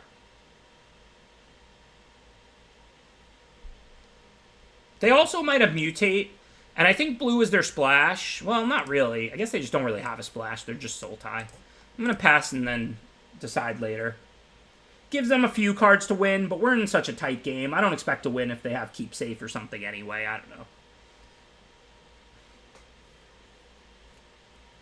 So now they're going to get to destroy an enchantment. There's nothing I can do about that. Capture Spirit in response doesn't change anything.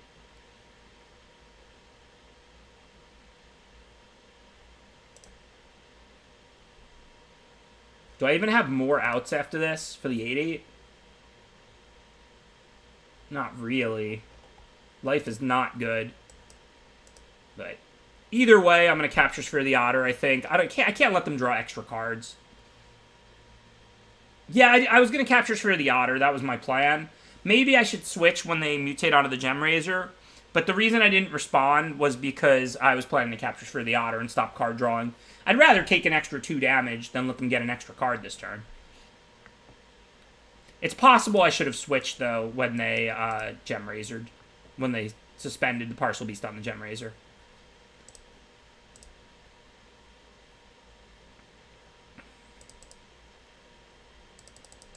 Working our way backwards after the 7-2. We got 1-3 and 0-1.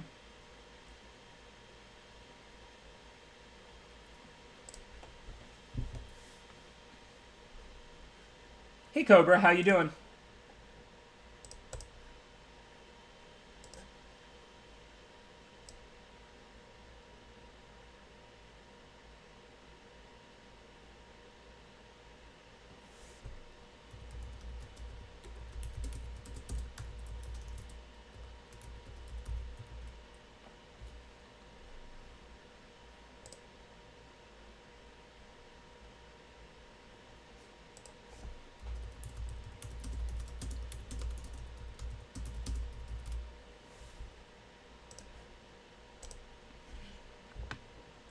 Yeah, I know. Magic's high variance. Best of one is especially high variance. Opponent also had a powerful deck that lined up well against mine. I mean, Gem Raiser against my 3 Capture Spheres and all that. I did have a good hand. I didn't expect to lose that game.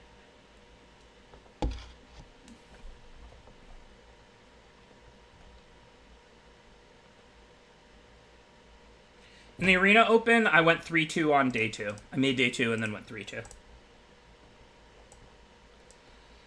Do we run Frostlinks?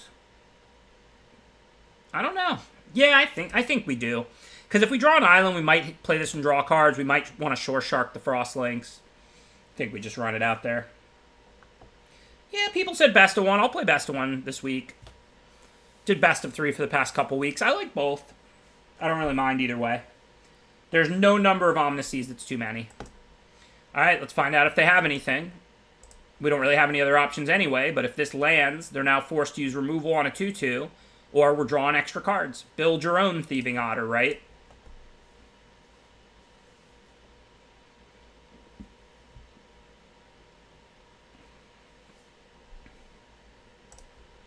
We'll try and go to Mythic this week if we do all best of one. I'm not going to Mythic tonight from Platinum 4. This is definitely my last draft tonight. We're going to play this one all the way out. I'll be right back tomorrow, 3 p.m. Normal planned stream. I'm always looking forward to the next limited format after I've played one, even when it's really good. I love solving the new puzzle. I don't mind Ikoria. I think Ikoria is fun. I don't think it's an all-time great. I don't think it's horrible. I just think it's okay. Should we Pouncing Shore Shark or Capture Sphere? Certainly going to play one of those, hit with the links and draw a card. The question is which. I'm sorry, Mythic Limited Seahorses, but we're Platinum 4, so while I really appreciate your 10 months of support, it would take a much, much larger donation than one subscription for me to stay on to Mythic tonight. It would likely be a 20-hour stream or something. Subdual doesn't do enough, right? They could still just block. We need to bounce or tap it. Subdual doesn't work. We can bounce it, hit and draw a card, or we can Spirit, hit and draw a card.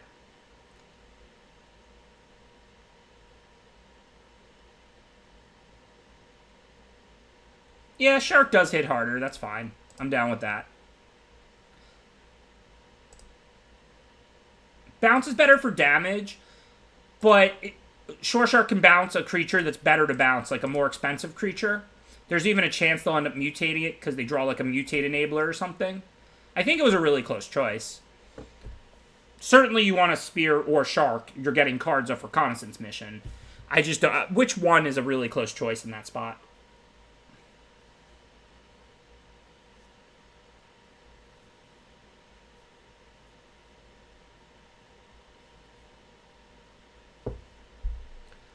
Okay, I'm not going to assume we're going to fight anything out with a 3-2. Let's dig for more creatures, reunions, etc. Scatters, what have you. No, but I'd rather put out the Otter first, knowing we can capture Sphere in the next blocker. Otter and Reconnaissance Mission means you get 2 cards. You can never have too many cards. Me and LSV might not agree on puns, but I know we agree on that.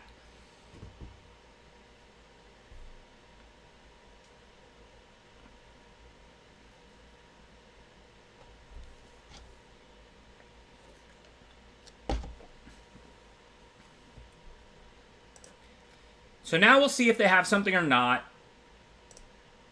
If they don't, we're probably going to win. If this just taps that, I draw 2 cards. I mean, good luck. But they might have Fire Prophecy off this mountain here or something like that. Or Ram through. Or Keep Safe. Can't do anything about that. And I can't connect. So that's nice for the opponent. We still have a game.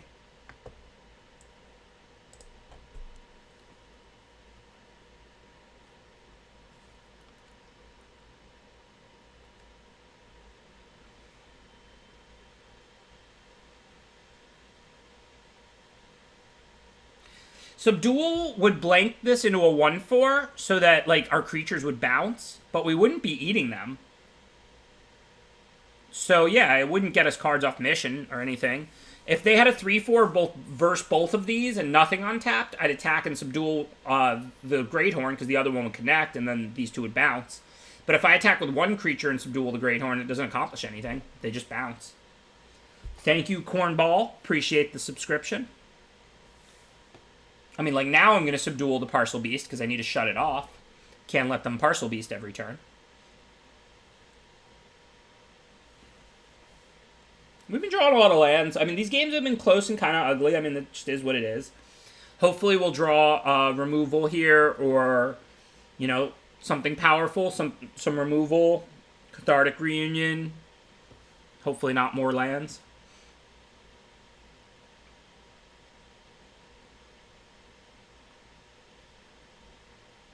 One thing I like here is I can subdual pre-combat. If they tap the Greathorn to use Parcel Beast in response, then I get in with one of my creatures and draw a card, because Baby Godzilla can only block one of them. If they let it resolve, then I can't attack, but then they miss out on a Parcel Beast. So we get to start right now by subdueling this Parcel Beast. The Greathorn's a Parcel Beast. And then they can either use it in response, but then I get to attack and draw a card, or they can let it turn into a 1/4 blocker, and then they miss out on their Parcel Beast. Then I don't have an attack, but they miss out on the beast.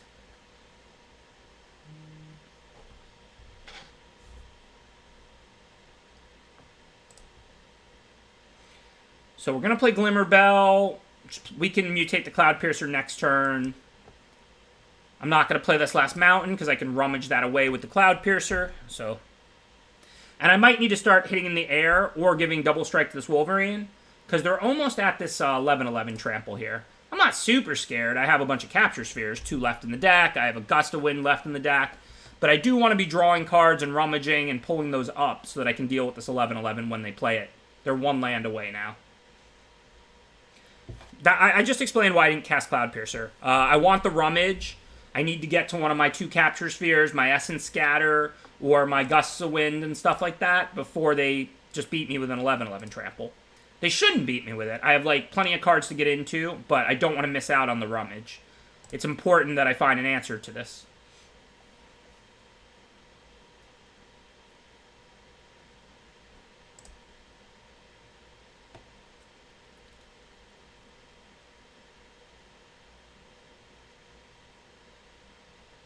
But maybe you won't draw them, so I'm not going to miss out on the rummage. I'm going to give myself the highest chance I can.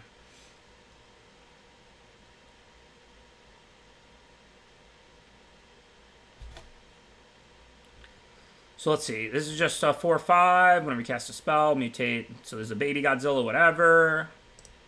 Okay. Rock Slide on the flyer. I don't love it. I don't hate it. Of course, I'd love to be connecting and drawing cards.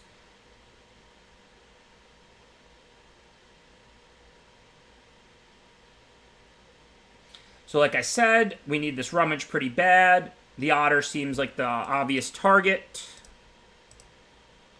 Hopefully we'll find something. Need some spells. Essence Scatter would be awesome. Another Wolverine's not great. I can attack with the 5/4. They have to block with the 4/5, or they're chumping and I'm getting cards. That trade is pretty even for me. Can't send the Wolverine because they'll just eat it with the 4/5. But I think it's worth making this trade. Helps clear the way for the Wolverines.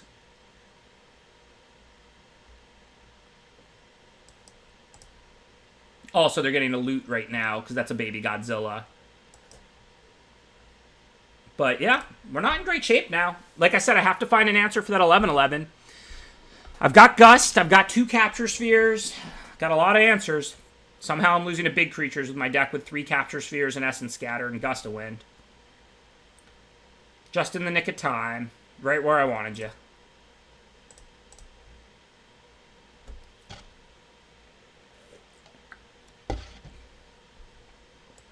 Even though Farfinder does almost nothing, I have to scatter it, because if I draw a land, I'm at least not dead. I mean, not a land. If I draw a spell, then those Wolverines are on.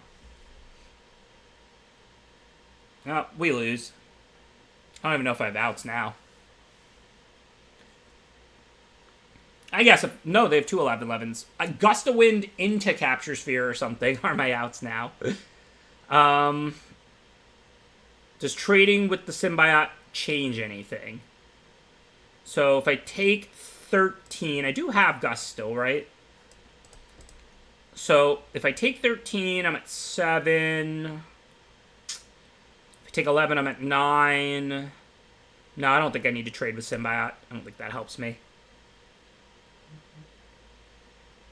Mountain, that's not an out.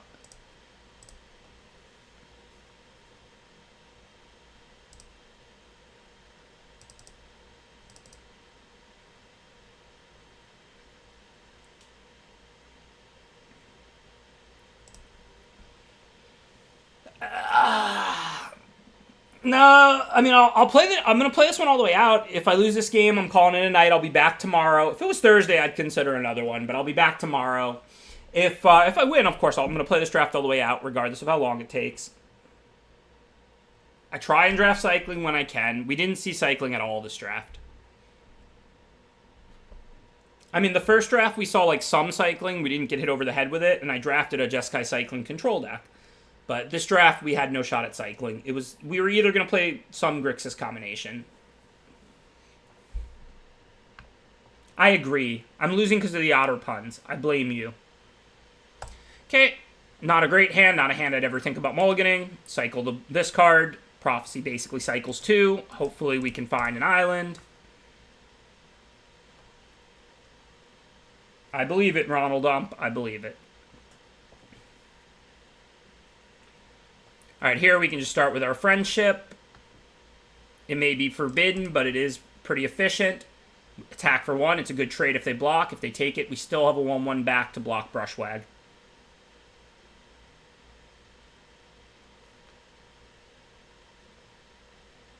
For now, I think we drew the land, so I'm just going to attack, play the island, and pass.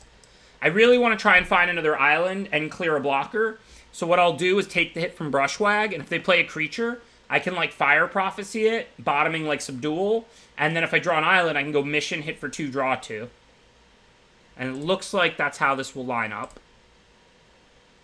I mean, if they hold the Brushwag back, I'll only get 1, but if I trade a 1/1 for a Brushwag, that's good for me. Of course, I still have to draw the island, but hopefully it'll happen.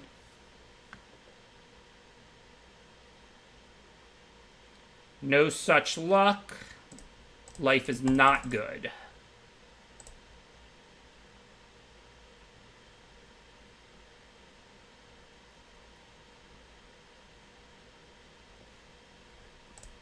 I'm not going to cycle the mission unless I have to, because it looks pretty powerful with these 1/1s in play. Unfortunately, off tempo. We don't know if it's actually going to end up working or not. But we're going to see if they do anything. I guess now with a handful of 4-drops, I will cycle it. We don't have a single tap land, so... One card away, just like last game with that scatter. Not that things are that bad right now. I'm not really in a position to complain. I'm just saying. I'm going to Shore Shark. Send that 2/4 back to their hand. Hit for 5. Try and swing the tempo back. We lost the tempo with that one turn we didn't draw the land, but Shore Shark swings the tempo back in our favor.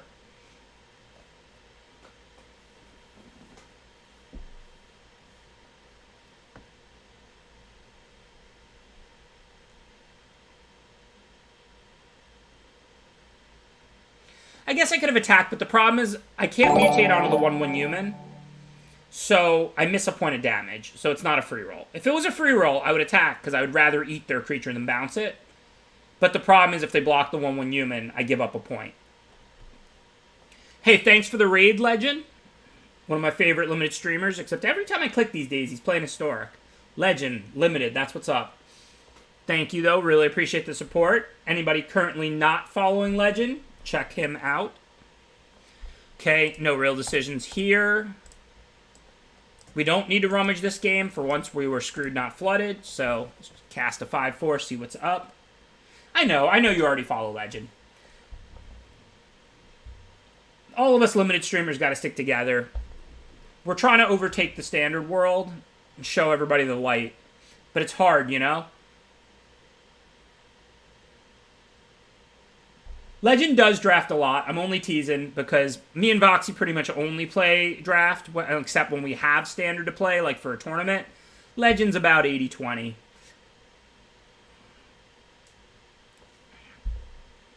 All right, let's see here.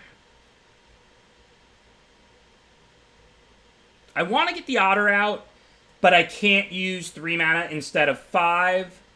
So I think it's just attack again and play Cloud Piercer. I mean, if they keep bouncing it, it's kind of annoying for now, but it's not like the creatures all add their power and toughness together. It's already a 4/3. It is a Brushwag. I will probably have to kill it soon, but if I draw land, I can go Capture Sphere and go for blood in the same turn. Even if not, I can, like, go for blood in an Otter or something like that.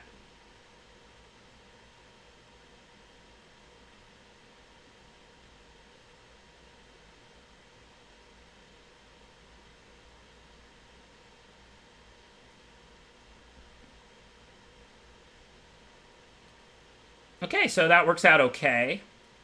We can now Capture Sphere the Shore Shark, and we can go for blood, kill, like, what? Neither of these are really doing anything right now. I guess we already know they have another flyer, so I should probably kill the Mentor.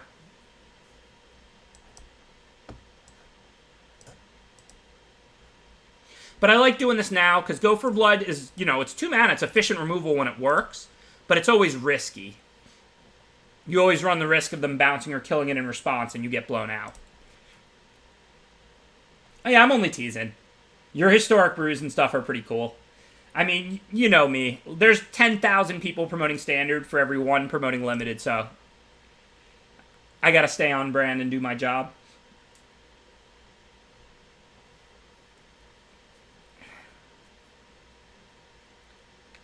Okay, so they don't have any good double block, so this turn looks easy. There's nothing we need to Capture Sphere that badly. Attack for 5, and then we can just drop 2 more creatures. See what their last card is going to be, but on board, it's pretty even. And this attack is fairly free.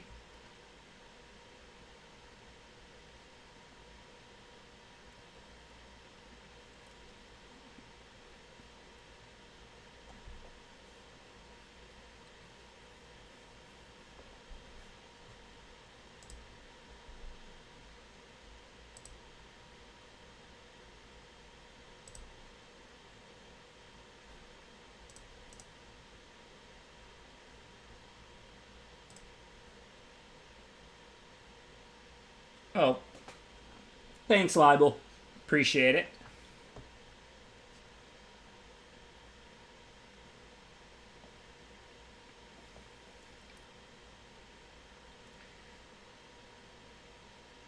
I like Ram Through better than Charge. Charge is still good. Like, I'm never cutting it from a green deck, but I take Ram through Overcharge.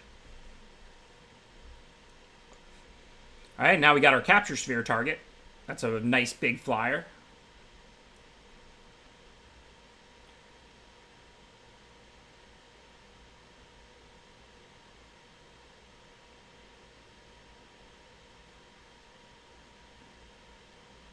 The Frostlings was tapped. It attacked me. They didn't have a triple block. They only had Glimmerbell and Oddity up.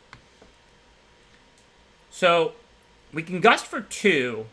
I don't particularly want to Gust too many of their creatures. I don't want to let them cycle. They don't have enough mana. I think we Gust Glimmerbell, even though it's the cheapest one. And then Sphere, the big one, and attack for lethal. If they have a removal spell, it's not lethal, but this is just a 2-2 in play. I don't want to bounce Frostlings. Like, we're probably going to win this turn, but assuming we don't win, I want the Capture Sphere locking down the 4-6 flyer. I guess they could have Keep Safe, but no real reason to put them on that. So they're dead if they don't have anything. If they have, like, Prophecy or something, Frostlings has to chump the Cloud Piercer. It's a pretty good situation for us. I just didn't want to bounce Frostlings. Because if they, like, chump the Cloud Piercer and, like, use a removal and stay alive, if they then Frostlings the Cloud Piercer, I didn't really have anything else going. So they might buy enough time to draw another big creature or something like that.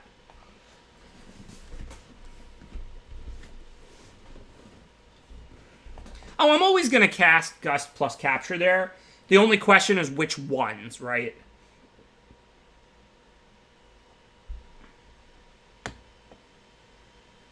The question was, which of their creatures do I target? Okay, pretty good hand.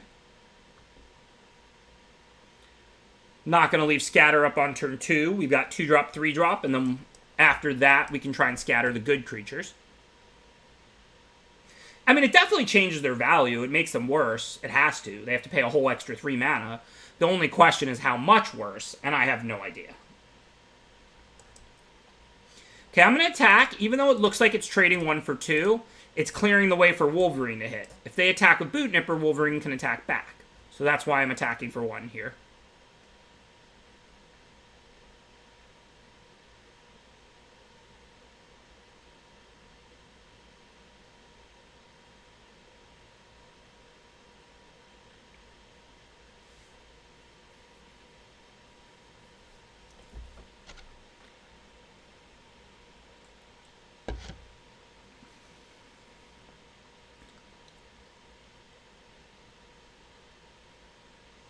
Okay, I am okay with Capture Sphering that, but I don't want to drop shields when I have Scatter right now. So for the moment, I'm just going to hit for 1 and pass, and then we'll see what they do.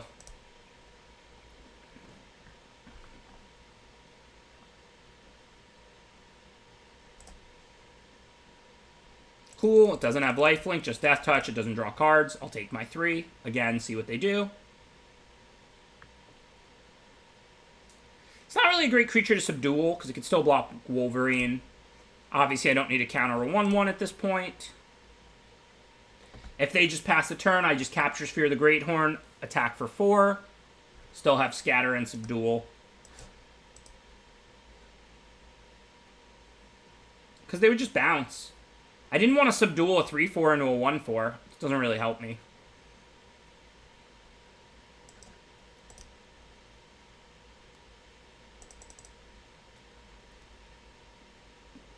Come on, Adderalls. You got my voice in your head. Well, it would lose Death Touch because of the Subdual. It's just it would become a 1-4 and it would just bounce with the Wolverine. It's not like I would eat it. This is -2/-0, not -2/-2.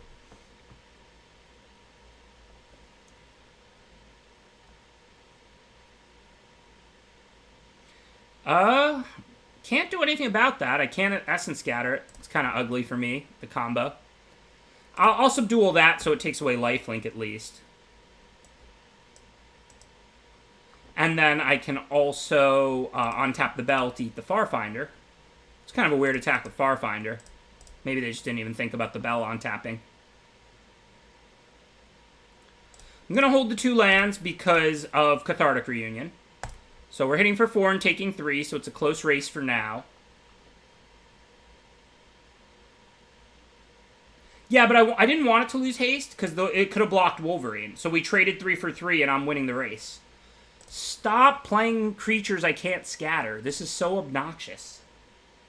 No, if you subdual before attackers, then it just sits back on D, and then it's a 3-5 to block a 3-2, and I'm winning the race. You let them attack, and you subdual, and then it's tapped, and it can't block the Wolverine. What was the punt? I think I played this game perfectly.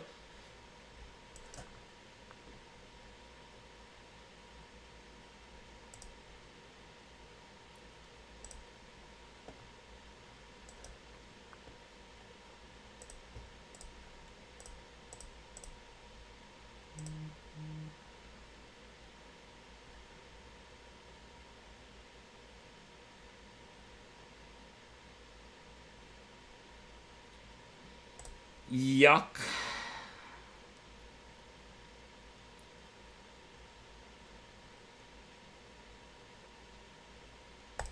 Can't do anything about this.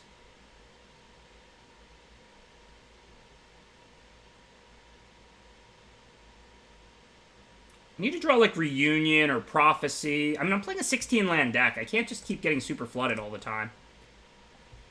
Blitz for 1 is basically no help.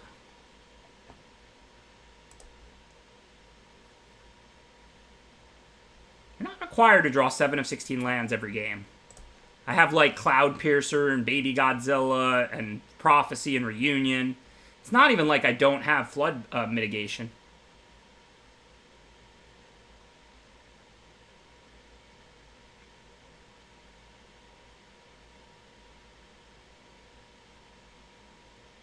When they attacked, they thought it was a 5/5 lifelink. They didn't know I had Subdual.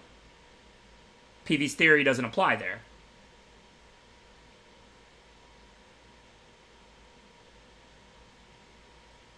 No, PV's theory is right. It just doesn't apply in that situation because they didn't have complete information.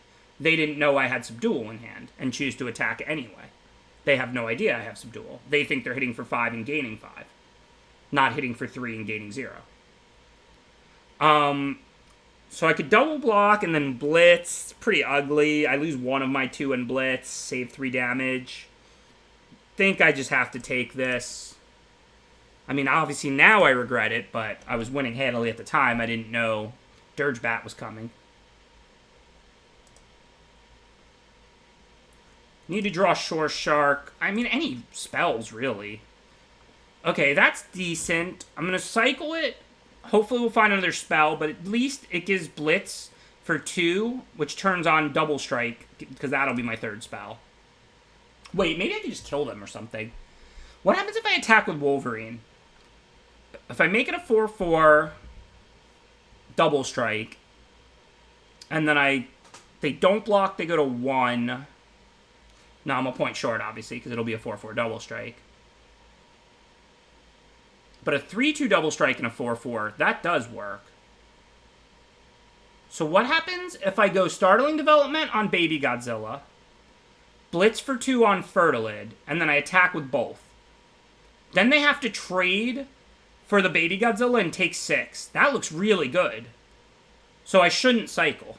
Assuming they don't have anything, this works out really well for me, right?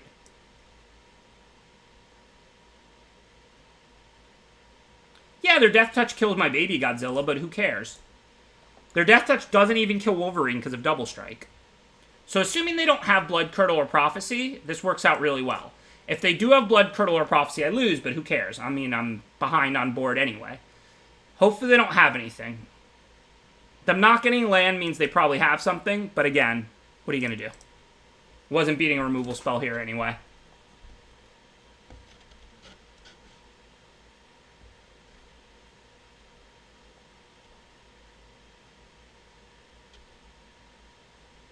So, good beats. Back-to-back sweet little 1/3s. Feel like we got pretty flooded. 16-land deck with Prophecy, Reunion, Rummage, Baby Godzilla, Cloud Piercer. Plenty of ways to mitigate flood and screw. Just wasn't our day after the 7-2 to start. So, thank you to everybody who tuned in. Appreciate all the support. I know there was tons of subs. Also, 2 of my favorite raids by Newmont and Legend. 2 of my favorite big limited streamers. Give Legend BD, give Numot the Nummy a follow if somehow you're not already following them. I will be right back tomorrow, 3 p.m. Eastern. The huge.